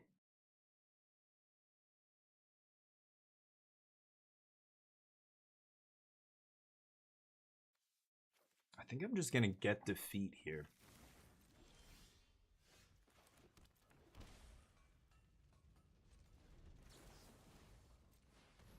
Do this on their upkeep. Nice. Pass. Oh, is that it? Okay. If that's their turn, then I think I'm fine with that. This doesn't do anything, just hits for 5. I get to do whatever I want here. Nice. Pass? Again, please. Do it again. I dare you. They only did it because I had 2 mana up, but I could have still had Get Lost and absolutely blown them out there, but now I'm not sure if they're going to do it. I've got Teachings on end step. If they don't do something, they have to do something here, not me. Even though I'm at a lower life total, I'm the one with action. 4, X is 4, so this is going to be an Ouroboros. I might just double Helix this. Right? Let's see. Let's see what they get. Oh, I don't even have to double Helix. What am I saying? It's not even a 2/4 yet. Oop. My turn. Great. Okay. Okay, can I find a Jeskai Revelation? I don't want that. Go. They have one card plus the top of their deck. I have Teachings again here now. If they make me not do something, I think they're going to go for that land again. And if they do, they have 1 mana up. They're going to do this. X is 3 this time. Okay, that makes no sense. Oh, because it's flashed back? The flashback is 4 green, right. Tivar, guess what happens? He gets killed. Boop. More? Please more. I'm having fun. I'm just gonna keep killing their shit. This is where people get really mad. And OG Straggler was kind of saying that, like, what's the point of wrathing? It's like not fun. It's not the game. I think the problem is the game as you think it is not the game either. It's not you get to play all your creatures and nothing kills them, right? This is the game. Welcome to Magic. It's many different approaches. You could play against the Dredge deck that like mills itself and then wins by like having nothing in library or some weird shit, right? There's so many Let's see if we can kill this thing. They might have a hard counter here. We'll see. Negate? It's got to be negate. Nothing else will do it. Or you know, the new negate, the Spider-Man one, something like that. Hexproof on your creature, maybe? I have no idea. I don't know. Maybe I should have just... Oh, okay. Maybe I should have Mystical Teachings and just said, let them have this. I don't give a shit, right?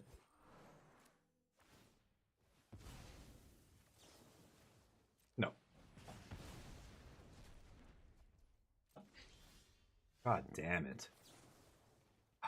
Fuck's sakes.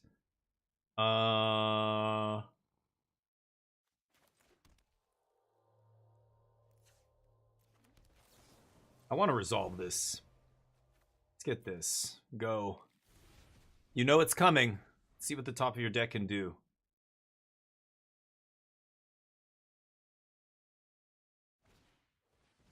Deal. Nice one. Yeah. Oh, that's a banger. You're lucky. Hey, look at you go. I'm leaving up 2 mana here. I guess I should just play this. I don't know what could possibly happen. Damn.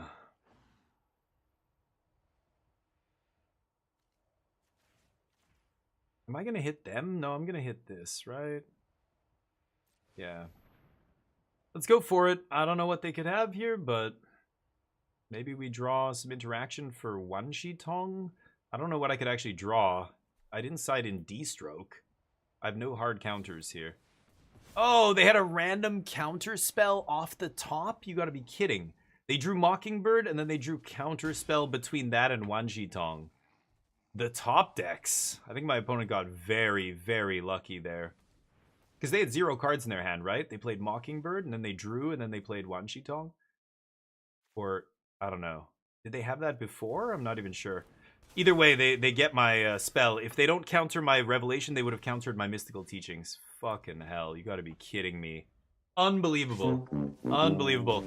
So we end up losing the match, getting very unlucky both games. I got flooded in the first game, and then my opponent Miracle top decked against us.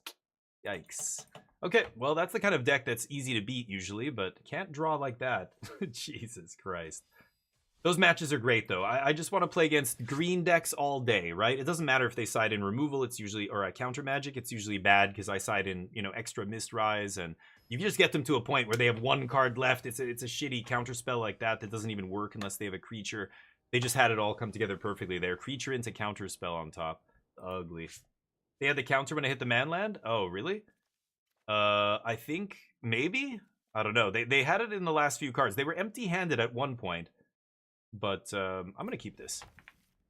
I thought it was the last couple draws that they drew it. Do you think they had it as early as the get lost there? I don't know. I don't think so. I think they didn't have it then. I could be wrong, though, I guess. No, I'm going to name white tapped. It's kind of weird, but I don't have a single red cheap spell. Another Llanowar Elves Badger Mole, same pile? Yeah, I'll play against this all day. Fire magic? No. Let's jam this. They get a counter.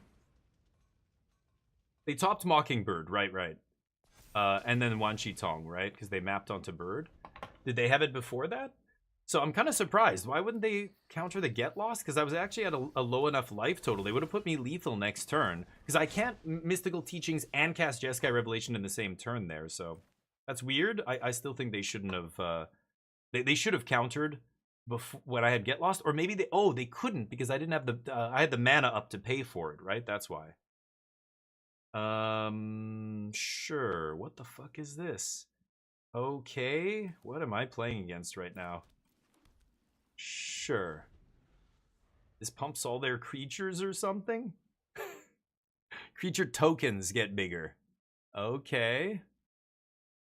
Damn, it's been a while. Fire Magic, again, going to be insane against this deck, I think. But I guess Golem is out of range of Fire Magic unless I have 6 mana. That's weird, but yeah. Green-White Cage? Wow. I think 2024 called. They want their deck back, right?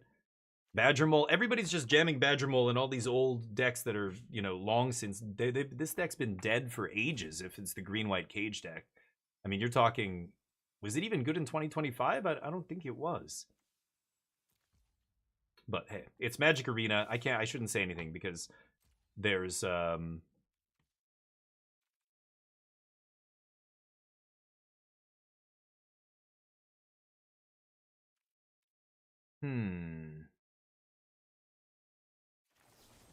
I guess I'll kill this. Let him put a counter on whatever here. And on Paw Patch, maybe? Sure. I need to find a 2-mana removal spell like Lightning Helix, something like that to kill Paw Patch. Or I guess Lightning Helix wouldn't kill Paw Patch anymore. But now Fire Magic's not going to do it. Unfortunate. Gotta draw some cheap removal here. Phoenix down. Oh my god. Gotta get out of gold. I gotta get out of the gold, right? This is insane. Last match, unfortunately, we lost to a deck that is very beatable, but sure, you pump. Removal's good. Sure. I was playing a Day of Judgment in this deck. If I keep running into these green decks every single match, I might go back to Day of Judgment in the main over like third or a second Tidebinder or second Mystical Teaching, something like that. But sweepers are so good against these decks. I think they have to get very lucky, but it's Magic, right? You're never 100% against any deck. But I think I would take my chances against any green deck, any with this Jeskai list, against basically any deck that's playing Llanowar Elves or Badger Mole Cub or whatever, right?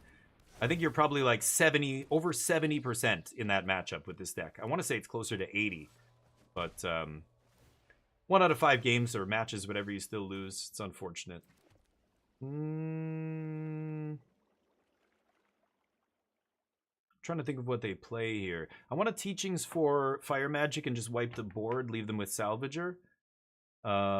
Next turn I can sweep though, but I'm not going to take this much damage. I guess there's no point in waiting, right? No, the auto tapper is going to fuck me if I tap like that. Hate this auto tapper.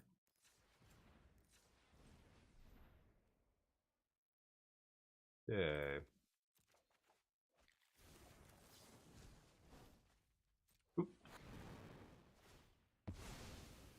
I could have done it on their upkeep, I guess. I don't know what that deck plays. If they play some weird ass protection spell, then I don't want to mess with it on their turn.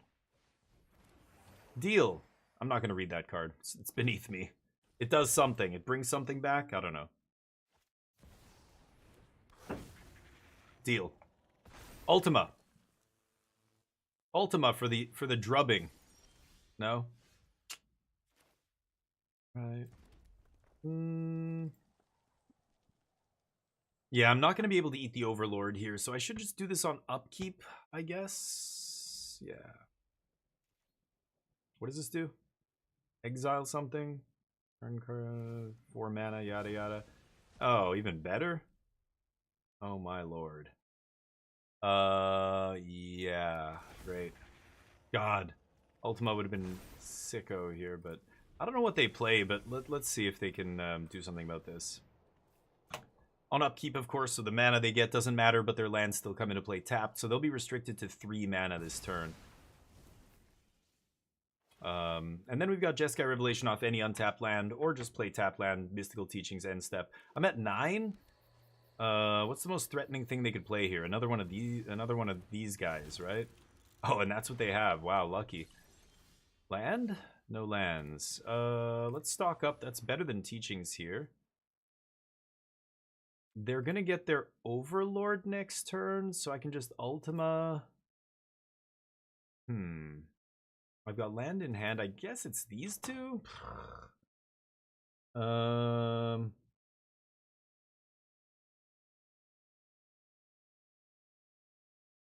should take Fire Magic here, I guess. No reason not to. Sure. I already have black. I think I can dump that. Okay. So I'm going to take 4 in order to eat this Overlord with Ultima. I think that's better here, unless they do something to pump this guy. Oh, that's it? Okay. That doesn't matter. Okay, it's the same as them attacking with this guy. They just wasted 2 mana, so whatever. Great. I don't need to Fire Magic or anything. Mistrise, sure. Could make this uncounterable, but they don't have blue mana, so it doesn't really matter. Do that. Go. Alright, Revelation should sweep this up now. Decent. Nice top deck. Okay. Still think it's okay here, but they get a 1-mana artifact, creature, or enchantment. Put it onto the battlefield. Oh, put it into the hand, sorry. They can cast it, though. Paw Patch. Or 2, yes. 2 of them. Deal. Fire Magic doesn't care about Paw Patch. But they can play one here for no kicker. I guess they're going to do that. Okay.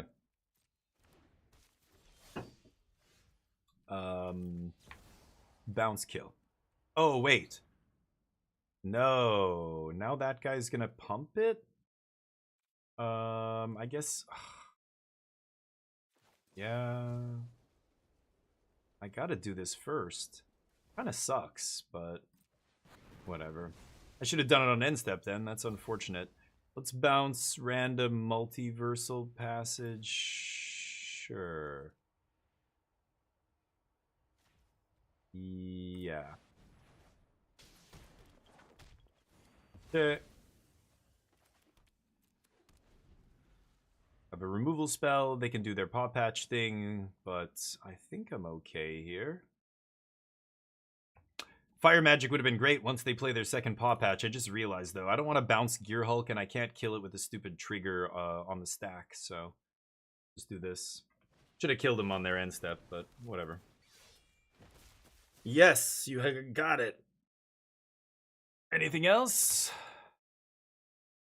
Might just draw another Revelation. Let's see. Nope. I think I'm just gonna Teachings for Fire Magic. That's probably the best. I have 2 in my deck. Good Teachings for Revelation as well. Oh, did I use both? Oh, I must have used both. Weird. I thought I had one more. Could just take Revelation here. I don't know what they're gonna do about that. I don't think they can really do anything. But that was my bad. I'll just take one of these. I shouldn't have done this on my main phase, of course, but go. I thought I had a Fire Magic in my deck. I guess I cast 2 this game? Yeah. Whoops. I naturally drew both, I guess.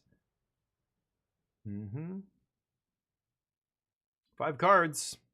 One of them's a land? No, they played their passage. Starting town.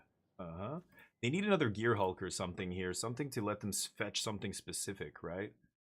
Let's see what they have. They know I have a Revelation, so I don't know how they beat a Revelation here. Let's see. I think I'm just going to Dragonfire the Paw Patch Recruit on end step. I don't care about that.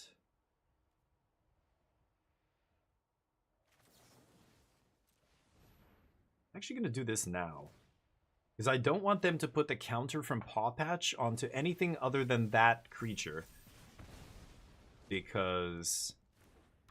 I don't want them putting it on this land. I don't want them putting it on Badger Mole Cub. Because I can bounce that token and they don't really get anything out of it. It doesn't matter how big it is, right? Yep. 4 drops. Sheltered by Ghosts. Okay. Dear God. Is that card playable in Standard? I don't think so. That's why I hope I don't lose to it randomly. We shall see. Yep. 1 card left, huh? I will surveil first. I want to see what's on top. Yeah, I don't want to draw that. Is that Ward 2? 4, 5, 6, 7? Yeah, sure. Bounce. Yeah, I'm sure. Kill that? Sure. All the sures. Yeah, it doesn't matter where these counters go. We're killing the cub. They put it on Llanowar Elf. Sure.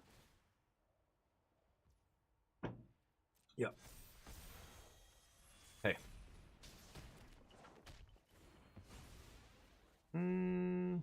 Already played my land, but drawing into more revelations here.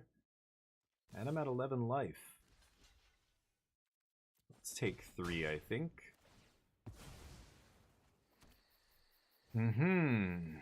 Yep.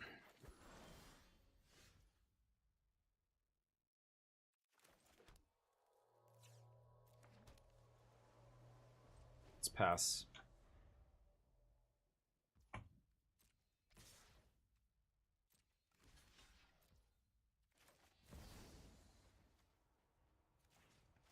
I'm just gonna bounce it and do 4 to them, I think. Eat their elf. Game's over. Yep.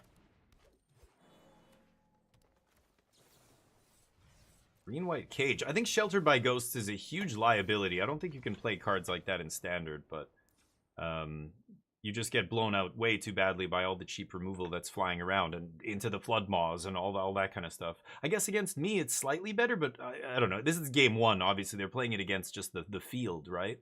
I don't know. Doesn't seem great. Green-white, so I don't have to worry about siding in counter magic. I could side in Flash Freeze, but how many... I don't know. I guess their deck is really just green. Overlord is a bit of a problem, but I have Tidebinders and stuff for that. Wan Shi Tong could be good here. Fire Magic's probably great here as well. They saw 2 Fire Magic. Are they going to side up? But like, that's the problem with these kind of decks. You're not just going to take the best card in your deck out of your deck because I'm playing Fire Magic, right? I don't know. How good is 3 steps? Not amazing. Most of their stuff is pretty cheap. Flash Freeze is actually interesting. I think it's probably better than 3 steps.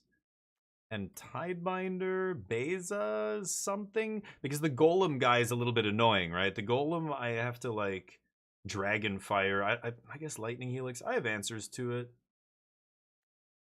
Probably cut 1 Revelation. Let's bring in Beza here. I could bring in more Fire Magic. I could bring in a couple other things here, but...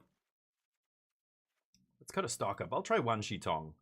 See if Wan Shi Tong's good enough here. Because whatever removal they have, they're going to take it out. I guess it's pretty bad against Sheltered by Ghosts, but that's the kind of card they're going to take out of their deck, right? Let's see. Okay, Charismatic, what's up? You play Shelter, but I use Phenomena Recorder and Inquisitive Glimmer and combo with it. Whoa. Oh, I mean, in the enchantments deck. Yeah. It makes a lot more sense if you're playing stuff like... what's the enchantment that gives you +X for every enchantment you have? Like that kind of heavy enchantments deck? Yeah, it makes sense. But those decks, I don't think they're tier 1. I think the problem with Standard right now is all the best decks are playing very cheap interaction. From the Pixie decks to Blue-Red to Simic to, like, everybody's playing 1 and 2 mana spells. So, like, I don't know, it just ends up being a huge blowout when they have, you know, a bounce spell or whatever. It's rough. This is also not a great hand. I think I'm going to mulligan this. Yeah, this is better, so let's try it. I'm going to put the sweeper on the bottom. It's a little too expensive. Fire Magic is a sweeper, but just way more castable, and that's why I think this kind of card is great right now. Ultima's obviously really good too, but Fire Magic is so good against Llanowar Elves decks and all this shit. Paw Patch Patrol. See? This deck, the last deck wasn't playing this. This deck's playing that, which is annoying against Fire Magic, right? I think I should just Fire Magic here. I just want to cut the elves off. Alright, go. Need a land here. I was on the draw. I had 3 shots to find a land. This is my 3rd draw coming up. Need to find one. Yeah, Llanowar Elves, no green. Collector's Cage, sure. Deal. Let's see if they get lucky with a good hideaway here. Bright Glass is the best thing they could have, probably. Can't cast Tidebinders, so playing my land tapped here. I think I should just kill this. I don't know what they're going to play, but let's go for it. Is this sorcery speed? No. Yeah. Just keep their board clear, then Cage doesn't do anything, right? Pretty good. Me with no blue mana. Sag. Can defeat the Cage if I want. Again, I feel like I should just ignore it. Let me just kill their creatures and Cage does nothing, right? They get a couple 1-drops, a little paw patch action, maybe? They saw how bad Fire Magic was, or how good Fire Magic was against it. Maybe they... Oh, Ghost Vacuum. That's insane. And they left in paw patch, yeah. Okay, we finally get a blue source here. I could name black and defeat the Gear Hulk. Double Tidebinder, though.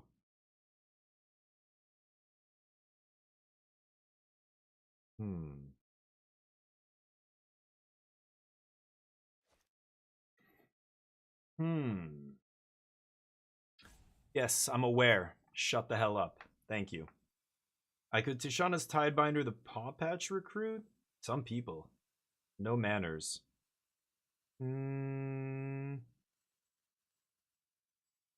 Ghost Vacuum's irrelevant. That card does nothing. I'm trying to think if killing the Gear Hulk now, because if I play this on... Like, I have way more blue sources than black sources, right? If I play this on black right now, eat Gear Hulk, I still think that's better for us, actually. We're just color screwed this game. Like, my mana's been atrocious. I mulliganed and kept a 2-land hand with no blue, and then we didn't draw blue. Now I'm drawing a colored source, but I think I should name black. That's what I'm weighing there, is either take 4, maybe 5, Tidebinder the other thing. They have 2 creatures, so they can't do the Cage thing. They need 3 creatures, right? Yeah. This puts 2 creatures with different powers, but it's so much easier to deal with these little idiots than with that bigger guy, so I think what I did makes sense, but I don't know. I could also Tidebinder the Cage when they go for the hideaway trigger. That's actually pretty brutal as well. Nice. Okay, knowing about that's pretty good. What else you got? Right.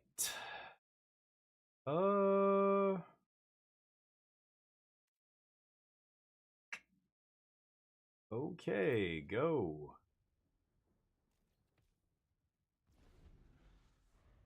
I guess I can't let them draw that Instigator.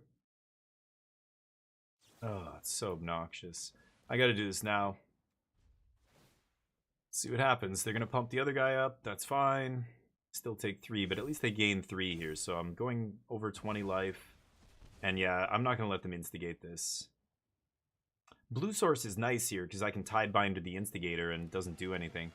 Ghost Vacuum's irrelevant. That really doesn't do much as well. Okay. But if they play Interrupter, then they can activate Cage, right? Ugh, tapped? Really? Come on. Jesus.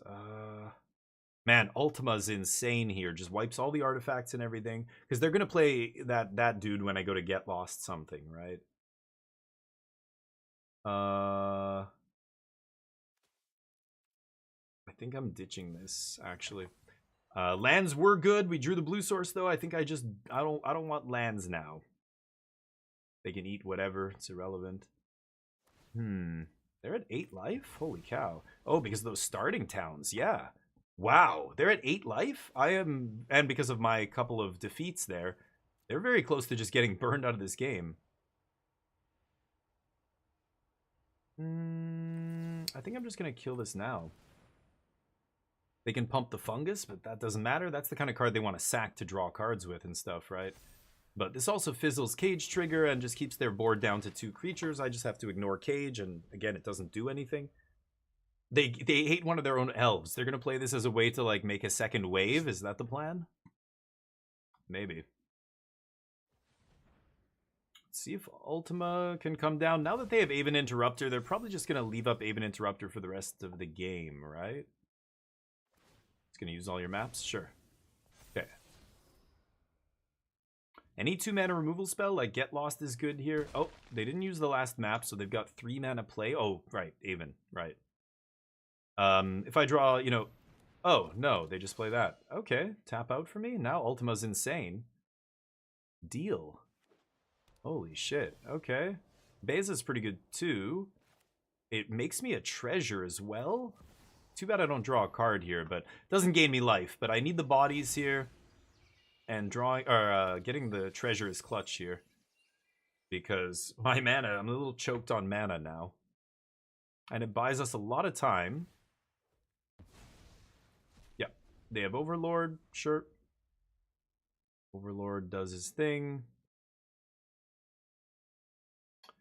But if they Overlord, they can't leave up Aven. It's kind of interesting. They might opt to leave up the Aven. No, why don't... yeah, all they have to do is go Overlord and then activate Collector's Cage, play whatever's under Cage. But again, that really plays into... Huh? Oh. What? Okay, this puts a counter on other creatures. Oh no, +1/+1 until end of turn. Okay. Weird. Definitely just chumping 5/6. Do I want to trade for Surak? I kind of do, right? Yeah. And I'll take 3. No, I'll block here. I'll block everything. Cage me, baby. Yes. Deal. That's it? That was the big finish? Oh no. Ultima? Ultima, please, one time. Awkward. Yep. Well, we have double Tidebinder to interact here, but I guess I could have double blocked Surak. I kind of fucked up there against Cage. That's my bad. Let's see here. I'll do this. They're going to Aven Interrupter this, right? And then I can just flash in second Tidebinder. Oh, they didn't. Interesting.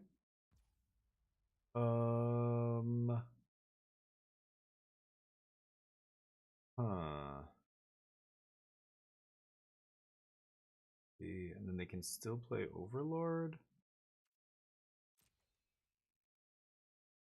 I'm debating if I should take 9 here. Need a 4, and then I'm dead to either one. I think I should just do this. And they can do 10 to me or something. Sure. Okay. 10. Okay, Overlord post-combat. No. Darn. Not good enough. Man, drawing so badly in these late game situations. I don't know. Any of my card draw would have been good, but didn't find any card draw. Had the removal, didn't have the sweeper, but yeah, needed to find a consult or something to just get me some action and keep going. Oh, I should probably not even be playing 2 teachings here. Maybe I'll try Fire Magic. I just realized, yeah, they have to leave in those Paw Patch recruits, so I think Fire Magic's going to be great here, but... God.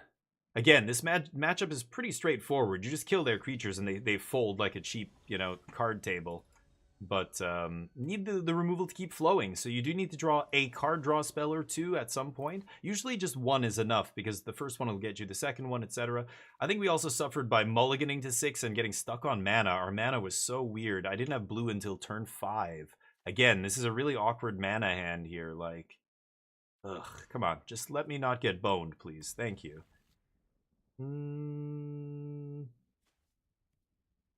It's a little risky, but I'm going to do this. Yeah, with a Surveil and, you know, 27 lands in my deck. Sure, and I'm going to keep that on top still. Should be able to have something happen here. I'm going to do this because potentially Lightning Helix goes to the face. Alright, see if we can not get punished. I did get a little greedy keeping not a land on top there, but... Sure. Okay, that's pretty good. Kill this now. This will make sure I get a land next turn, which is nice. Okay.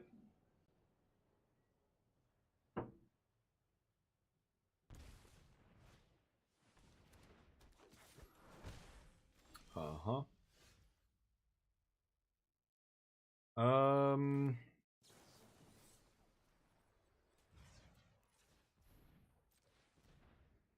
Oh, come on. Yeah, I guess I'd take Beza here. No lands in the top 3 cards. That is rough. So we miss our 4th land drop. I'm 48% off every single card to... That's okay. We can Tidebinder that or whatever. To hit a land here? Oh my god, you gotta be kidding me. Go. Unfortunate. Yep. Now they activate. It's good they're playing around Tidebinder here, because if they activate pre-combat, then I have a blocker, right? But I don't have a choice. It's pretty obvious what I have. Don't have a choice. Deal? I think that's fine. Can I find a land? You gotta be kidding me. Oh my god. Go. Again, this is how you lose. It's just unfortunate that's happened several rounds in a row here. What Awkward the as shit. fuck? Awkward. What the fuck? Okay. Really We're not out of this yet, That's but gonna I need to kill draw me. land. That's real. That lives with us on Earth. Teamer Earthbender? Yeah, it's a meme. It's people keep trying to make that deck good. It's bad. Again, I think any combo deck that relies on creatures is not in great shape in a lot of matchups. They just don't realize it because they're playing against other fair creature decks. Omniscience is like this. Reanimator's like this. Like a bunch of these decks that are very narrow combo decks, they're all creature-based. That's why I think a deck that just playing a lot of removal is so good, because it's good against everything, because everybody's playing creatures, even the combo decks. It's not like the Omniscience decks of old, right? But yeah, I'll block a random dork here. Okay. Beza gains me life if I draw land one time. And then Beza should buy us enough time to get to Ultima. Elspeth's not a card. Okay. This draws me a card as well, which is huge. Nice. Fire Magic's a nice pull. Go. Elspeth doesn't do anything here, so I can wipe their 1/1s. That's pretty clutch. Beza holding off Bright Glass here, but of course they could easily have a way to pump it. This is interesting. I'm not sure what they're going to do here. They could bring back the Badger Mole Cub. Like, is that why you're playing this? This card fucking sucks, right? That can't be a real card in Standard. Just to bring back a cub or something? Like, I assume it's that important? Crazy. People are so horny over this card. It just dies to everything. I don't know. It's weird. Beautiful. Fire Magic's going to be absolutely devastating here. Okay. Whatever. Doesn't matter. Uh-huh. Okay. I don't want to Fire Magic for 2 because I'll lose Tidebinder. Elspeth will turn back into a thing. I'm going to lose my fish, of course. What's so funny, Marathon?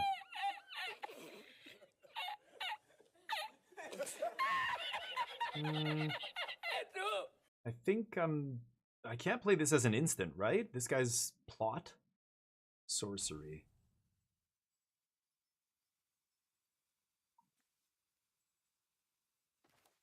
Yeah, let's just play this tapped.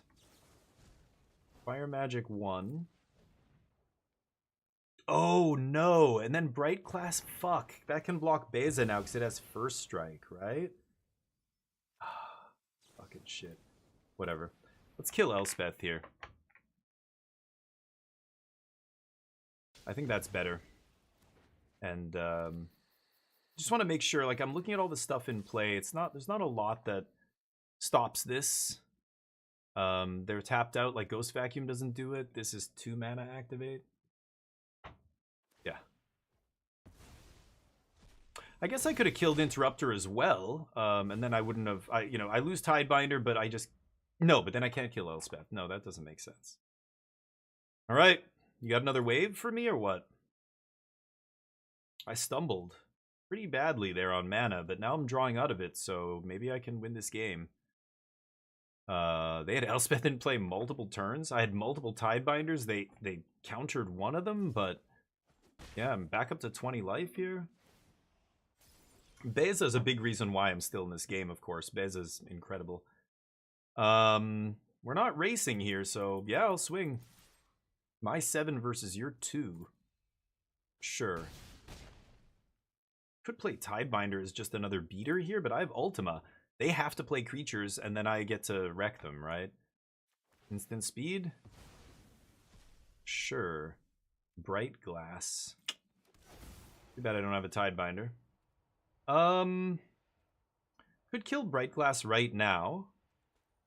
I know they can't even interrupter it. Do I give a shit, though? Like, again, I have Ultima. I don't know if I actually give a shit.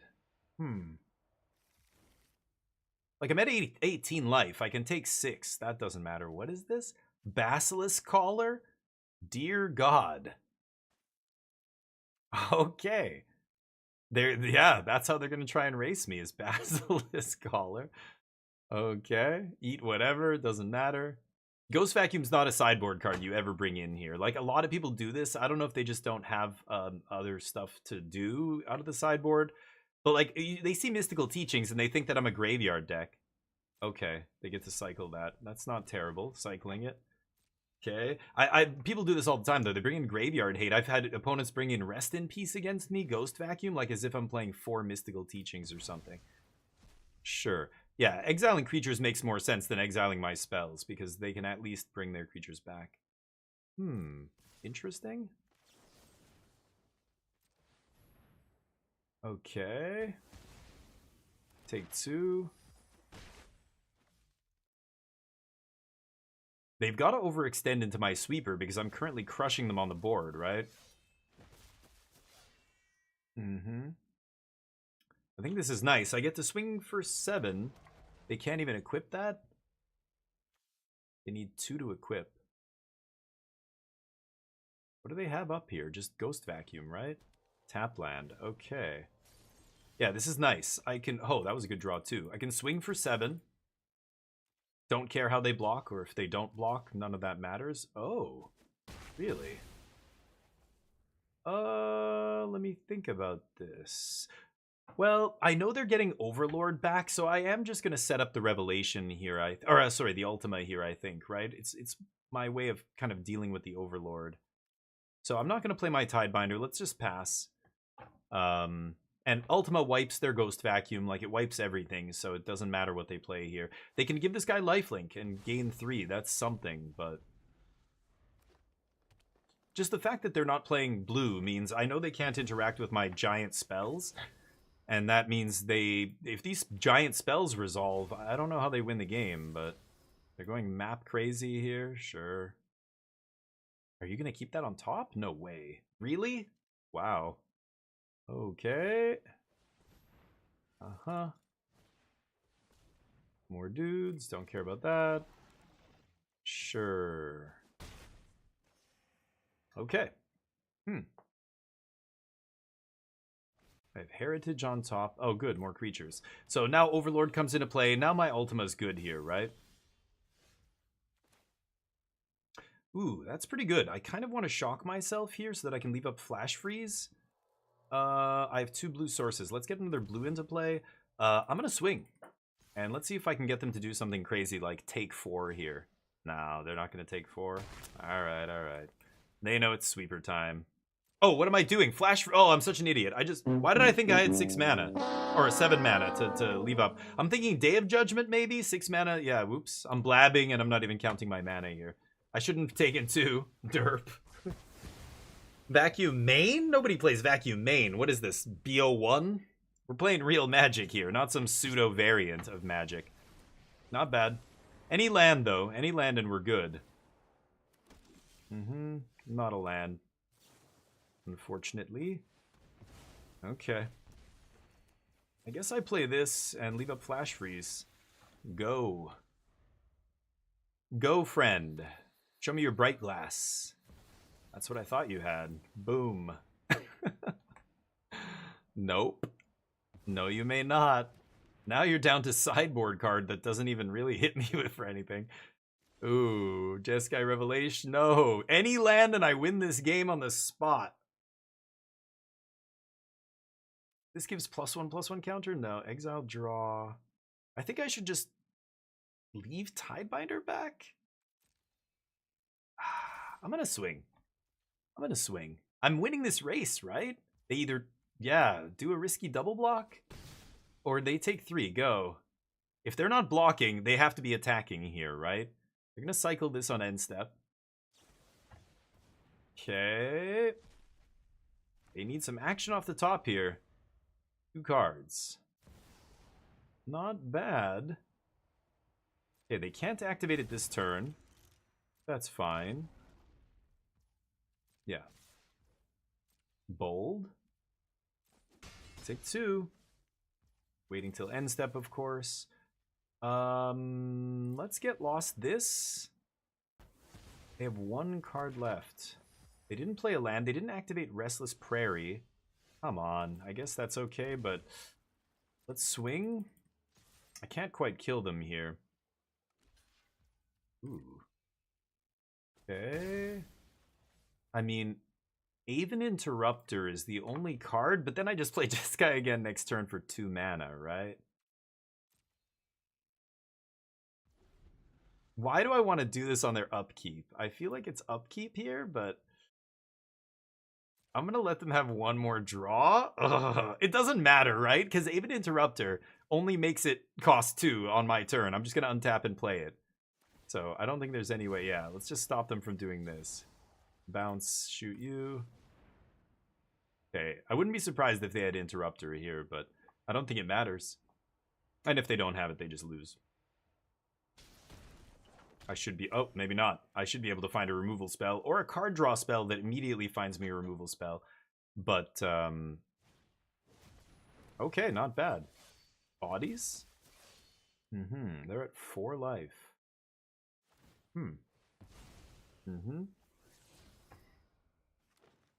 Okay. Unfortunate. Drew 3 lands off the top. I think I'm gonna ditch that. Let me think about this.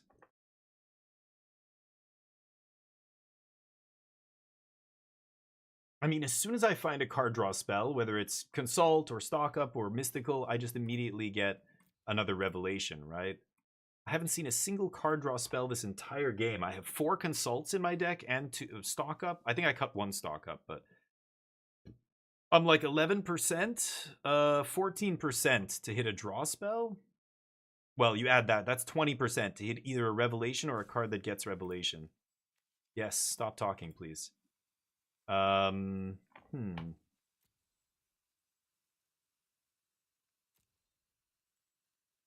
activate Restless whatever. I think I'm ditching this. I can't let them swing back at me with Restless whatever here. Okay. Weird. Okay. Well, let's see if we find some action. Yeah, that's why I was debating maybe leaving that on top, but I have so many hits here. I think it's going to be fine. It would be really unfortunate if I drew not spell here, but I had 3 lands on top. Surely we can find a spell. Jesus Christ. No card draw spells again? And I lose. I can't believe that. So I could have left that guy back. They would have flashed an Interrupter. But then when they attack with Prairie, I can't line up good blocks there because I have all lands in my hand. So I think the best thing I could do there is attack. Hopefully they have to trade a bunch of bodies. But can you believe I lost this match? Jesus Christ, man. Okay. Deal. Again, I feel like we're getting the 20% of these matchups every single time here. 3 times in a row. Feels bad, man. Okay, I'll try one more here. Oh, it's already 4 o'clock. I want to switch games. We want to play some other stuff. I said I was going to do Chat's Choice, right? Let's put up a vote. creator dashboard. We almost drew out of that too. We had a pretty mediocre draw that game. Again, no card draw is pretty rough when you play that much card draw on your deck, but happened to us multiple games, and that's it. I almost won both of those games, and I think had I drawn one card draw spell at any point in the game, I probably win. But what are you gonna do? I'll keep this. Which game should we play next?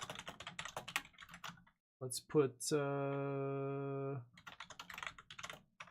Outer Worlds was fun. I could play that again, but I imagine people are gonna choose maybe something else.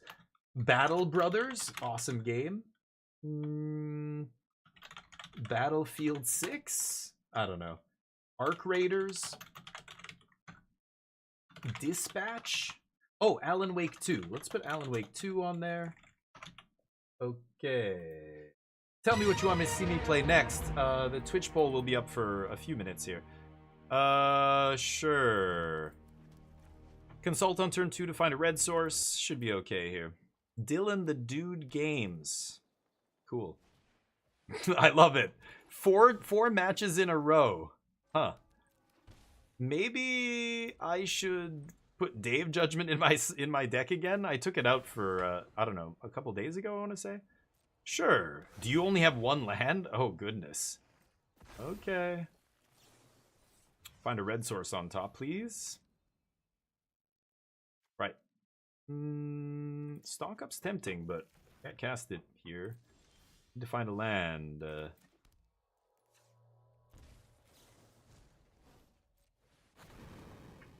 Fire.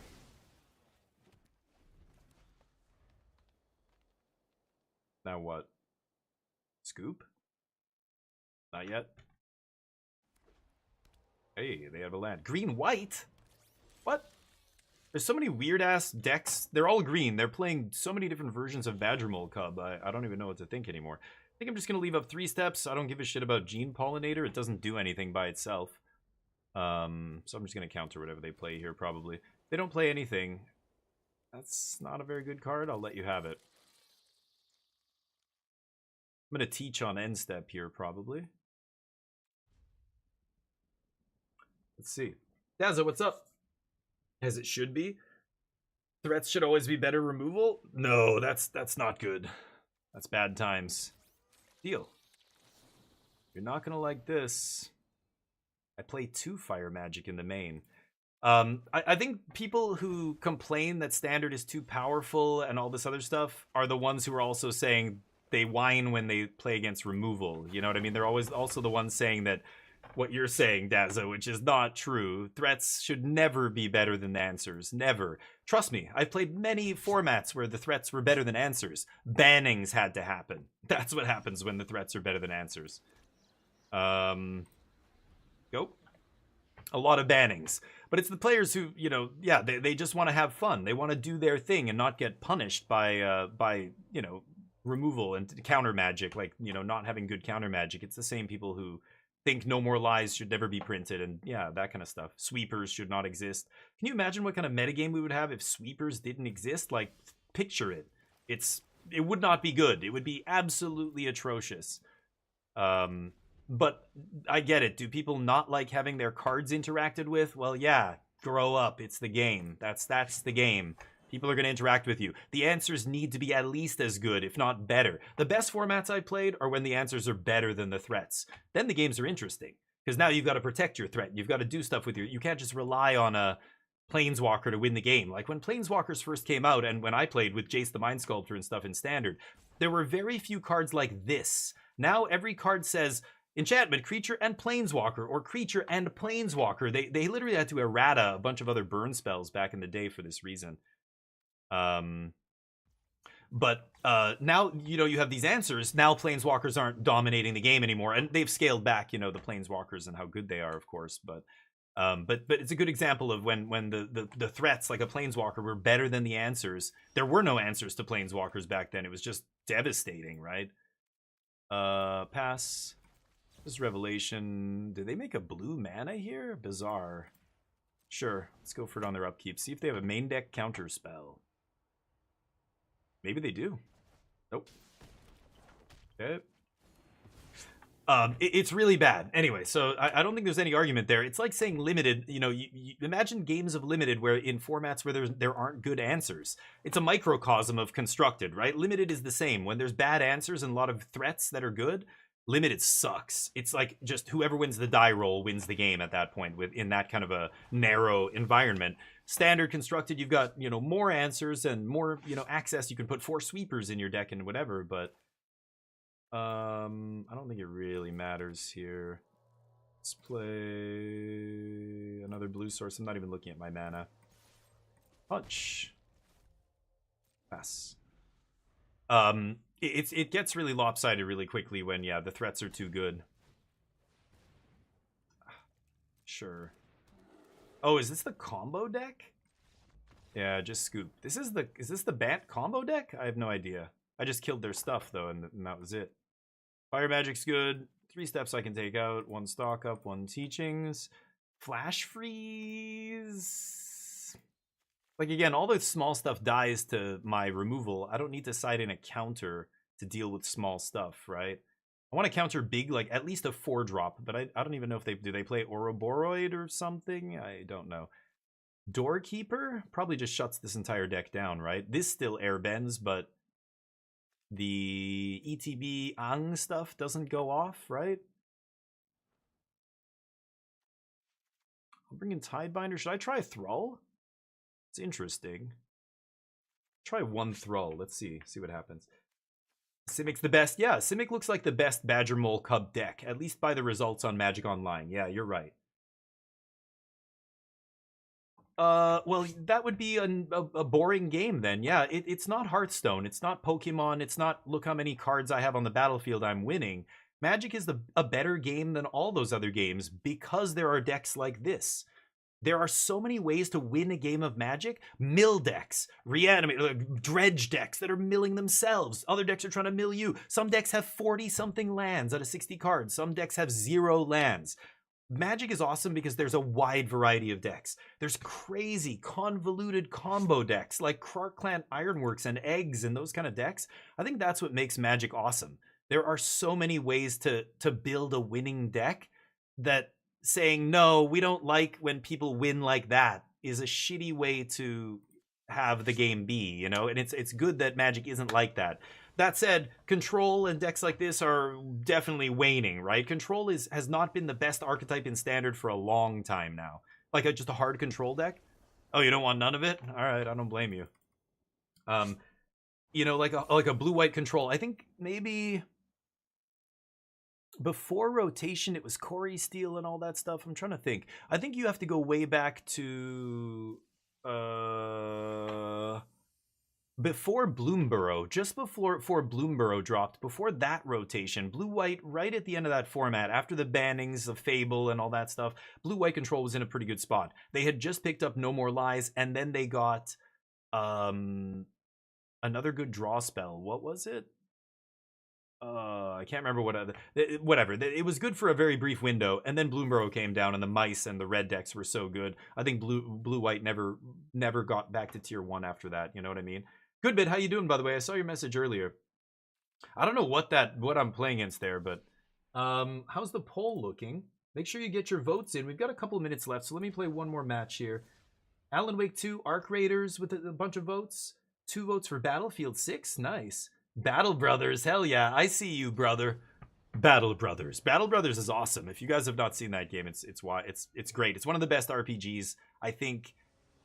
Like right up there with Darkest Dungeon and you know, Skyrim or whatever. Baldur's Gate 3 is up there. They're obviously totally different types of games. Baldur's Gate 3 has so much more polish than like Battle Brothers, but as far as the game systems and everything and the depth of the game and the replayability, it's like one of the best little RPGs out there that you can buy. Definitely one of the best indie RPGs. Okay, I'm gonna try this. Dear God. Not a great hand, though. Need to draw some lands here? Yeah, lands are the most important thing in the deck. You just need to make land drops basically every single turn for the first 8 turns of the game is kind of what you need to do. Could be a budget version, yeah. Rafa, what's up? The Season of Memory, Deluge, and Emperor. Yeah, sure. They were pretty good then. That was before Bloomborough, I'm pretty sure. Yeah, because Wandering Emperor rotated when Bloomborough dropped. That's right. That's what I'm talking about. It was a good meta, but it did take banning 3 cards out of the meta to be good. Domain was one of the strongest decks, but Blue-White had a good, matchup against it. At that time, aggro was basically absent from the format, and this is why it's so weird, right? You go from control being good to suddenly aggro being good, when before that, the whole Grixis mid-range and Rafine metagame in Standard had, like, no aggro. 0. Like, it was just not playable, right? And, it's because they had a dearth of 1-drops and 2-drops. They just did not have enough good 1 and 2-drops. There were some, but none of them were good enough. None of them ETB, none of them have haste. And then they got Bloomborough, bam! The mice were such a huge ad. And right after that, Duskmourn with Screaming Nemesis. And suddenly, Red was back on the map, right? What the fuck? This deck. I don't want to discard a land here. Do I just toss Tidebinder? Yeah, okay. This deck also used to be a lot better. This is a shitty spell, right? It was so much better when they had Hopeless Nightmare. When they lost Hopeless Nightmare, I think that deck never recovered either. Thank you for the... What? Takio with a sub! Glad to see all Yeah, man. Happy How's holidays. life? Hopefully you're doing well. Happy holidays. Takio FPS. Legendary. The legendary 31 months. What are you playing these days, dude? I'm playing Arc Raiders. I've got, Battlefield 6. Got a lot of shooters. I know you're a shooters dude. You're a shooters dude. I said that. Mill Land? Now I don't want to consult? I don't know. Let's see what my opponent does here. I might consult on their end step. Yeah. Get out of here. Thank you for the subs, though, dude. I really appreciate that. Takio's been here since the very beginning, basically. Boomerang Basics. Nice. That is a good one. Okay, well, now I think I'm going to discard a land here. Because I need, well, double blue. You know what? I should discard Mistrise here, actually. The counter magic thing is not going to matter in game 1 that much. And now I can just kick Consult and outdraw this, right? Okay. Sure. Yeah, it's legendary. That's why it's not as quite as good as Hopeless Nightmare. I need the land, so now I have to discard this. They're not really doing anything. I will draw out of this at some point. They could play counter spells. I'm just gonna do this now.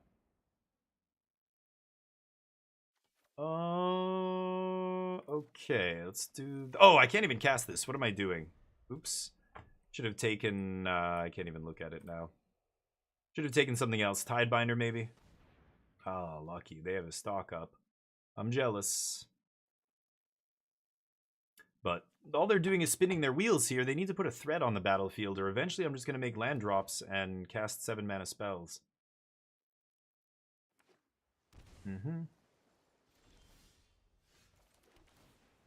Sure. Fire Magic, not terrible. That's not bad either. Yeah, okay. Let's try that. Shouldn't have taken Defeat. That was my bad. I should have taken the, what's it called? Tidebinder or whatever. Oops. BF6, nice.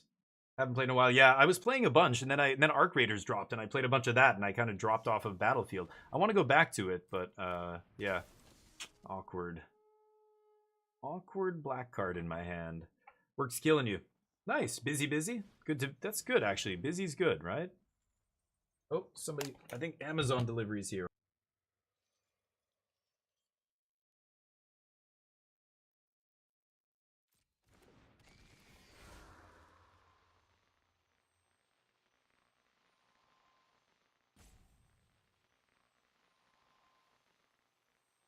All right. Yeah, you draw a card. Sorry, dude. I'm busy. All right. Yes. I should have maybe milled that teachings. What the? Test. Okay. That still works. What? Sure.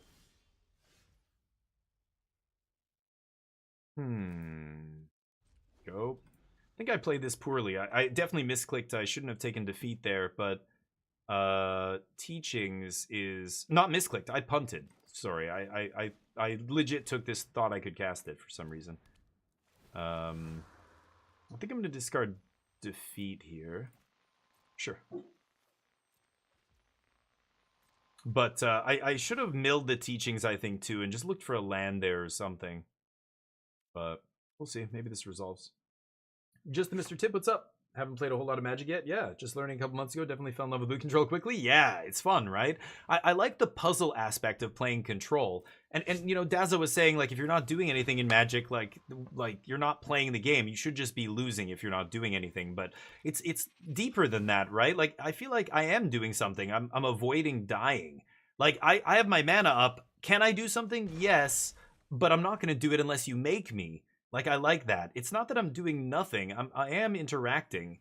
You're just being proactive and I'm being reactive. We're both playing the game. I just like the puzzle aspect of being on defense. It feels like, you know, I love the inevitability of like, you know, deflecting blows until you're at the point where your opponent basically is exhausted and then you beat them up. It's the Fedor Emelianenko or whatever his name was, school of hard knocks, where you just out tire your opponent basically. Sure. I'll discard fire magic here. Sure. I love that. The rope-a-dope, you know what I mean? And then you wreck people. That feels awesome to do that.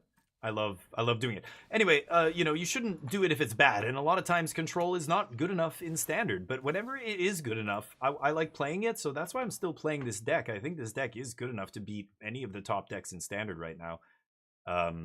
It is Magic, though. We did a bunch of losing today, but I think it was mostly to variance, maybe a couple misplays on my part, but so this is interesting. I only have 2 white sources. Like, if I take fire magic and draw a land, I can sweep.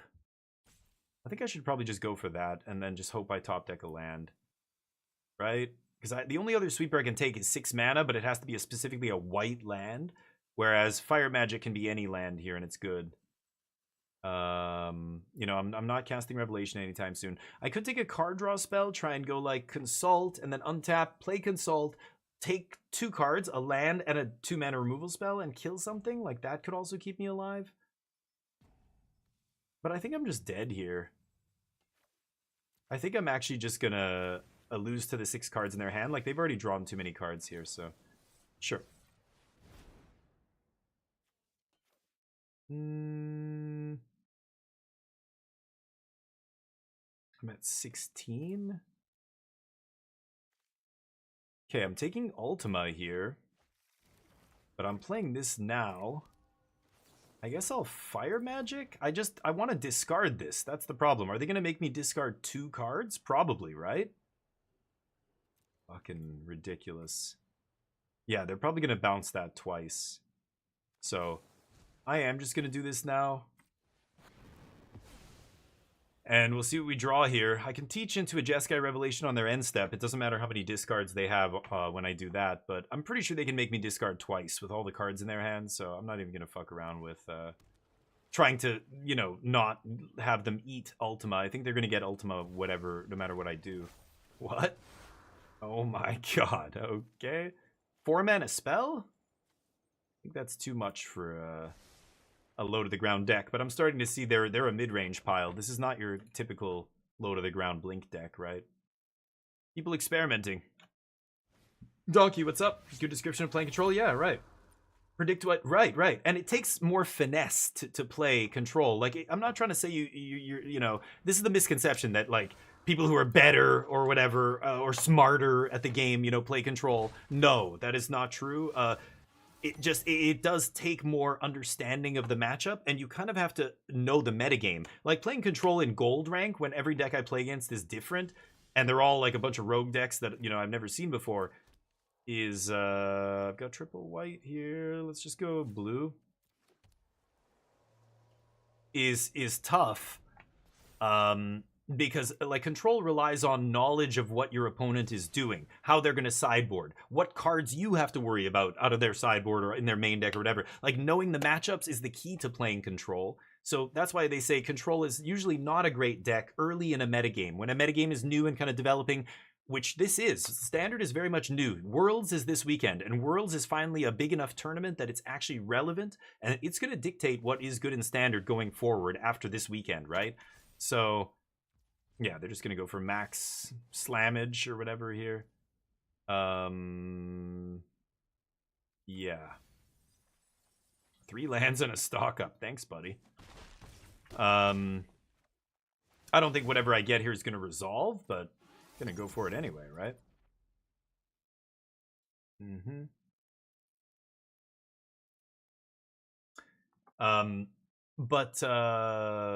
Yeah, so we'll see what happens in Standard. It's going to be interesting, but control, normally it's tough to play control in a unknown meta. It's because you really need to know what are my, like, sideboard cards are crucial in control, like really important to playing the deck and having optimal matchups and everything.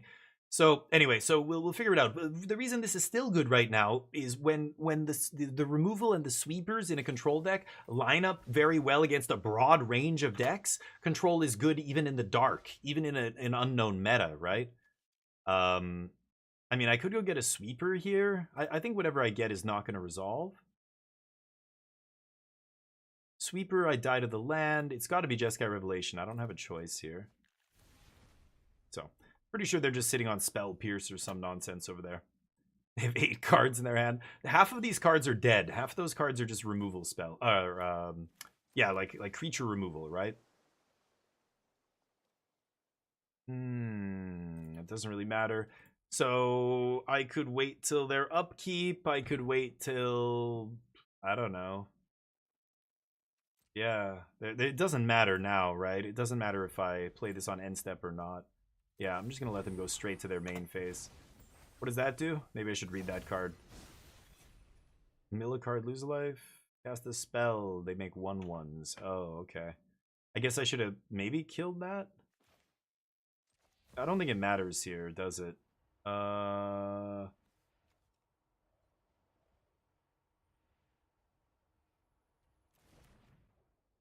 Yeah, let's just let them do whatever here. I lose a life. Yeah, I can't actually mess with any of this other stuff. I'm sure they just have Spell Pierce here, but I gotta go to combat. Nexus of Fate. Oh yeah, this guy does the, yeah, take an extra turn. Can they do it? They don't have 20, do they? 6, 7, 8, 9, 10, 12, 14, 16, 17. They're close. What a meme. This dude's dreaming.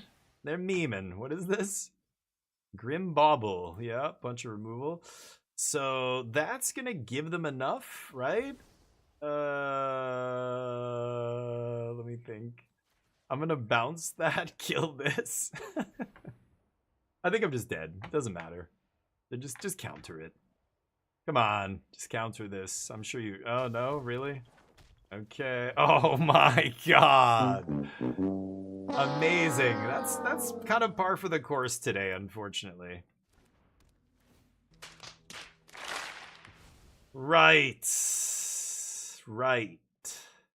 Oops, I probably should let that resolve. Whatever. Who cares? Not winning this game. Let's go to the next game. Blue-black mid-range, huh? I think Doorkeeper's probably pretty good here. This is... Doorkeeper says whenever artifacts and creatures entering. So if it's an enchantment creature, yeah, it still won't stop that guy from triggering off all the enchantments. Just the enchantment creatures. It's not that amazing.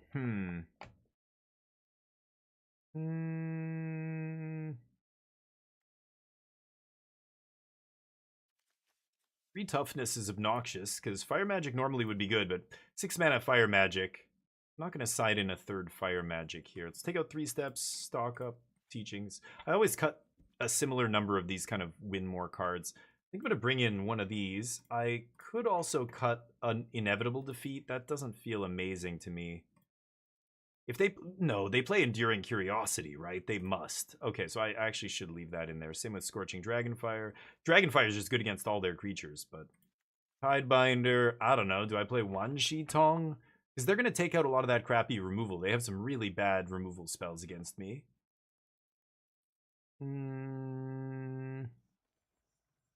High Noon is kind of interesting. They're trying to play a bunch of spells in one turn, right? Should I try High Noon? It's kind of interesting. I think I'm going to play High Noon. And I want to play Beza as well. So maybe I'll cut a Revelation, put Beza in. Let's try that. This deck seems like a really bad matchup. They can attack your hand too hard. Nah. Nah. Discard is not great. It's only good. Like they can rebuy it, but that discard spell is pretty ugly. Like they don't. As soon as I deal with one of them, then it gets broken up. The legendary thing means they can't play more than one at the same time.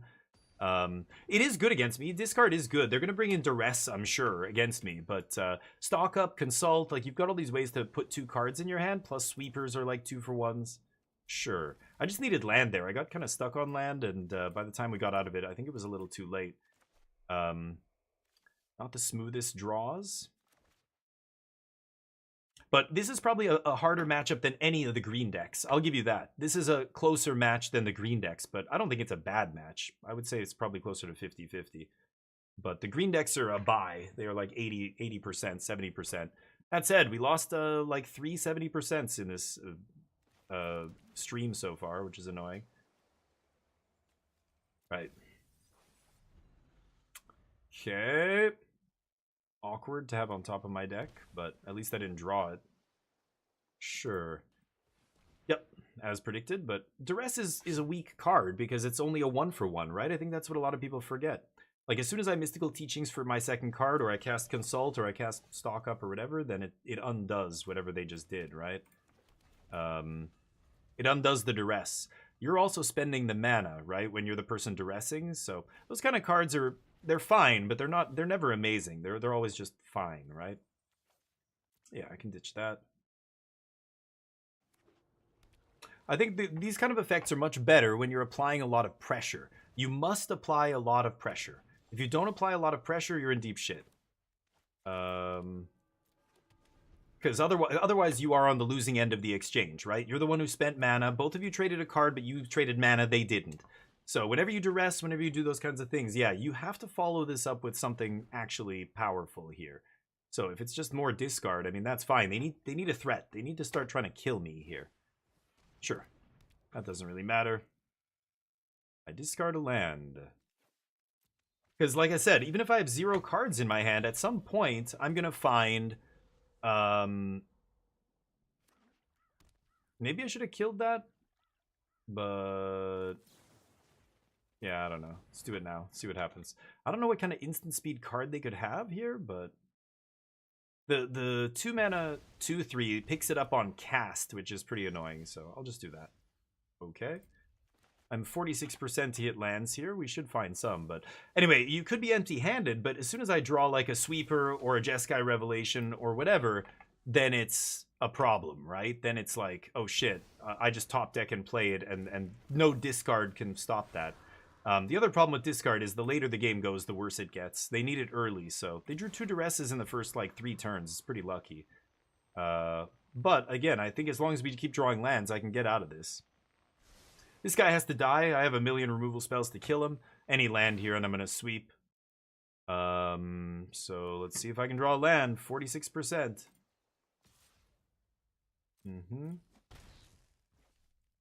Lands. I'll take it. Okay. Round and around we go. As long as I keep drawing lands, as soon as I draw my next land, I can flashback Teachings, and I'm 1 mana away from a Jeskai Revelation. They could have a counter spell. They're obviously going to bring in negates and stuff. Really? Scry top? Opponent's getting lucky off the top here, too. Wait, 6, 10... oh, yeah. I thought they were playing more than 60 cards for a second. Let me redraw? I think I'm fine with that. See if they make me do it. Oh, they did. Nice. I actually wanted a land there. Need another blue source in play as well. What do you know? Sadly, I'm 1 mana short of playing it here.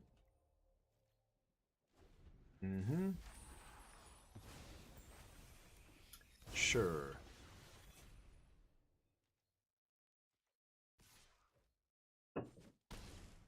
Mm-hmm.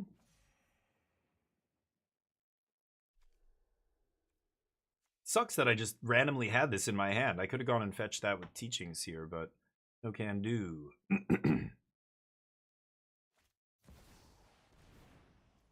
Sure.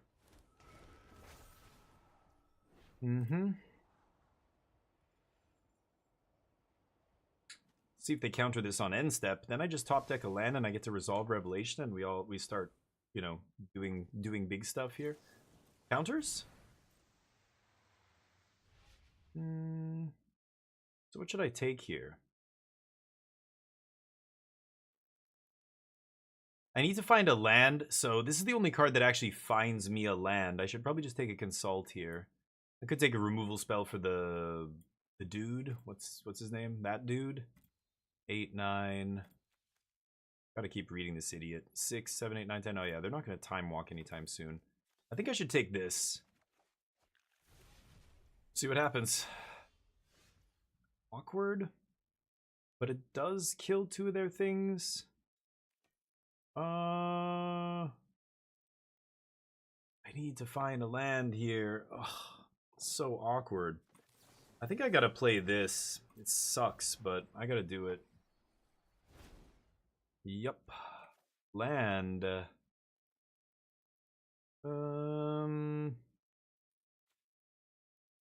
Okay. Go. Oh, am I dead? No, I go to 12. Or I take 12 here if I can kill the 1/1. So we'll see if they go for the reef. Go for the kill here. They don't know any of my cards currently. Man, had I been able to resolve Revelation, would have been great. I think if they had a counter, they should have countered my mystical teachings, but they didn't. I'll do this. Okay. Okay.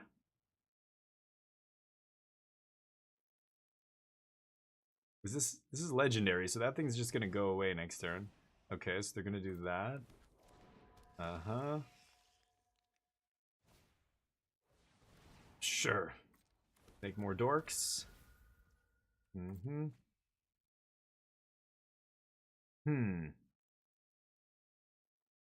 Yeah, we'll see if they have a counter spell. I think they would have played it already, no? They don't play counters, apparently.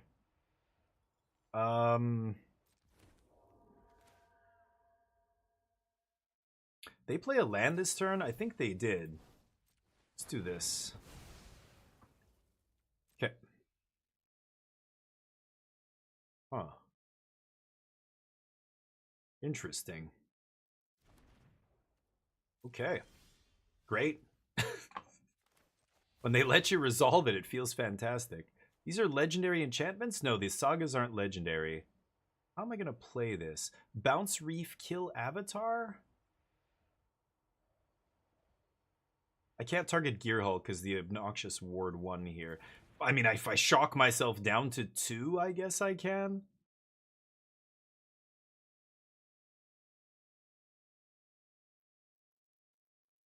How do I do this?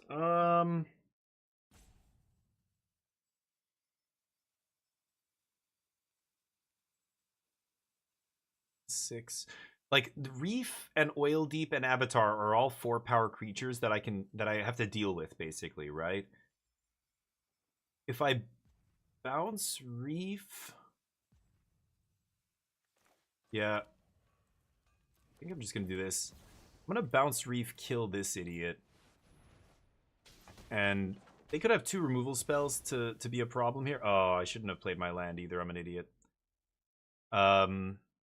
Could have taken a look at the top there. Lightning Helix to deal with fear is pretty good. Restless Reef is off my back for this turn.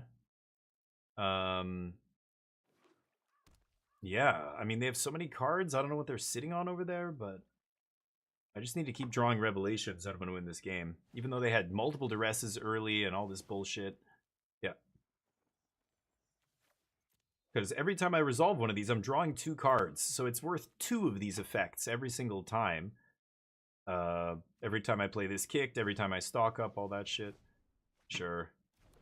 Obnoxious, but again, I have star charts to draw out of this.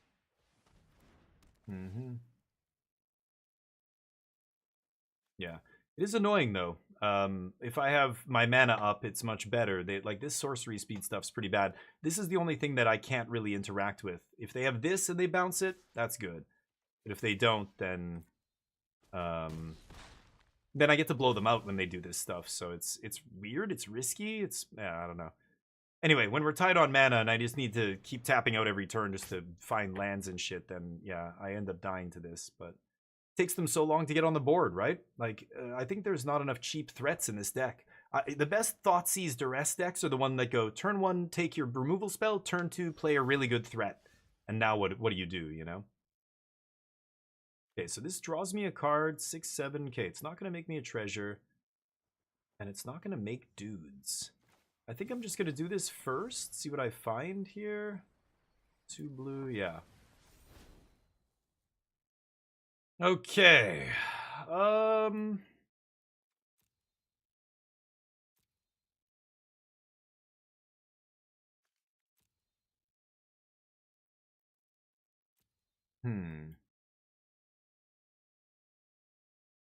Haven't played a land yet.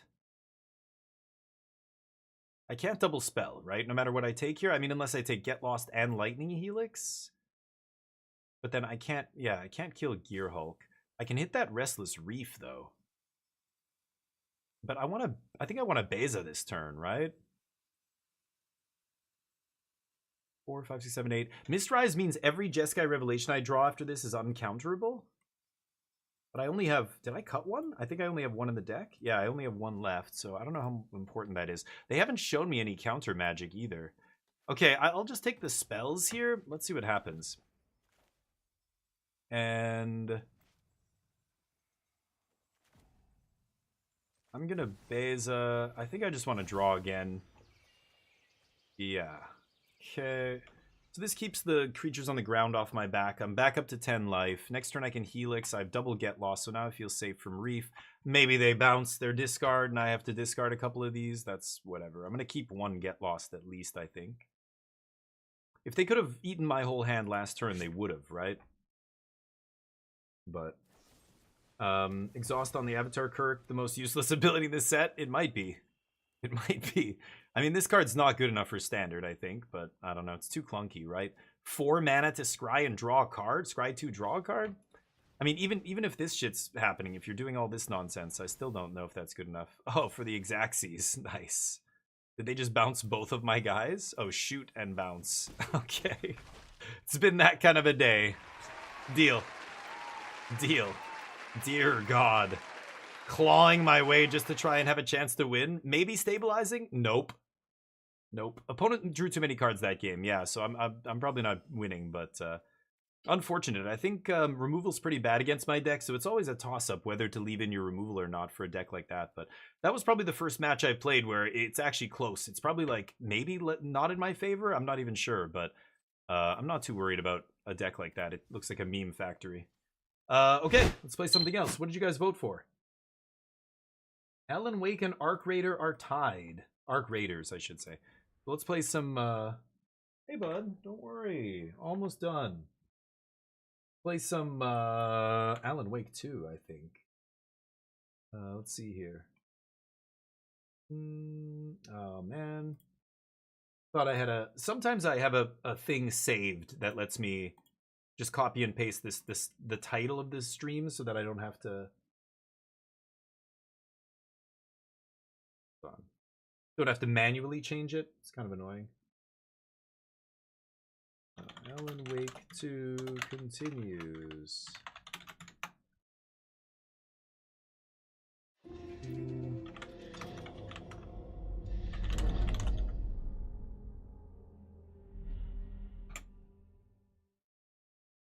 There we go. Oh yeah, I gotta turn off this Epic Game Store crap. Should I jump to the other side? I think maybe this side is better. Let me go over here. That off. Alright. Didn't like Baseline? What was the other line? I missed it. Kurik? Never heard of it. Enchantment owns, don't hate it. Which one? I didn't see any good enchantments. Storm Chaser's Talent, that's a good enchantment. The black one is terrible. Baseline killed me? I don't know how I'm not dying there. Did you see another line that I'm not dead? I think Beza gives me the best chance of not dying there. But, Waterbending? I mean, but it's 4 mana do nothing, right? There's a lot of cards that get you a lot of value if you're sitting there for 5 turns and your opponent's not killing you. What happens if you play against an aggro deck? Legend of Kurik is a fucking liability. Wouldn't you much rather have the, what's it called? Curiosity? Isn't Curiosity just in all ways a better card than that card? Because you're trying to kill them, right? I don't know. My opponent doesn't have a lot of pressure in that deck. I think they're probably getting steamrolled by aggro, but what do I know? Maybe not. Yep, maybe that's good enough. I don't know. I still gotta believe it or see it to believe it, but I also don't know what they do against combo. I bet you Omniscience and Reanimator are a problem for a deck like that, especially Reanimator, right? But anyway, I don't know what the other line was. I don't think there was any winning line there, Balfao. I think the best line was Beza. If I don't play Beza, I'm dead to every other line that I could see. That required them to have multiple removal spells, but I guess they did. Saga's greedy. It's a do nothing for 4 mana. Not instant speed, not on their end step. Like Consult is, Consult is a do nothing. Stock Up's a do nothing, but the card advantage from those cards is way better and they're cheaper. I guess if you kick the Consult, it's not as, or it's the same number of cards, but spread over multiple turns and everything, like, I don't know. I don't like it. I don't think that is a great card. The rest of the deck seems solid. For what it's worth, it seems like a fine deck. It's just a tempo deck.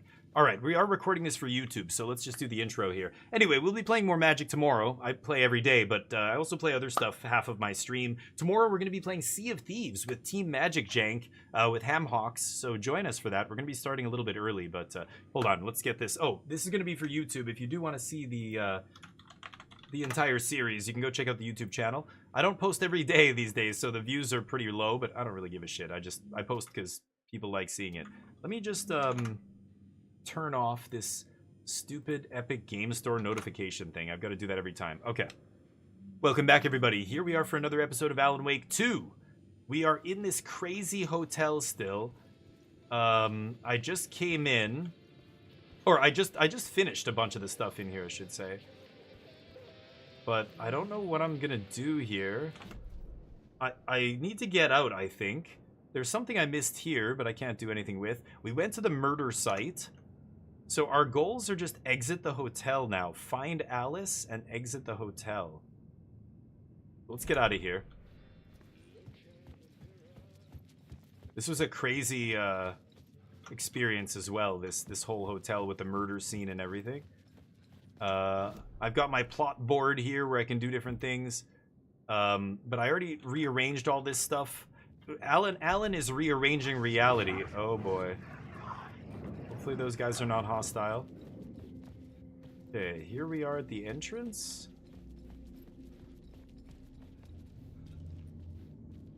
I think I just need to exit the hotel at this point, so let's do it.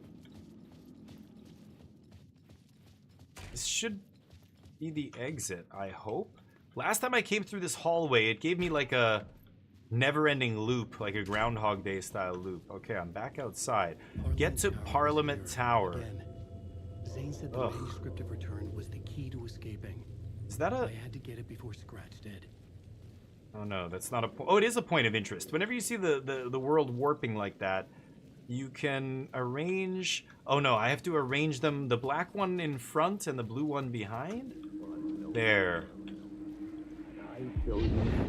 There we go. To pursue the cult, or had they chosen me for some unknowable purpose?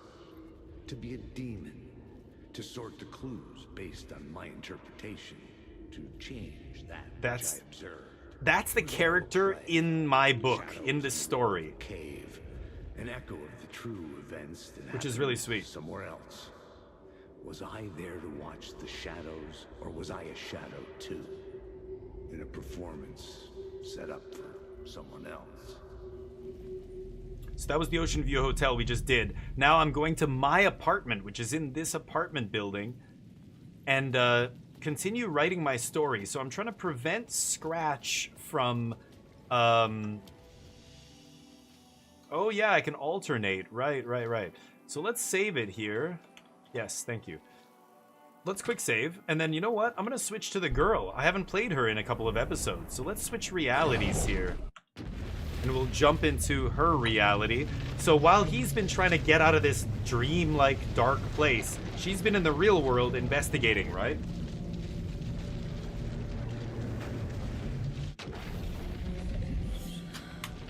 Boy, bud. Neo's hanging out with me here.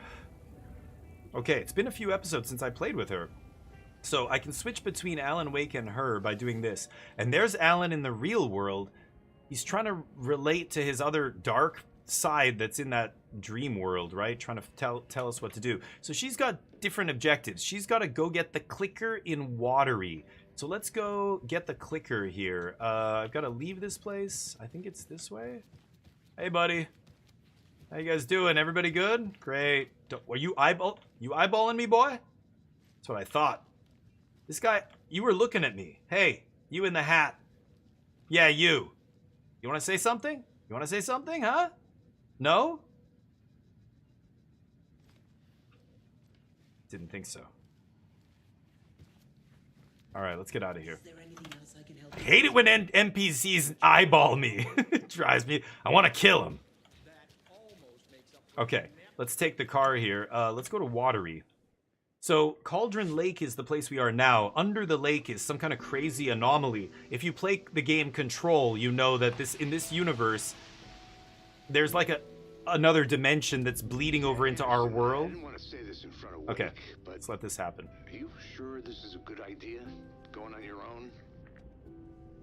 Assuming we believe the page, I need to check this out. Alan is the one telling us to go get this clicker, right? Anyone we meet here could be a member. And this Scratch guy. The evil doppelganger? It must be true, or else this guy can't write for shit. Yeah.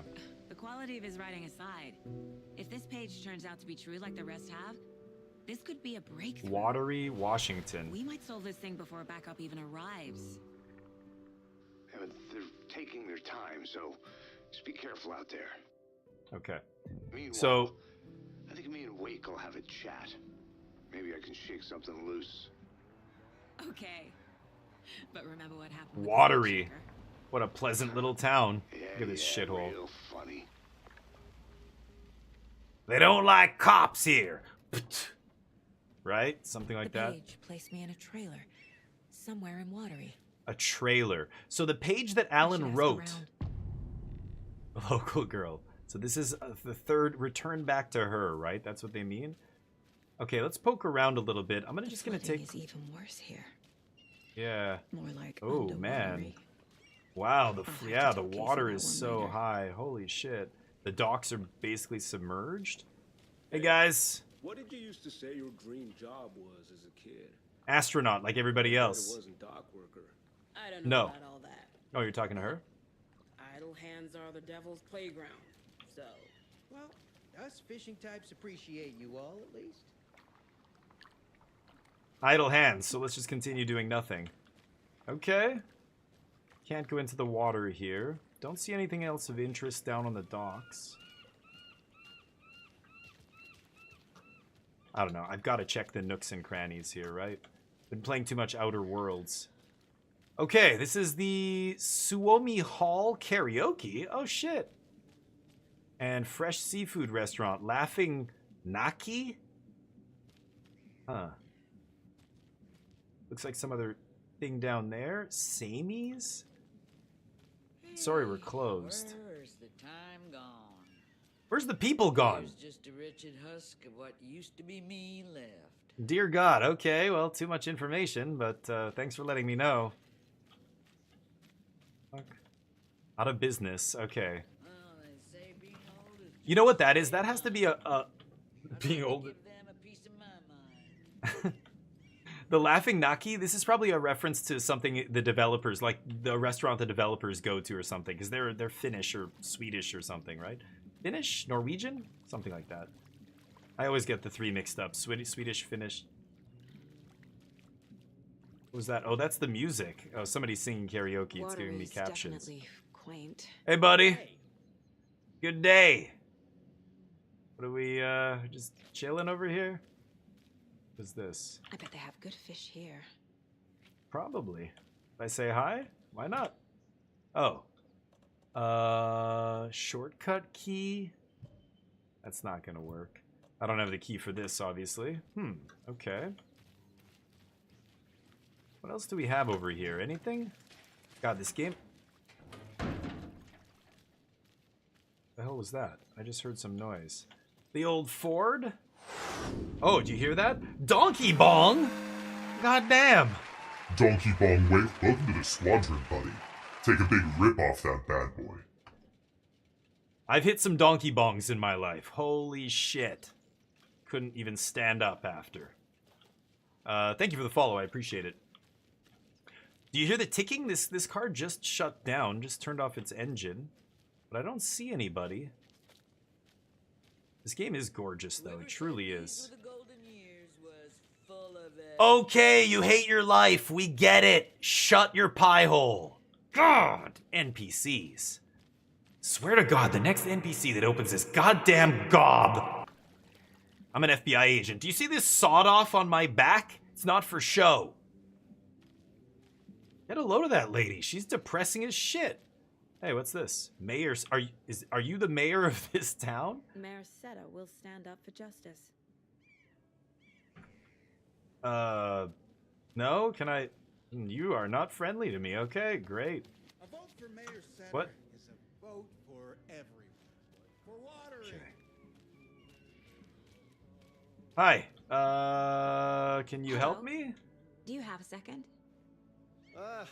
Love that soup strainer. Miss Anderson. Thor and Odin are not here.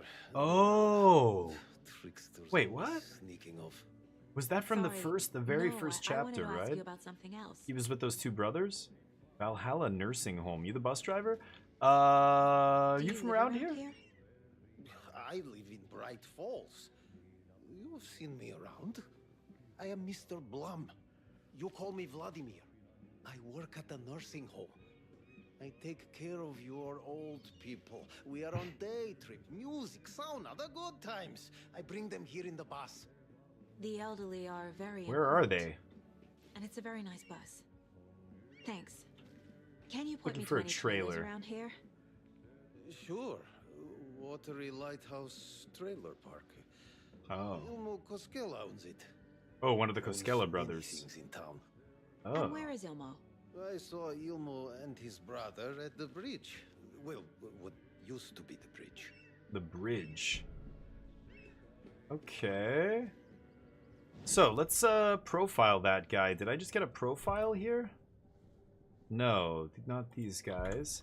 I just got something. Let me check my this is my mental, place where I'm okay, switch cases. Where I'm assembling info and stuff. The story overall, the trail of the cult. So let's look at the overall story here.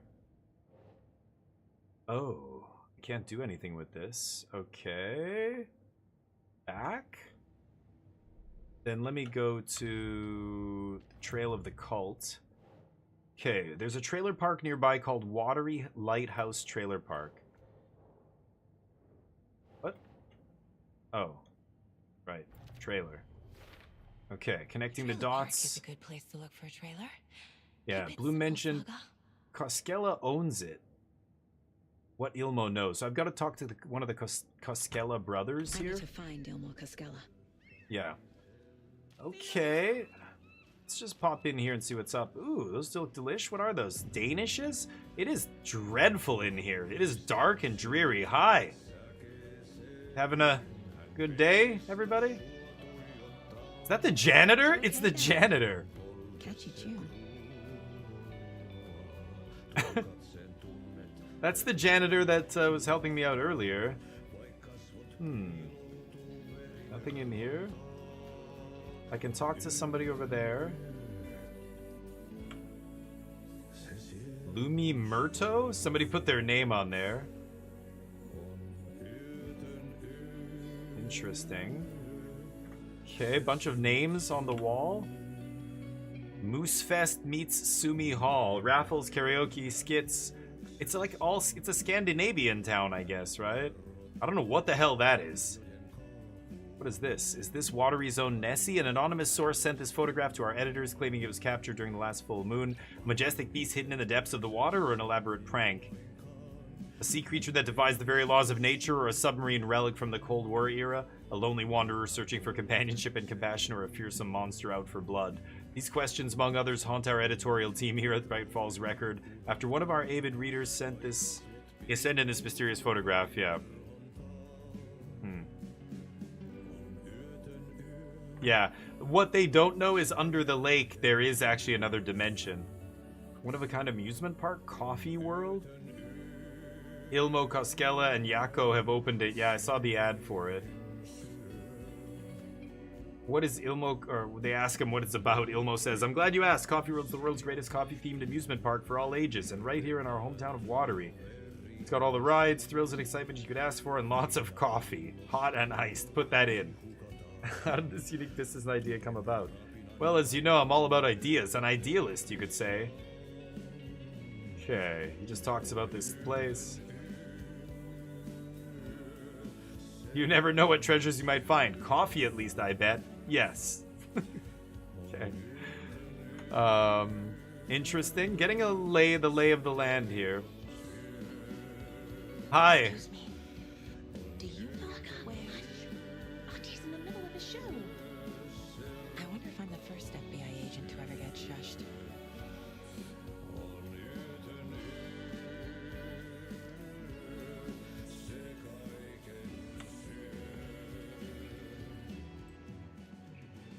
Okay. Ammo? Ladies, what are you doing with 9mm in the storage room, huh? What is this? Tom the Poet? Thomas Zane is the diver. Okay, that's that playwright guy, right? Phil Hartman. Based on a novel by Alan Wake, yeah.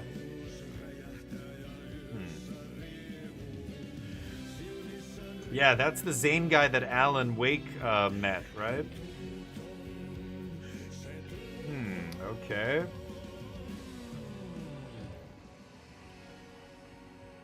Backstage? Look at the moths in here, dear God.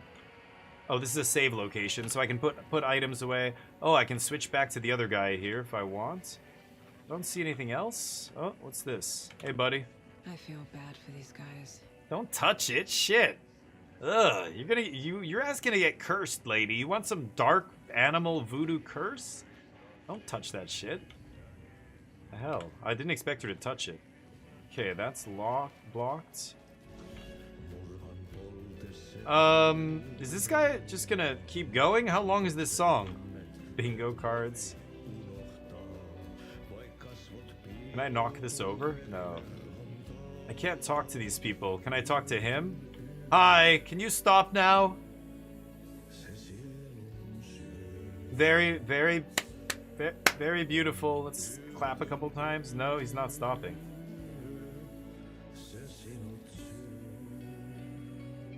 Oh.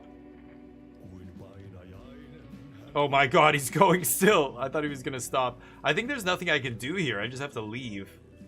Ooh, map. Hell yeah, watery map. Okay, that's good. God, okay, that guy will not stop, will he? So here I am, investigation over here. Ooh, in front of the sauna? Okay, because that's where I'm going to find that guy, right? One of the owners? So let me not go there first. Hey, buddy! What else do we have here? Let me just make sure there's nothing back here. I don't see anything. No clues? Hey! What have you been up to this time around? I'm not who you... So many times I can keep fixing the same hole. Oh. Talking to the boat. You people are... You talk to boats around here. Got it. Okay, it's a nice 1985 Chevy Caprice right there. Just needs a bumper. We should fix that up. Hell yeah. Getting that loot. Anything in the barbecue? No? Can't open this, I presume. Yeah.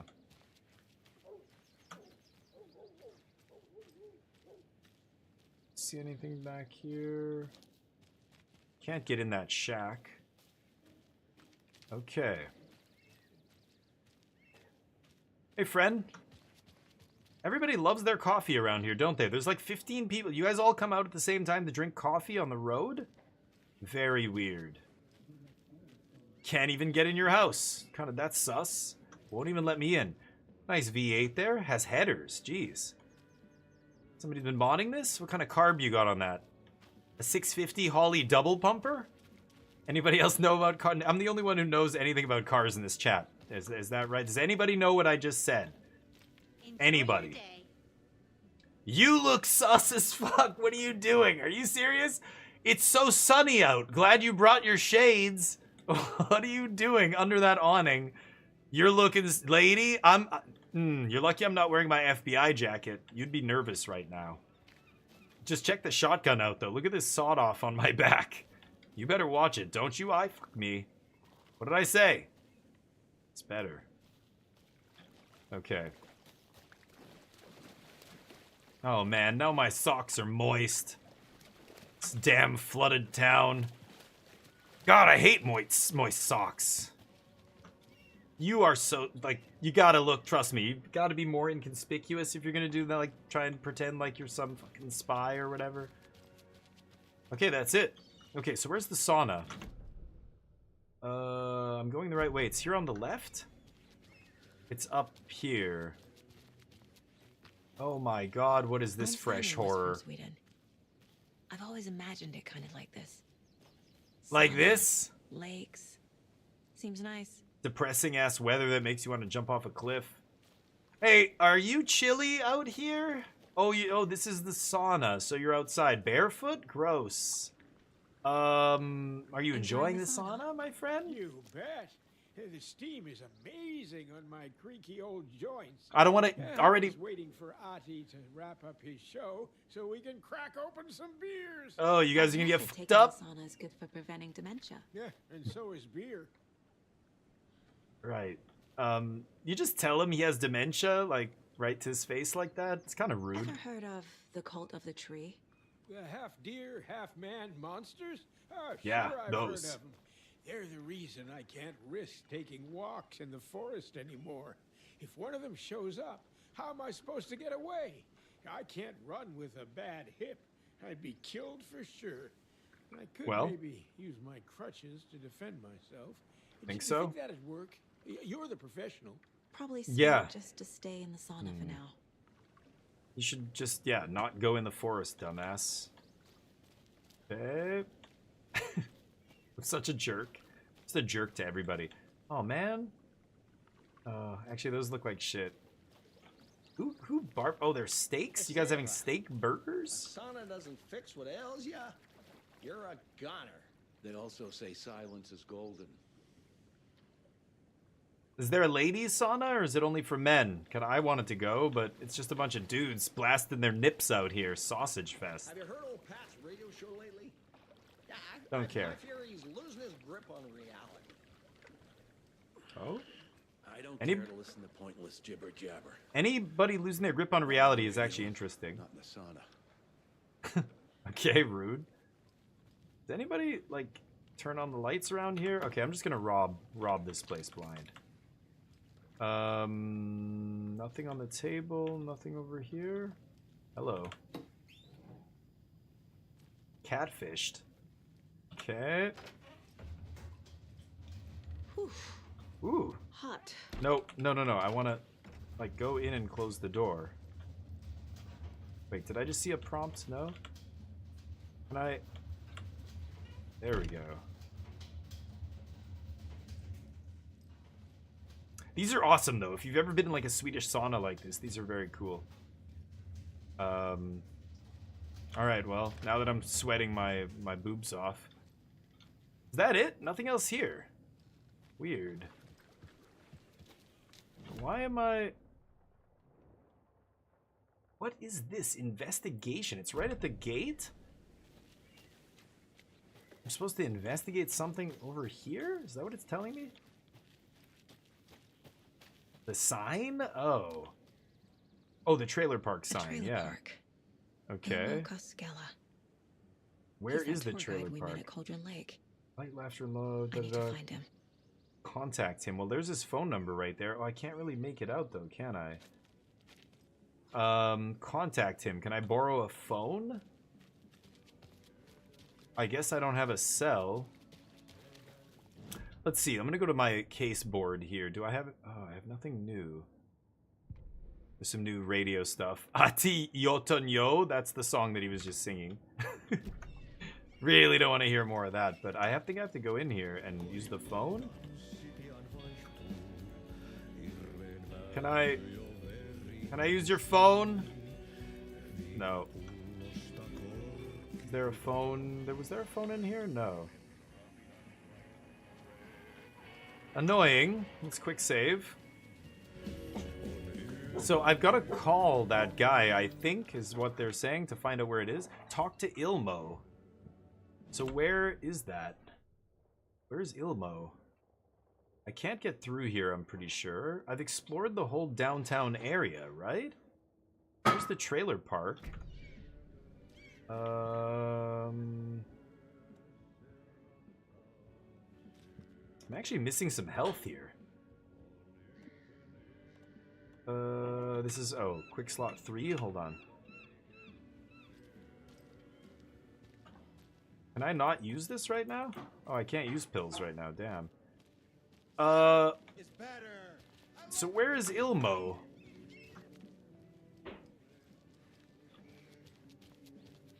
Should I just run up the road? I guess so. This guy talked to me earlier, but he's not going to talk to me again, yeah. Oh, did I see something here? I think it might have just been a reflection. Yeah. Interesting. Rosie, what's up? Commentary stops. Thank you. That's how I'll better stay up. Yeah. Oh, it's got to be down here. Okay. I assume. Some motorbikes? Is the road out here? Oh, there's the brothers. Okay, there they are. This is the Koskela brothers. Just to give you an idea of who these guys are, let me show you something real quick. In my mind's eye. Suddenly. Television. Here's Coffee World. Let them tell you about Coffee World while I run to the bathroom. Hello, and welcome to Coffee World, voted Washington's best coffee-themed amusement park. All of our attractions are family-friendly and available to children of all ages, just like our coffee. So, take a sip of our Oh Dear Diner organic coffee and let the adventure begin.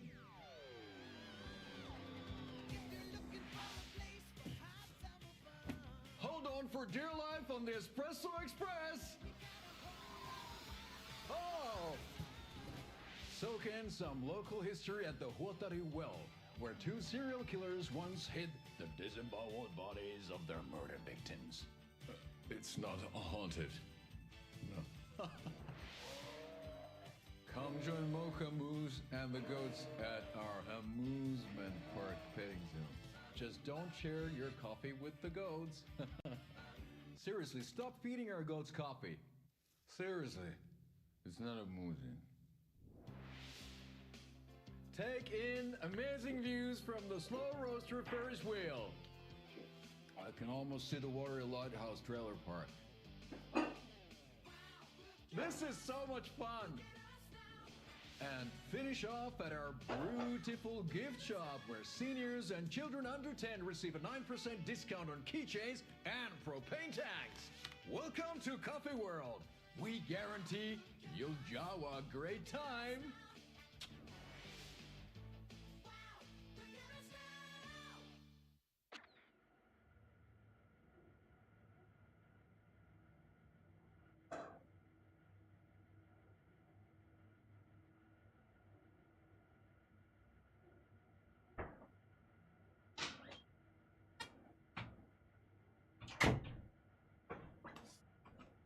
Okay, sorry about that.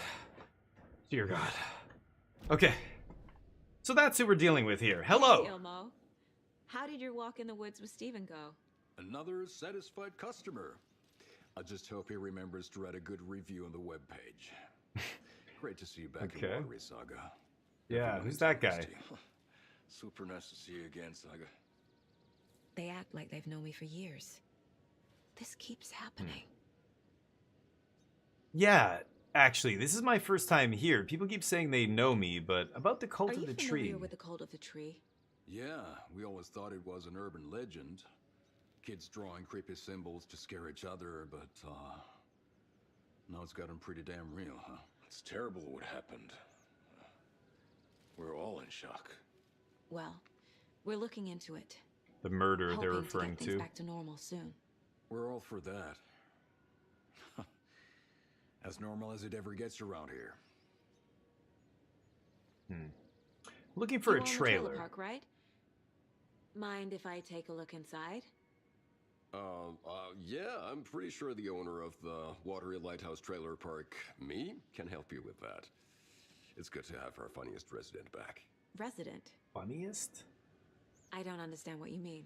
If this is your way of getting out of any outstanding bills, don't worry. They've been handled. Must What? be hard coming back to where you and your little girl lived. It's Little like they girl. remember a different reality. Yeah. Is the horror story messing with their memories? Ooh. Koskela. Elmo thinks the cult is just an urban legend. Yeah. Or does he? There are things that go bump in the night. It's all true. It's all true. Sound the alarm, brother. Gather No. the troops, brother. He knows. Yaku, the shadow of the forest is creeping closer. Yeah, he knows it's I real. don't think it's an urban legend at all. Yeah. They understand it's dangerous. And the trailer? Elmo made it sound like I lived here. Yeah, with my daughter? I don't have a Does he daughter, really right? believe that? Light, laughter, and love will guide you home. Saga and her daughter. Oh boy. Happy faces raise property value. Family comes first, Ilma. We take care of her trailer while she's gone. She's one of us, Yaku. Her spare key is safe and sound. Her spare Most of the key. brothers have happy memories Oh. of me living here. This must be Yeah. the story affecting them. Yeah, I'll Alan play along Wake for now. is changing reality, right? Yeah, there's a spare key. Alan Wake, on the other side, is changing reality, and it's affecting these guys and their memories, right? Let me see my case board here. So Ilmo's certain that I used to live here, that I owned a trailer here, that I'm a member of the community, which is wild. They really think I lived here. This is unnerving, but at least I can exploit it to get inside the trailer. What's up with Coffee World so there? What is Coffee World? You mean you haven't seen our commercial for it? I've seen it. I've seen it. Coffee World is a smooth blend of rides, food, and fun. We even had a real moose. Until recently. A real moose? Plus, That's... right next to Coffee World is the workshop Okay. of our own Kalevala Knights Motorcycle Club. We're busy building the floats for Deerfest. Don't go peeking, though. You know, we're saving the big reveal for DFest. So... Your commercials are Your great. commercials. They're more than commercials, Saga. Our goal is to both entertain and educate local viewers about the fine products and services we provide. And, Yaku here really comes alive in front of the camera. Oh yeah, he's a star. I'm just there for the free beer. Not sure what Ilmo's excuse is. Hey, I'm writer, producer, co-lead, director. Do yourself a favor and, check them all out.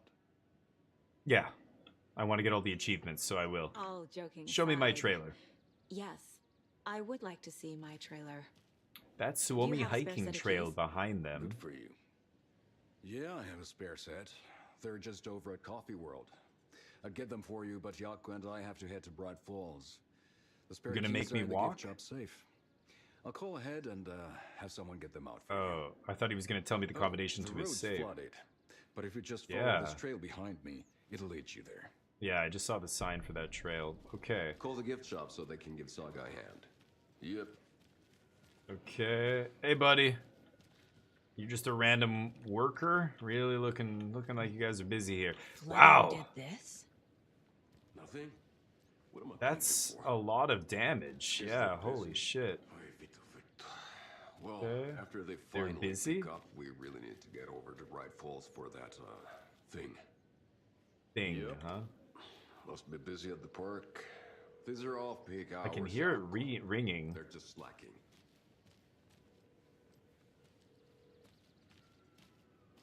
Am I gonna wait here, or should I just start walking? He checks it. I like that. Did you call a fake number? Okay, I'm gonna go myself. I can't wait. Coffee World? Okay, no spoilers, but I love to hear that you love it, because I know you like cool levels like I do, so that excites me, but don't say anything else. Oh, the rides are going? God, look at this fantastic place. Bring your kids here. Oh, there we go. Now I can heal. Okay, I'm finally in an area where my items work again. She's just pulling out her gun already? Like, what? Is there a sign of danger here? Those rides. Yeah, put your gun away, honey. Thank you. Okay, take whatever's in here. Hell yeah. Pills. What do you know? Okay, I don't see anything lying around on the grass. I want to make sure I don't miss anything here. There's a lot of stuff that's tucked away. A lot of it will show up on the map. Okay, so this is the trail. I'm going to follow this. It runs parallel to the road. Whoa! There's a hunting crossbow. This must be Coffee World? No, Coffee World's all the way over here. Wow, I have to go all the way around the lake. But when I get here, I really should try and... it's in the second building there. We're going to go right past those two buildings. I should try and find that crossbow. Okay, I don't see anything on the ground. Just keep looking up. What was that? Whoa. Is that a gunshot? No? An axe? Oh. Whoa! Hey!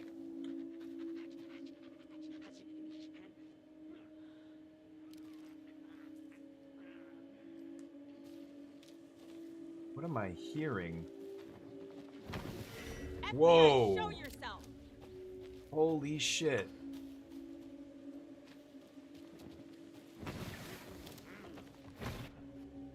Oh my god.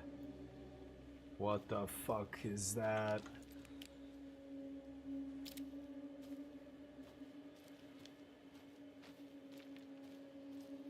In this world, they move so quickly. In the other world, they're slower.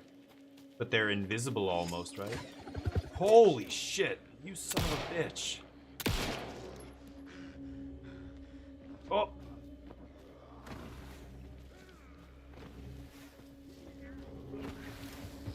Holy shit! Oh! Ow! Oh.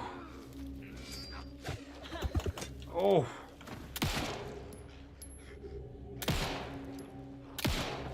Shit. Ah. Whoa. Holy shit balls. I can't melee him either. Oh! Fucking shit. Okay, there we go. Oh. Oh.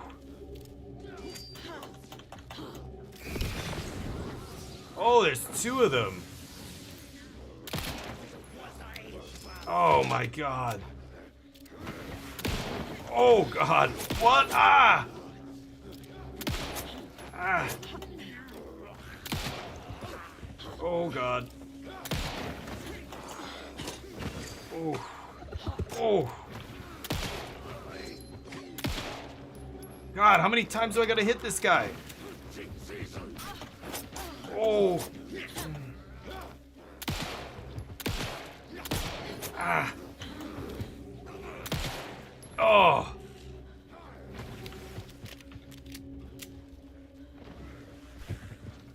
I only have 9 bullets left. Holy shit. More people turning into Taken. Those guys were insane. Is this the cult? Or the story? Or both? Is that quick slot 4? Is that what that is? Yeah. Okay, there we go. Let's heal here. Wow. Okay. They don't drop loot. They move so quickly, too. That was nasty. They didn't drop anything. I have 8 bullets left. Sorry. Let me go. I have a shotgun with 2 bullets. Yikes. And I have a bunch of flares, which are not very useful right now. What is this? Propane. Oh. Oh, that's interesting. It's on 4 right now? Okay. Okay, I've got to remember I have that. Man, those guys are terrifying to fight, right? Moving so quickly. Oh. Can I climb up here? Where am I right now? Oh. Yeah, I want to climb up here. Okay.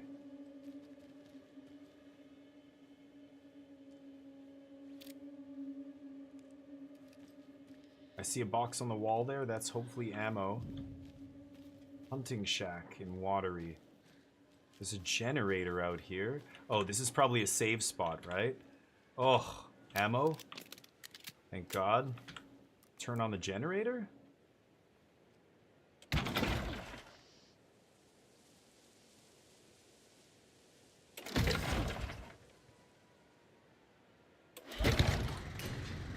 There we go.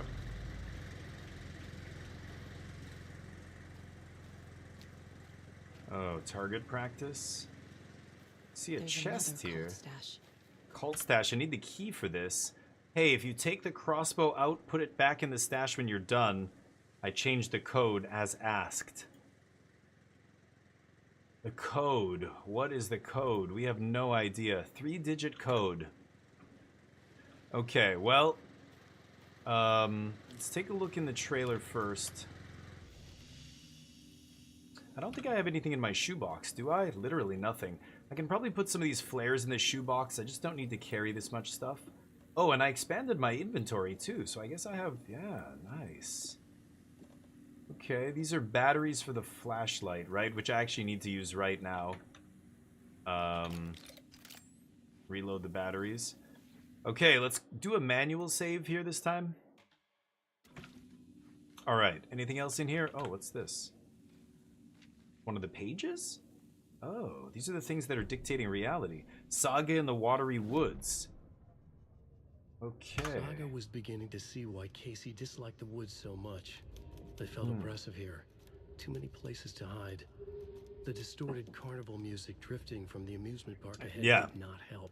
That's terrifying. What the Koskalas had said about her living in Watery with Logan unsettled her. For the horror story to involve her was one thing, but involving her daughter was crossing a line. Yeah, now suddenly Something darted across the path ahead. she's in the story. Saga drew her weapon. Her eyes searched the woods. This is what just The noise happened. overhead. Saga swiveled to look.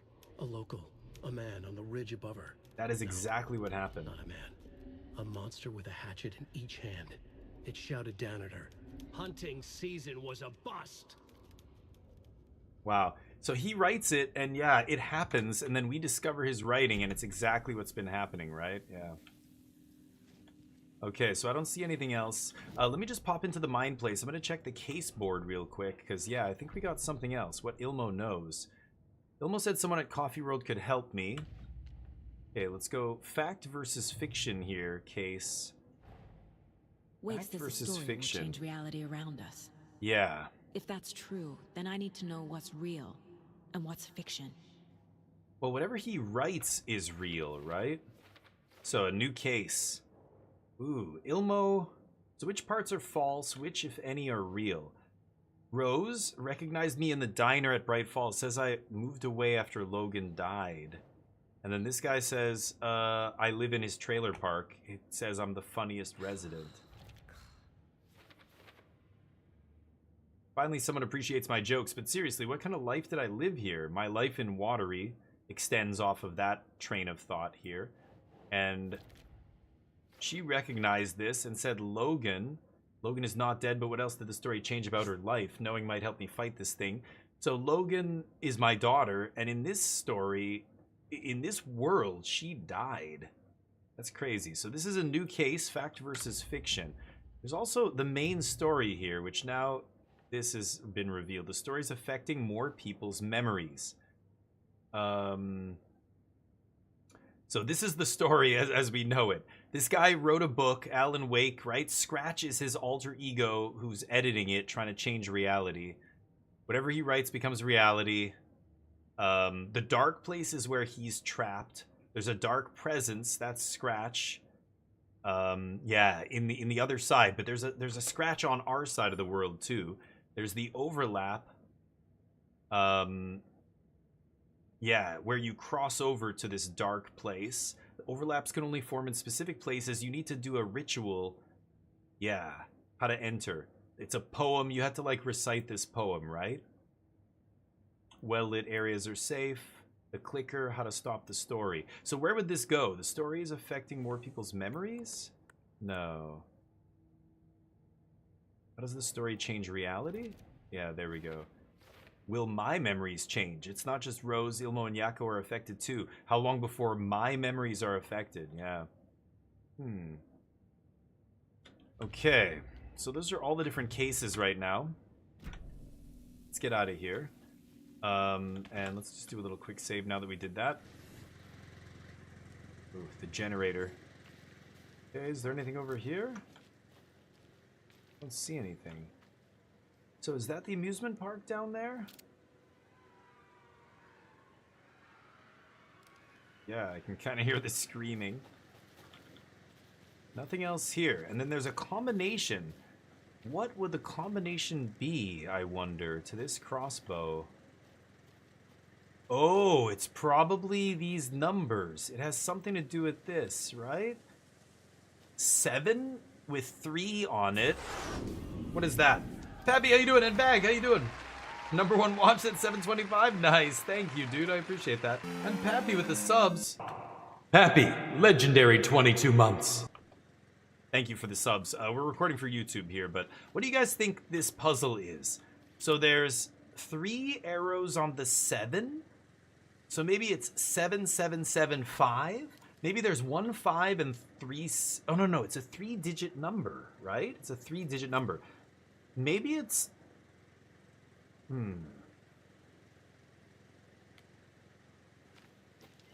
Nothing on the back side. Oh, and there's a 2. I didn't even see that. Okay, so there's 2 arrows there. Okay, so it's 5, then 2, then 7. Because 1 arrow, 2 arrows, 3 arrows, right? So 5, 2, 7. Okay, let's give that a shot. I think that's it. 5, 2, 7. Yes! Very nice. If you aren't wearing the mask, this does not belong to you. Well, I'm FBI, so it belongs to me now. Give me that crossbow. Okay. Yes. Just gonna wield it one-handed? Must be made of carbon fiber or something. It's only got 1 shot, but I'm assuming... Oh, there we go. That makes more sense. I'm assuming it's, no, hold on. Quick slot. Let's just put it here. And I'll quick slot this here.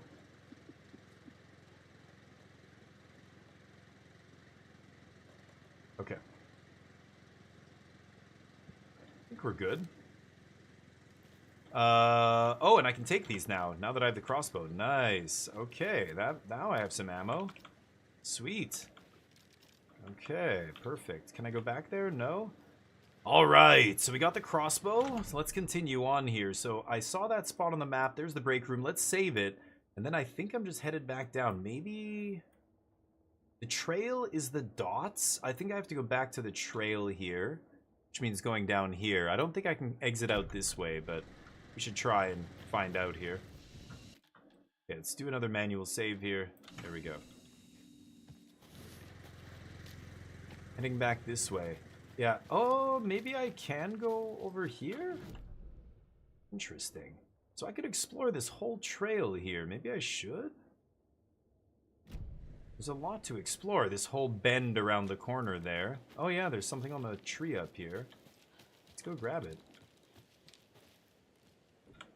Oh, it's locked. That's not gonna work. Oh, that's annoying. So maybe I don't bother with this then. If these things are locked, it means I'm not supposed to come here yet. Look at this fog, jeez. Thank you, Bag, I appreciate that. That's incredible, 700 hours. Oh, I thought they were knives sticking out of the tree here. What's that?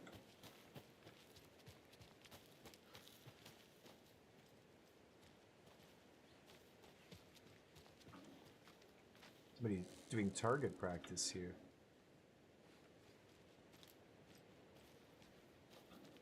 Anything else? Okay. Had to come check it out. Where am I exactly here? Yeah, I'm off the beaten path here. Yeah, that's a container I couldn't open. Okay, let's keep going this way. Oh. Picnic area up here. I just heard a sound. There's gonna be guys here, almost certainly.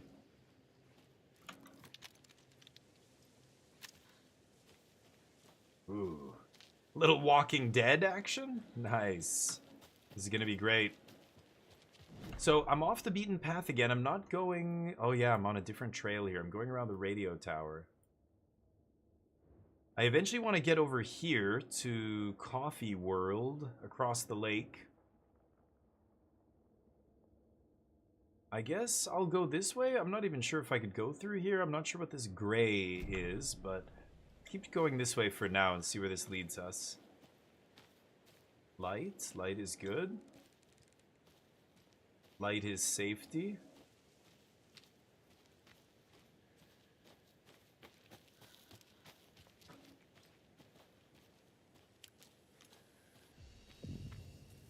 Donna's Jerky review? Welcome back, and boy, do we have... Oh, I have to... Welcome back, and... No. Hold on. I have to sit in here and listen to it? Hold on. I thought I could exit this menu and still have it play. Breaking news that's sure to knock your socks off. Davis Family Beef Jerky will now be available at the Sunday Market in 3 delicious flavors. That's right, our favorite sponsor, Davis Family Beef Jerky. I probably don't need to listen to this. Be enjoyed in smoked hickory, teriyaki, and hickory teriyaki. He sounds drunk. Hickory teriyaki, yeah. God. To get her thoughts. Okay. How are you? Is this an interview? For my spinal stenosis. Oh, lovely. You know, when I'm feeling stiff, I find a light snack helps. So, did you try that beef jerky? That beef jerky might cure your scoliosis or whatever. Saved my appetite because today was the fish soup with crackers. You're allowed up to 4 crackers, but I only take 1 unless I have a glass of cranberry juice. They ran out of cranberry juice at breakfast, which is at 7. I didn't take the oatmeal today because it makes me gassy before cribbage, and I can't So you didn't try the jerky. Got it. Well, that's too bad, Donna. What is this? Flavor sure does hit the spot. Am I the only... Teriyaki salmon with rice on Friday's dinner menu. Dinner's at 5, but we all know the salmon takes longer to prepare, and then you're late for bingo. Right. Who needs all that spice? Oh, God. Kill me. Am I the only person who's ever listened to this thing all the way through? I'm teriyaki shit flavor. How are you on the line? I couldn't end the call. You've been on the phone this entire time? Yes. What? Hey, teriyaki. Well, it's delicious on jerky. So, let's give a big thank you to Wendy Davis for these samples. Wendy? No, that can't be right. Wendy went missing in 2010. I heard she's dead. No, I'm referring to Wendy Davis from our sponsor, Davis Family Beef Jerky. Wendy Davis. That's the dead one. She's dead. Right. Well, that's our time. Remember to keep your coffee warm and your chin up because that sunshine's right around the corner. Pat Maine, signing off. God. Well, that's our time. Sunshine's right around the corner, so I'll leave you with this sunny little ditty to carry you through the day. Petmain signing off. Sign off already. Well, that's our time. We'll be right back after this next song by the rock and roll synth. Okay. I think that's a radio that's playing somewhere nearby, and it's showing it to me, but... Okay, let's go over here and see what's up. Oh my god, that was so painful to listen to. Old people. Am I right? They just don't stop talking. Nobody cares. I loved my grandparents when they were alive, but Another rhyme. Ooh, a little puzzle here? What is this? 3 little deers ventured to Rome and found a nice place to eat and play. 1 little deer never came home, and 2 of the deers cried all day. Okay, so they want me to put those little statues here, right? 3 little deers ventured to Rome and found a nice place to eat and play. Oh, I can hear an enemy close by. And so, I don't know what the first one is, but the second one is home, and then the third one is cried all day. This. So, I've got 3 dolls here.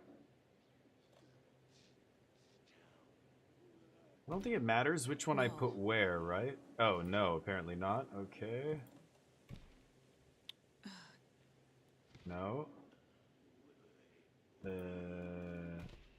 Doesn't make sense. 3 little chicks. That's not right. 3 little chicks. Not the crow doll? 3 little chicks went out. Oh, sorry. 3 little deers ventured to Rome. There's no deers.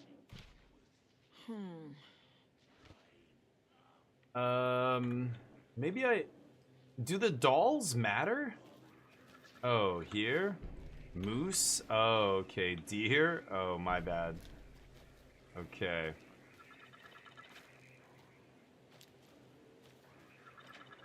Yeah, this is an experiment set up by the FBC, right? Where were those things? Manuscript pages? I think it's the case board?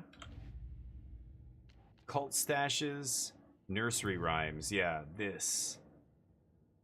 Cauldron Lake rhymes. Watery rhymes. Nope. What? Isn't it watery? Oh, who are these who made them? No? Doesn't look right. What? Maybe I can't do these until I find the rhyme? But this is the rhyme, isn't it?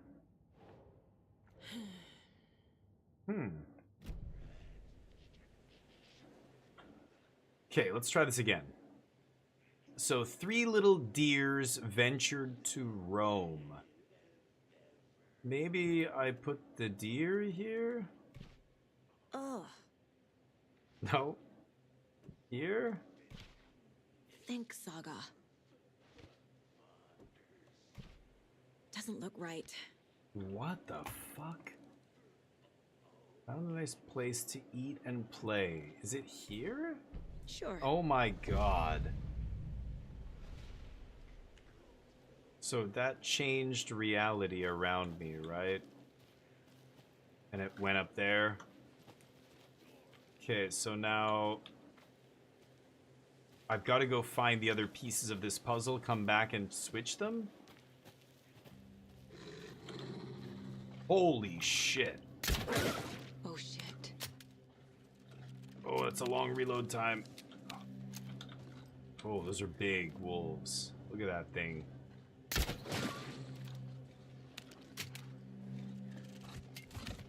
Oh god. Holy shit.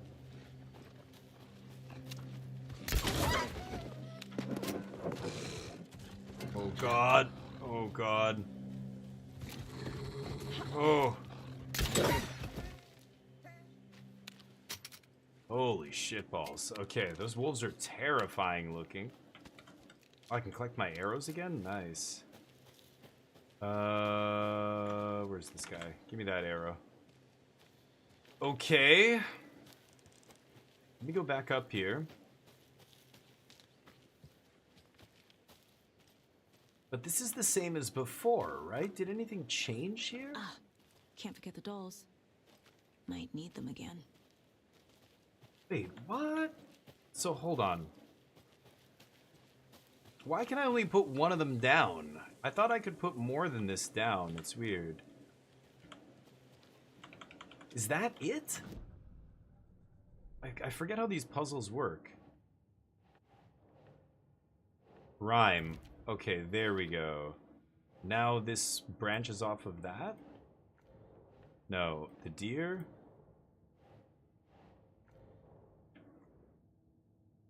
A deer being eaten by wolves. But why can't I put it down? Rhyme, hero doll. Oh, strange dolls. That's where it goes. Okay. Right, and then moose doll. Okay. Weird. And the cult stashes I got, this one, near Watery. Yeah. Okay. Crossbow. So, I thought I had to do multiple things here. Did that solve it? I guess that solved it. Weird. Okay, never mind. I thought... Okay, the radio tower's up here. Let's go check it out. I thought I needed to do more. Like, I had to put down a sequence of things there. I guess not. Whoa, there's the Ferris wheel. So that's across the lake. Whoa, what is that? Oh, shit. Oh, my God. Ah! Oh, I'm right on the edge of the cliff. I gotta get away from that cliff. I have 4 arrows left. Did I hit this son of a bitch? Oh, no.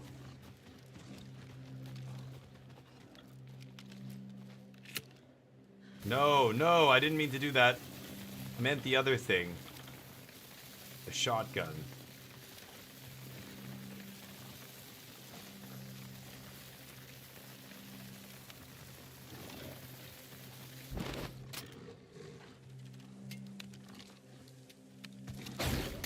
Ah! God damn it. God, it's picking just the perfect moment to attack me here.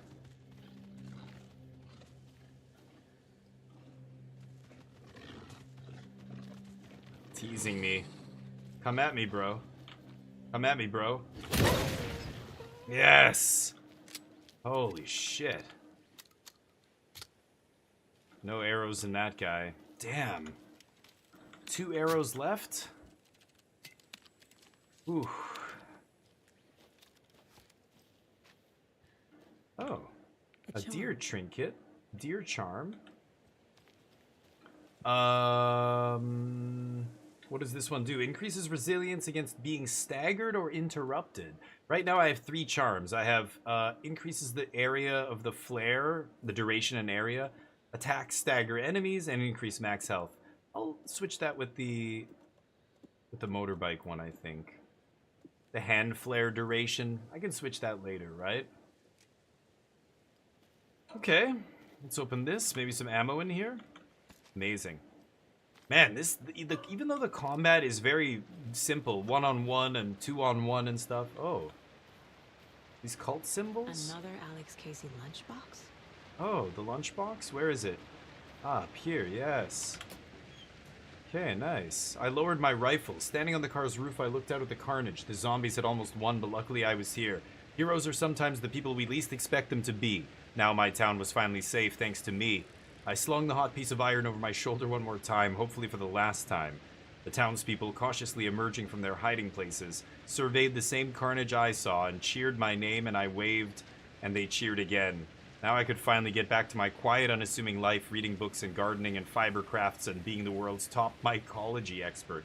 His writing is terrible. Suddenly a hand seized my wrist. I looked into the eyes of the sweet, sensitive writer I had known since childhood. A smile spread across his beautiful, kind face, and I felt at peace for the first time since the zombies had first emerged. You did it! I knew you could. Now we can live in peace together for the rest of our days. Cheesy shit. Okay, manuscript fragments. So the fragments you do stuff with, weapon, oh, here, right? Weapon upgrades. Ooh. So I use the fragments to upgrade my stuff. So I've got 24 fragments here. I could hold the fire button to draw the crossbow further for increased damage and a straighter arc. Ooh. Fires 2 bolts before needing to be reloaded. Bolts lodged into enemies will attract bullets fired near them. Interesting. Pistols, again and again, hold the fire button to auto-fire. Increase mag size by 50. Land 2 headshots in quick succession to stun an enemy. Okay, what about this? The shotgun, increase reload speed, deals increased damage to enemies that are stunned, blinded, or knocked down. Ooh, restore health when you hit an enemy. What should I go with here? I think I like bumping the crossbow, actually, and do pull the string here. Saga string, So that's... pull the string of the crossbow Oh, back and as he lets far as me, you could. yeah. To her surprise, the latch adjusted to accommodate her. The next bolt would stop a monster. Nice. He writes it in. Okay, I can't do anything else with 9 fragments here. Yeah, 12 is the minimum on all these, so... Okay. Good. Getting a bunch of stuff here. That's good. Oh, my arrow. Nice. So you can recover arrows that went awry. I shot... Was it just one arrow that I shot? Damn, I feel like I shot more than one, but I have no idea where the other one would have gone. Maybe it went off the map kind of thing, right? Okay, there's nothing else here. I'm all the way up here. I think I did everything here. I can't get into this radio tower, so I think it's time to go back down and head toward that thing. Let me just make sure I can't get in here. Not even sure what I would want to do in there, to be honest, but yeah, I don't think I see a way in. Okay, so let's get out of here.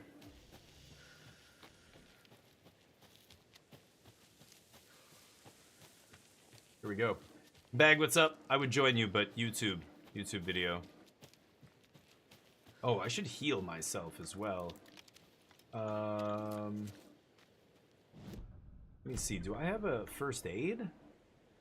All I have are pills. Yikes. Chugging those pills.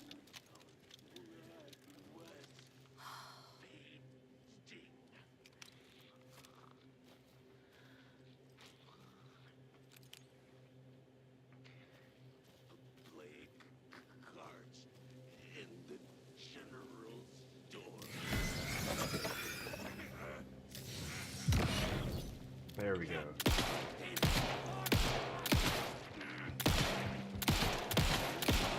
Ah! God, I really need to aim for their head. I think headshots kill them a lot quicker, but... Jeez. That was a lot of ammo. I probably should have just used my souped-up crossbow bolt, but I'm saving those. They are reusable, I think, though? I don't know. Okay, jump down here.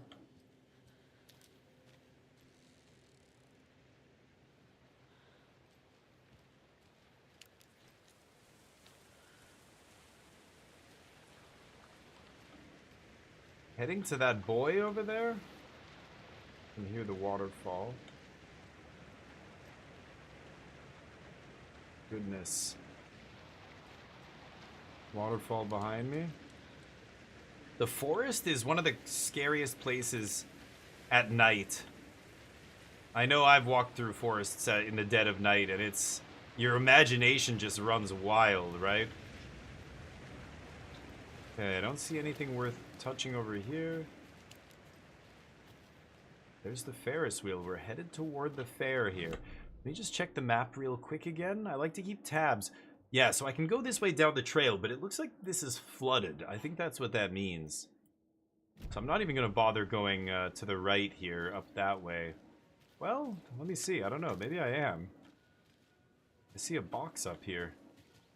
Oh, and those stones usually mean there's a lunchbox around here. Nice backpack. Oh, somebody's camping gear. They have 9mm bullets, apparently. Those kids' lunchboxes. Yes, when you see those rocks, you know there's a lunchbox nearby. Hi, Hero. I think a few pieces of paper for my private fanfiction project got mixed into some of these stashes, but I don't know which ones. I posted some online, and they're getting pretty good reviews. I'd appreciate it if you didn't read them. It's a privacy thing. Okay, more fragments. That means I should be able to actually get another upgrade here, right? 14, yeah. So I could do pistol, increase mag size. Sure. Saga had lost count of how many shots she'd fired, but she was sure it must have been more than Yeah, she The had Last in the of Us, magazine. when they talked about...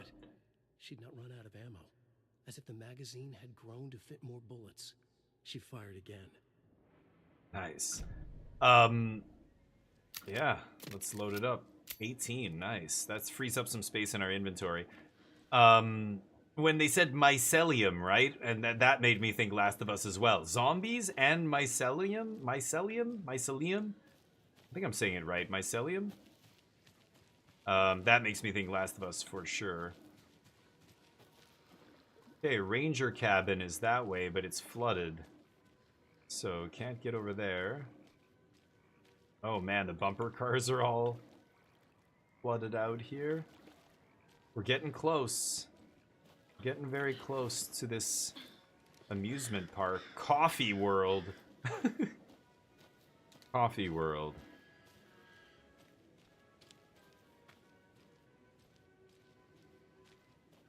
Nothing down here?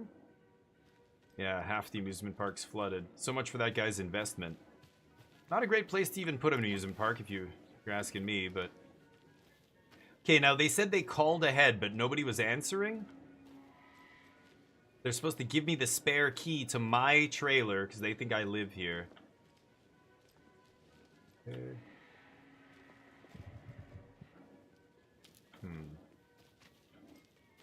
Don't see anything. Just take a look around here.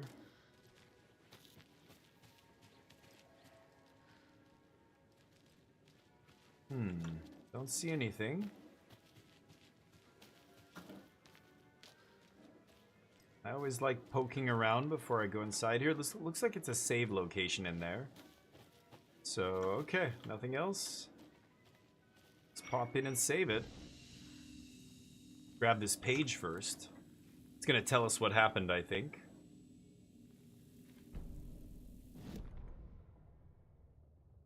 Scratch stalked through the forest, a terrifying dark presence in the night. Oh, more no. sensed than seen. Darkness boiled in his skull, like a storm cloud crammed into a bottle. The woods were alive with those he had taken. They were coming with him, directed by him, his army of darkness. His singular purpose was a sharp, pulsing black hole in his head, waves roaring out of it to whip his flock into a frenzy, filling them with his purpose. The clicker. He wanted it, to make his horrific ending to the story come true. The art was there. The clicker would push it across the final threshold, a detonator to send out a tidal wave that would spread to overtake reality. He was so close to claiming it. The Taken gibbered and shouted, straining against their invisible leashes, filled with bloodlust. Scratch let them go. They launched themselves into the night with violent glee. He ripped a signpost from the ground, swung it in his hands as if it was made of air. Ahead, the music started. It called him on. Let the final Deerfest commence. Wow. So Deerfest is Scratch. Yeah, he's gonna try and use it to to finally overlay reality with his dark whatever it's called. Okay, I'm gonna take these flares. We might actually need this. I've still got this explosive. I've got 2 explosive propane tanks. I gotta remember to use those too.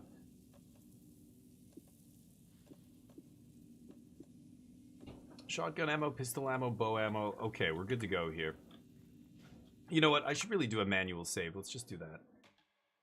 Okay, and here we go. So what that manuscript page just told me is going to happen. So Scratch is, you know, taking all these people, turn them into monsters with powers that are attacking me here. And I'm gonna get overrun by these guys. Hello? Anyone here? Nope. Did they get out? God, what a shithole. Did the Taken get them? The freakiest. Or were they turned into Taken? Fresh Pot gift shop I'll open need 10 to get the a.m. key to the trailer park myself. Yeah, the people who are supposedly working here are not here. Kept in the gift shop safe. The gift shop safe, but I don't know the combo. So let's see, what did I just learn? Let me check the case board. Switch cases. Let's go the Trail of the Cult. Oh, the lunch boxes. Yeah, let's put those up here. These are the watery area lunch boxes. Page of a story, but definitely not the other page that I've been finding. That was the shitty zombie Last of Us fan fiction. That ship has sailed if they wanted privacy.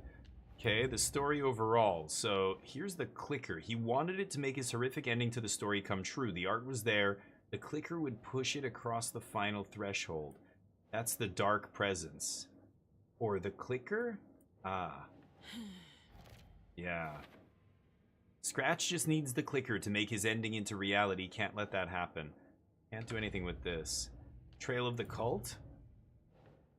Coffee World. Coffee World. Okay. The most caffeinated place on Earth. And yet nobody's here to help me get that key.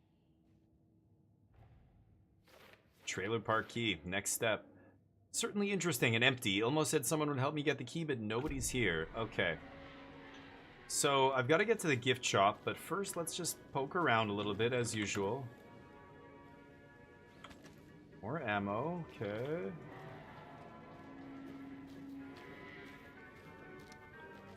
What does it said? Slow roaster? Is that what it's saying? But I think the S is gone, so it's low roaster. Okay, nothing over here, it seems. Except this. Hell yeah. Medicine? Ooh, I need those pills, actually. Did they just put themselves back into my radial?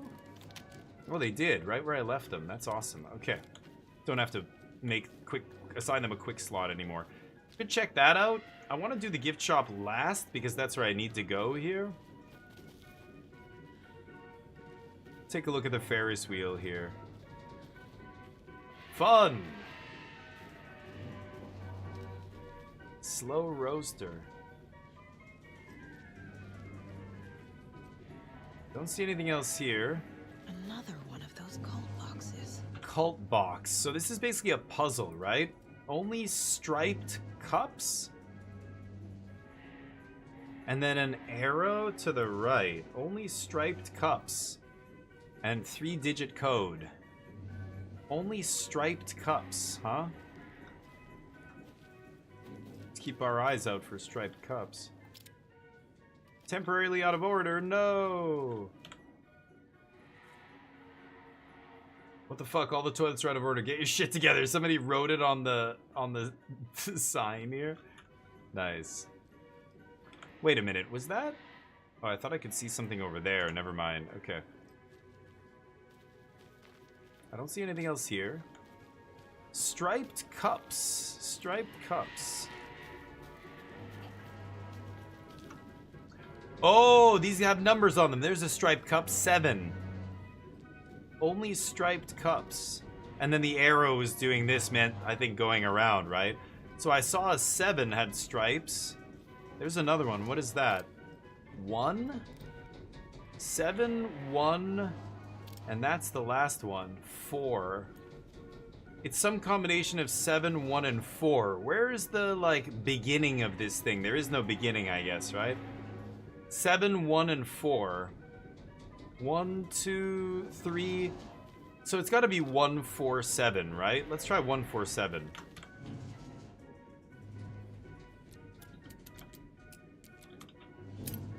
Easy peasy. Hell yeah. Give me that. Give me that. Give me that. Nice. Do not take what is not yours. I'm an FBI agent. I take whatever I want. I'm a cop. That's how this works. Confiscation. You know what I'm saying? Illegal. It's legal robbery, basically, is what I'm doing. Okay, so that's the gift shop where they want me to go. Thought there might be a map. Slow roaster. So I'm right there. The gift shop's at the bottom. Man, there's a lot of stuff here. Oh no, the gift shop's right there. Slow roaster. Huotari Well, the Espresso Express, the Percolator, Fair Trade Fun Zone, Latte Lagoon. Okay. Should I do the gift shop while I'm here, or should I take a peek around, see what else there is? Oh, hello. Yes, yes. Batteries, I like that. Okay, these are all out of order. Okay. Maybe I should just go to the gift shop first. This is a big park. I'm not going to explore the whole thing. Let's just... Oh. Need something to jimmy it open with. None of my keys are going to work here. Okay. A list of maintenance work. Ooh. Logged maintenance. Coffee World entrance sign defaced, cleaned with detergent wax. Sign should be good until someone tags it again tomorrow. Victor. Slow roaster pod is stuck. It won't swing. I hit it with some WD-40. Seems good for now. Fallen tree near Latte Lagoon. Should probably call the tree guy. Chainsawed and removed, keeping the wood. Yako. Several burned out bulbs on percolator. Replaced. Stewart. Hey, the lock is jammed again. I forced it last time with the screwdriver. Okay, I'm looking for a screwdriver, which has disappeared again. Put shit back when you use it, so I don't know where the screwdriver is. Huh. Okay, and the maintenance log. So now let's go to our case board. Gift shop door is locked. Gift shop safe. Can I put that there? No. Trailer park key. Where does the gift shop thing go? Oh, there. Get inside the gift shop. Screwdriver. Worth a try, I guess. Yeah. So the maintenance log lists screwdriver as last use on the percolator. Yeah, because they... Using screwdrivers to break into gift shops isn't exactly standard procedure. So I've got to go to the percolator. I saw the map outside, right? So the map's just over here. The percolator should be... This is the gift shop, right? Past the slow roaster. Yeah, basically all the way in the corner here. Because this is the Fresh Pot gift shop. Yeah. Okay, so we've got to go all the way across here. That's a terrifying bear. The percolator to the left.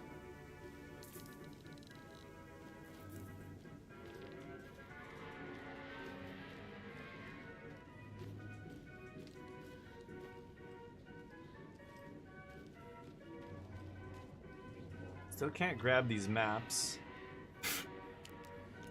Okay. I think that's not the right way. Yeah, this is the percolator this way. Man, that thing sounds like it's not in great shape. Moaning. Okay.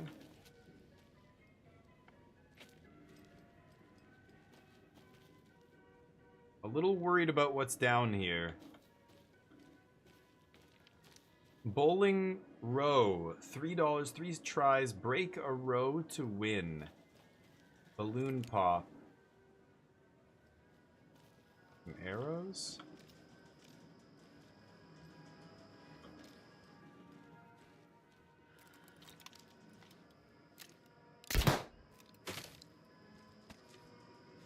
Wow, it fell to the ground and put a hole in the floor? Did you see that? The arrow dropped to the ground and put a hole in the floor.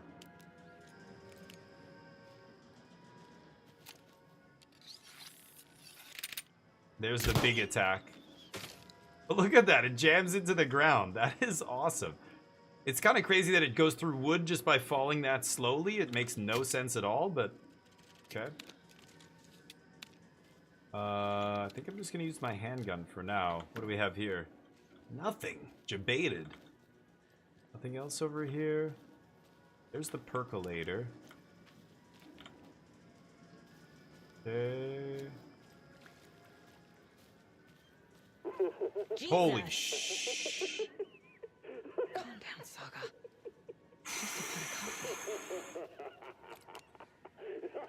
Have a beautiful day. What an evil laugh. Have a beautiful day. Okay.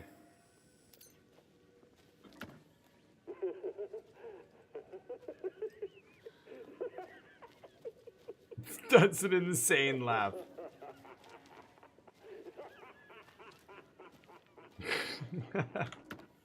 That's awesome. Okay, picking up all the supplies here. That's the Latte Lagoon. I'm not gonna go through there. Can you see if there's anything back here? Dark roast. Nothing? Crap. Okay. Oh.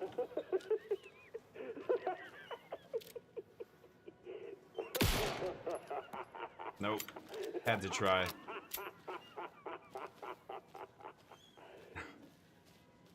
That's funny. Alright, here we are at the percolator. So I'm looking for this stupid screwdriver. They left it somewhere here. What kind of exercise does coffee do? French presses.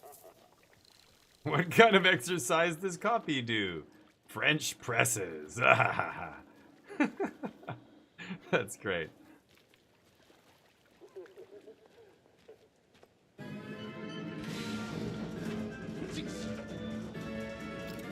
Oh shit. Oh, the gate just locked behind me. Oh! Ah, god damn it. Oh my god. Oh! Hold up.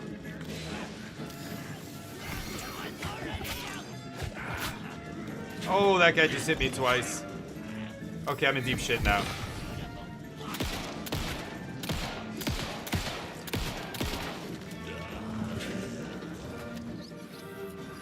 Show me your ugly face one more time. Oh, what? Oh, it auto-fires after a while. Oh, that's bad. Okay.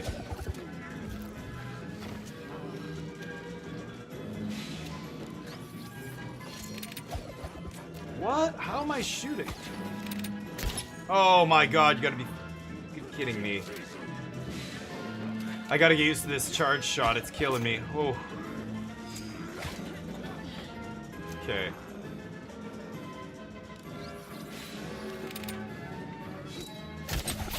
There we go. Ow. God damn it. I wasted so many arrows there. And healing items. Oh, that is not good. The stupid charge shot. Well, number one, I didn't realize it automatically shoots if you're not, Hey, oh, there's the this screwdriver. should get that gift shop open. Okay.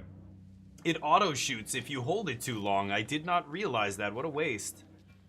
I can't loot that guy. There's like all my arrows went flying past that thing, so there's no way I can recover any of them. That is rough. Okay, so be it. Really rough. Alright, there's nothing else to do here. Go back to the coffee shop, I guess. Where have you been all my life?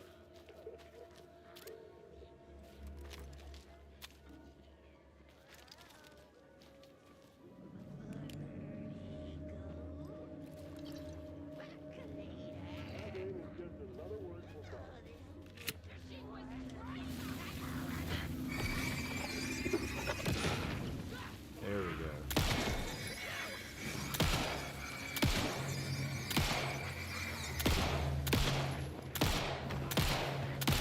Oh, shit.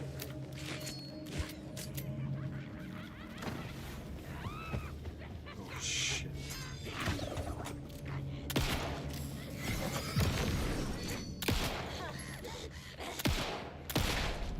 There we go. Well, now there's less monsters. Oh, shit.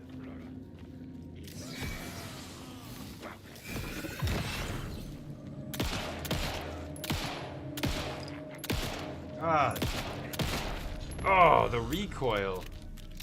God, I've got to shoot better. I'm shooting like shit. It's bad. I have one battery left. Let's reload our batteries here. Ay, ay, ay. Okay, I think there's one more enemy, too. Yeah, I gotta go down here.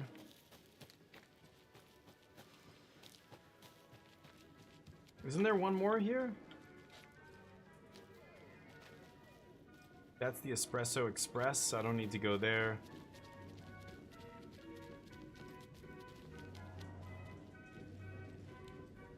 I could explore the rest of these areas, though. Maybe I should?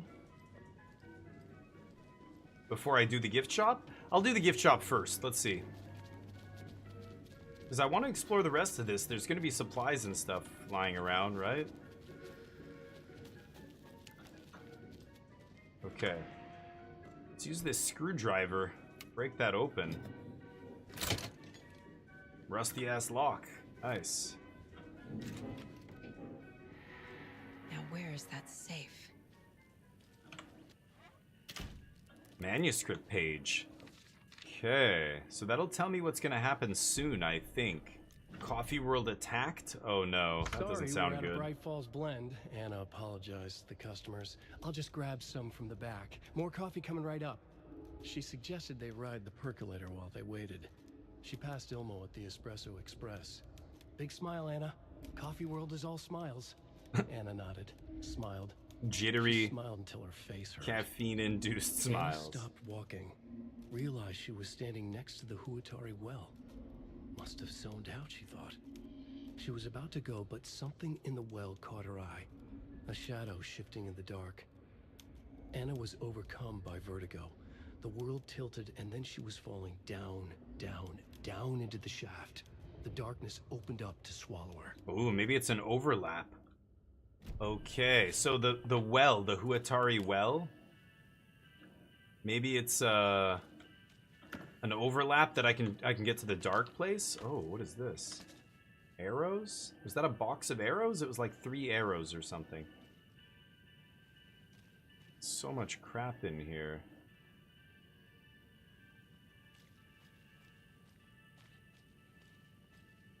There's the safe. So I need to get in the safe, but I don't know the code, right? Oh, this might tell me. Jeff, I need another moose favor. Mocha was doing just fine. He even got a glowing vet report, and then bam, they say it was a heart attack. I'm not blaming you. Maybe he just had a bad ticker. No tolerance for stimulants either. We're telling the kids that Mocha's taking a little vacation, but I could really use your help ASAP to maintain continuity. Do you have any more in stock? Jeff must be the guy he got the moose from. The moose died. Heart attack, okay.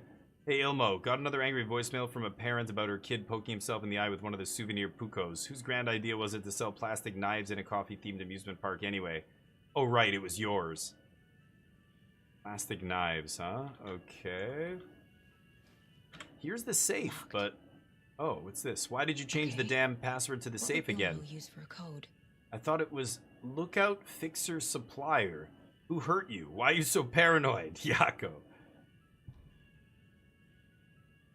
Calm down, this one's easy. Tracker, Lookout, Cleaner. See? Not rocket science. That's Ilmo. Tracker, Lookout, Cleaner? What do they mean? Something I discovered here. This is... The gift shop safe is locked. Trailer park key over here. Yeah. Safe combo? Yeah. This is a hint Ilmo left for the safe key code. The note mentions 3 jobs. Tracker, Lookout, and Cleaner. Tracker, Lookout, and Cleaner. Also, Cult Stash I found. And did I get that? I did get that one. That was the Ferris wheel one, right? Okay. Nice. Oh, and I've got a new profiling thing. The Coskellas. Oh. The safe. Okay. I need to open the safe. What's the Tracker? People hate the puzzles, Ilmo. Why don't you just use keys? Yes, Yako. People love the puzzles, Yako. Only very smart people can think up good puzzles. Just look around and you will find the answer. Dedicated staff will be rewarded. The combination to the safe is somewhere in the gift shop. Yeah, she can kind of read their minds and stuff, right? Which is interesting. Case board. So let's switch cases again. Trail of the Cult. And we've got Ilmo used information in the gift shop to create the safe combination. So safe combo. That'll go there.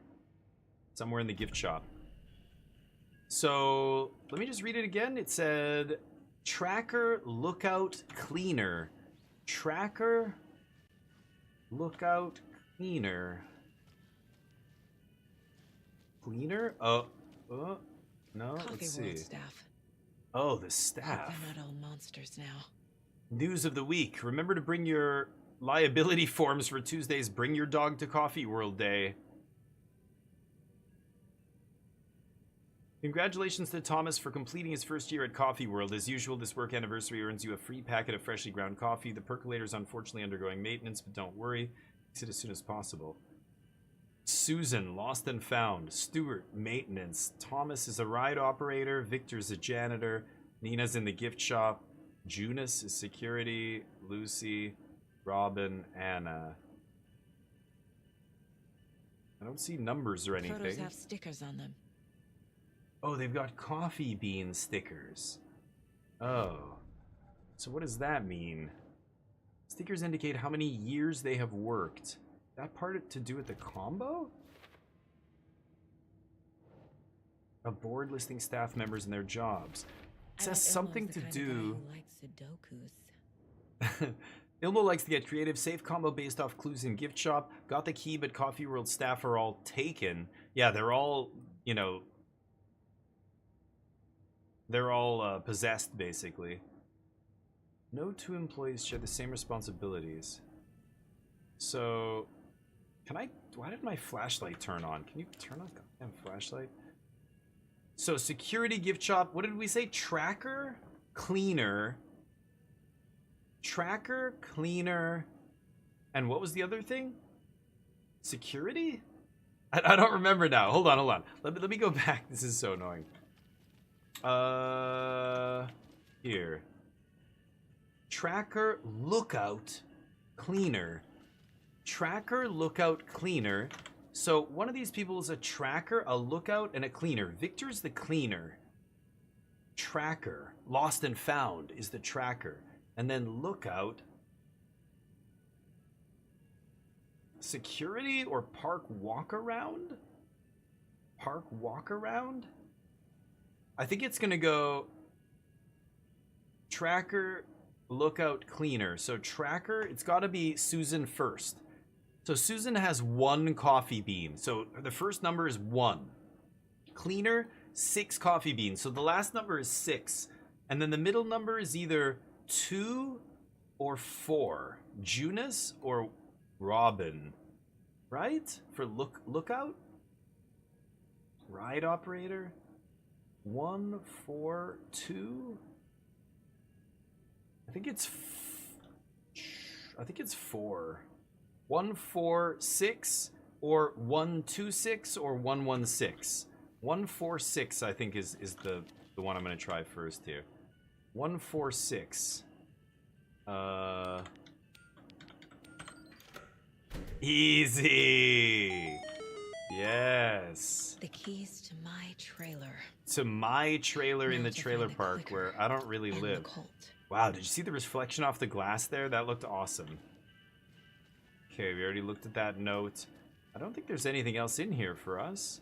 I love the little puzzles and stuff. You really have to use your brain, but it's sweet. Okay, so my trailer is in, this is the Knights, that's the Biker Gang Workshop. Lighthouse Trailer Park's all the way down here. So before we go down there, let me finish exploring. Yeah, there's a point of interest here. I didn't go to the Latte Lagoon part and the Espresso Express part. Let me go do that. It's back this way. Espresso Express, let's check this out.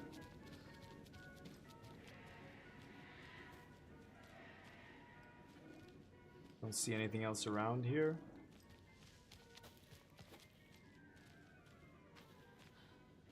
Oh, the well.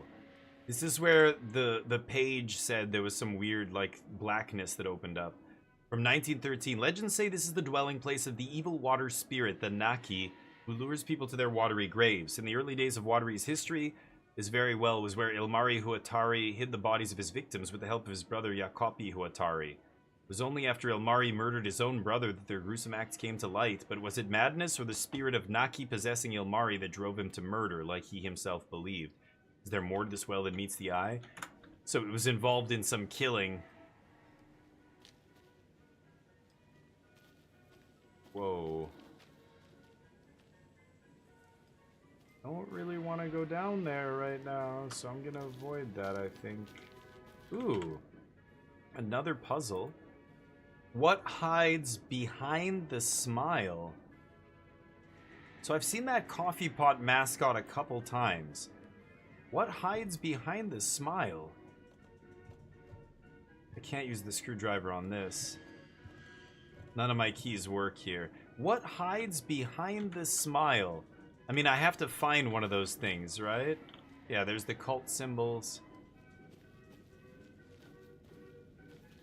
Where can I find one of those coffee pots around here? Okay, so this is the bike shop area. We can't go in there yet. Motorbikes. They said they were part of some motorbike club or whatever. Nothing else here. Okay. The well is creepy. Oh my god, what is that for? Can I manipulate this thing? No.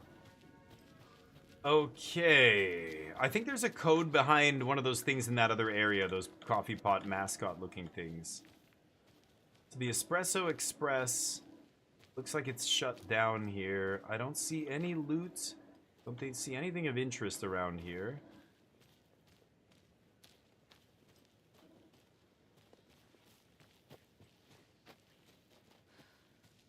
No? No.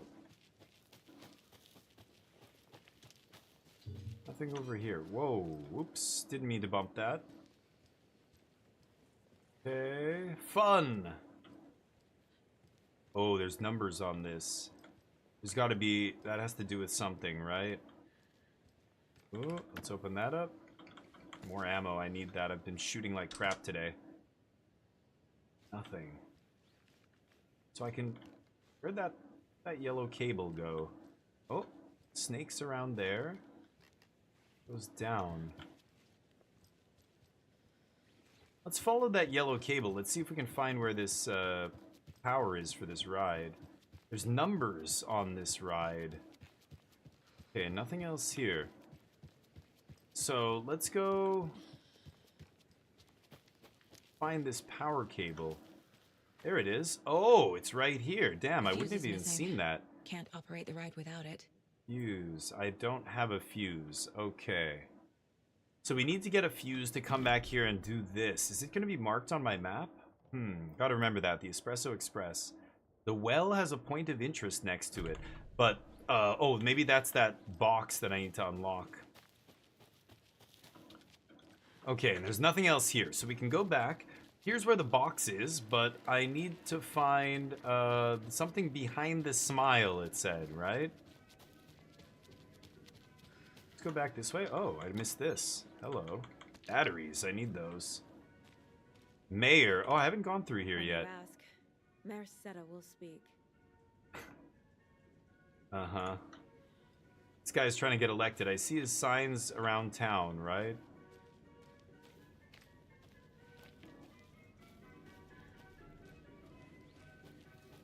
Is that one of those dolls? No.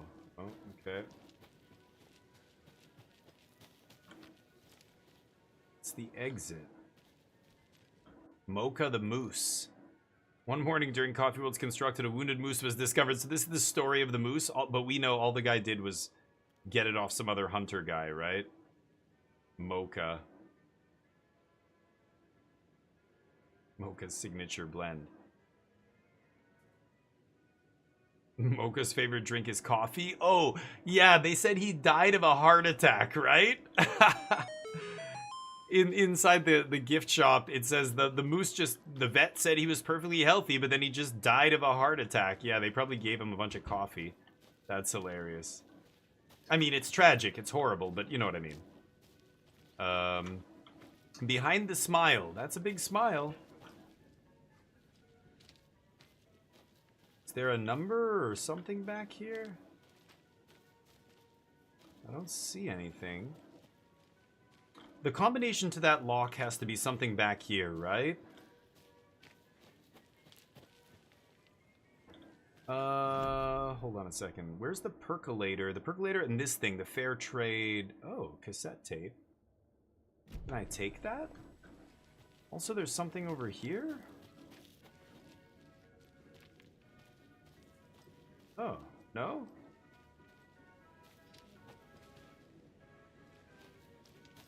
Oh, yeah. There we go.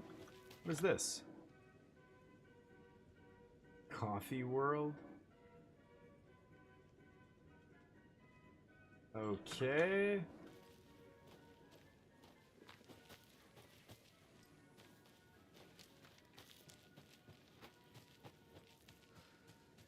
Can't get in this little hut. Oh, I'll grab that though. What is that, a flare? I got a flare. Or a pack of arrows or something? Okay, let's go down to the place where that... Yeah, these guys. It said something about behind the smile. I don't see anything behind that guy's smile. This guy. There's a cassette tape back here, but I don't think I can manipulate it. Behind the smile.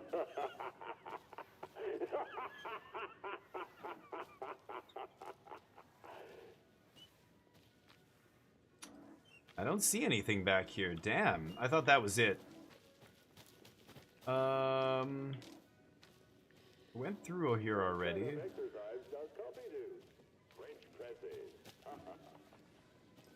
Okay, this is the Latte Lagoon, but this is all flooded, I'm pretty sure.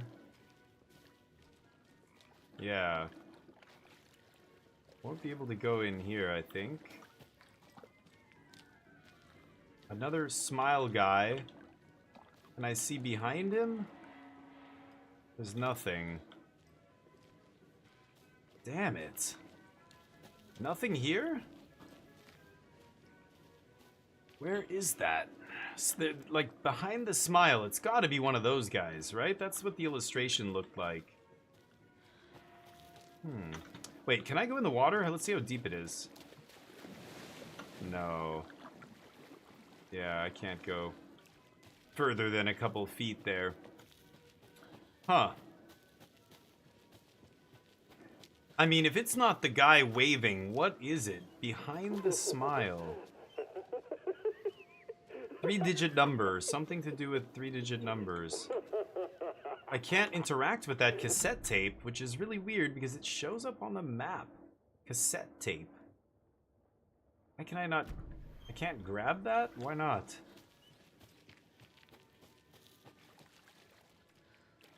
We did the thing at the percolator.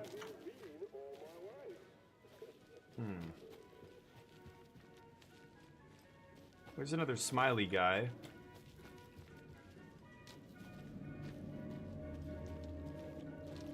Whoa. Getting some weird music here. No, not behind that. Weird. Weird. Espresso Express, that's where... Oh, maybe it's this giant thing? Let's check behind this thing. Oh, but I did. This was the first one that I checked. Holy shit! Oh my god, that scared the shit out of me. What the fuck? Where did you come from?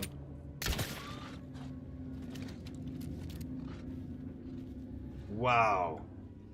Holy shit, that scared me. I did not even see that guy there until he ran past me.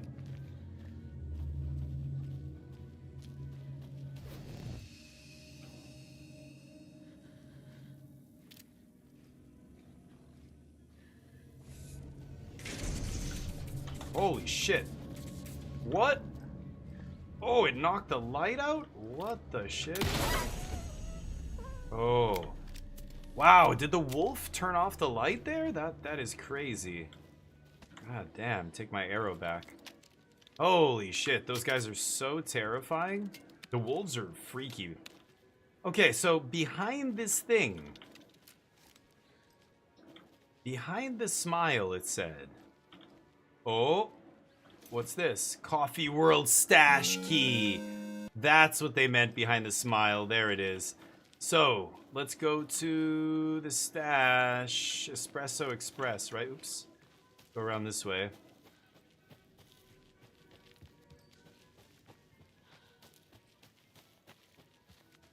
Nope. Mocha. Where's the Espresso Express? Oh, it's this way. Okay. Yeah, right. Okay, the stash is right there. Okay, nice. Whew. Use Coffee World stash key. Bam. 12 gauge, 9 mil, and some arrows. We are stocked. We are fully stocked. M and T were supposed to be on patrol last night, but didn't show. If anyone hears anything from them, let me know. M and T. What is that referring to? M and T. The Cult of the Tree? New members? Note found in cultist stash mentioning M and T. Who's involved? Yeah, Mulligan and Thornton? Oh, those are the two cops in that other town, isn't it? Okay, cult stashes, and we did this cult stash, nice. We're in the watery area. And you can see, look how many. There's 8 cult stashes here, which is wild. Stashes in Cauldron Lake. I got almost all of them, but... Okay. Okay, trying to do all the things I can do here before I leave. There's all kinds of little puzzles and stuff. I love it. I love digging into all this. But right now, I'm going to go save it. Let's go back to the main entrance here. Because we've got what we needed. We've got to go to our trailer, which means we have to just leave this place, right? I think I did basically everything there is to do here. Let me just make sure I did the espresso, percolator, the fair trade zone, the latte lagoon's blocked. There's the save room slow roaster I did. Oh, the well, yeah, and that's locked there. I'm gonna come back. I don't think. Oh wait, what's this at the gift shop? Toy Puko knife. Wait a minute, is there something I can pick up in here? A toy Puko knife. Let's see if I can find this. That's something I can interact with? It mentioned the knife. He's like, why do you have these stupid knives? Kids are gonna poke their eyes out. Oh, there it is.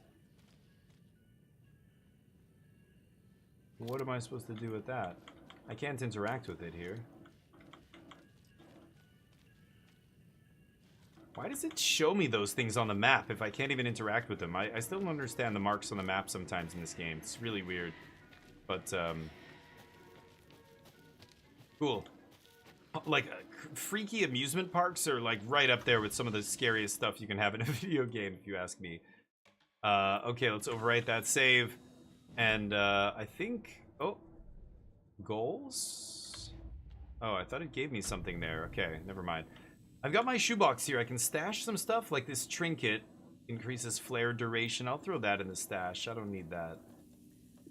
Batteries, lots of arrows, some meds, and a row free here. That looks pretty good for me. To me, I mean.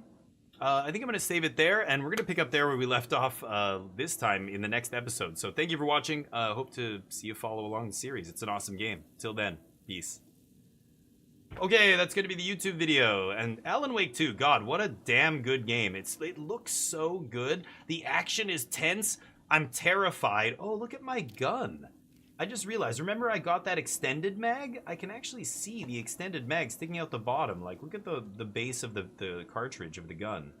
It's actually extended. It wasn't that long before. Sweet. Yeah, Alan Wake is just an awesome game. It's like just interesting. It's different. The action and everything's super intense. It's just, yeah, like survival horror. It's like Resident Evil, but better writing and better kind of overall world building and stuff.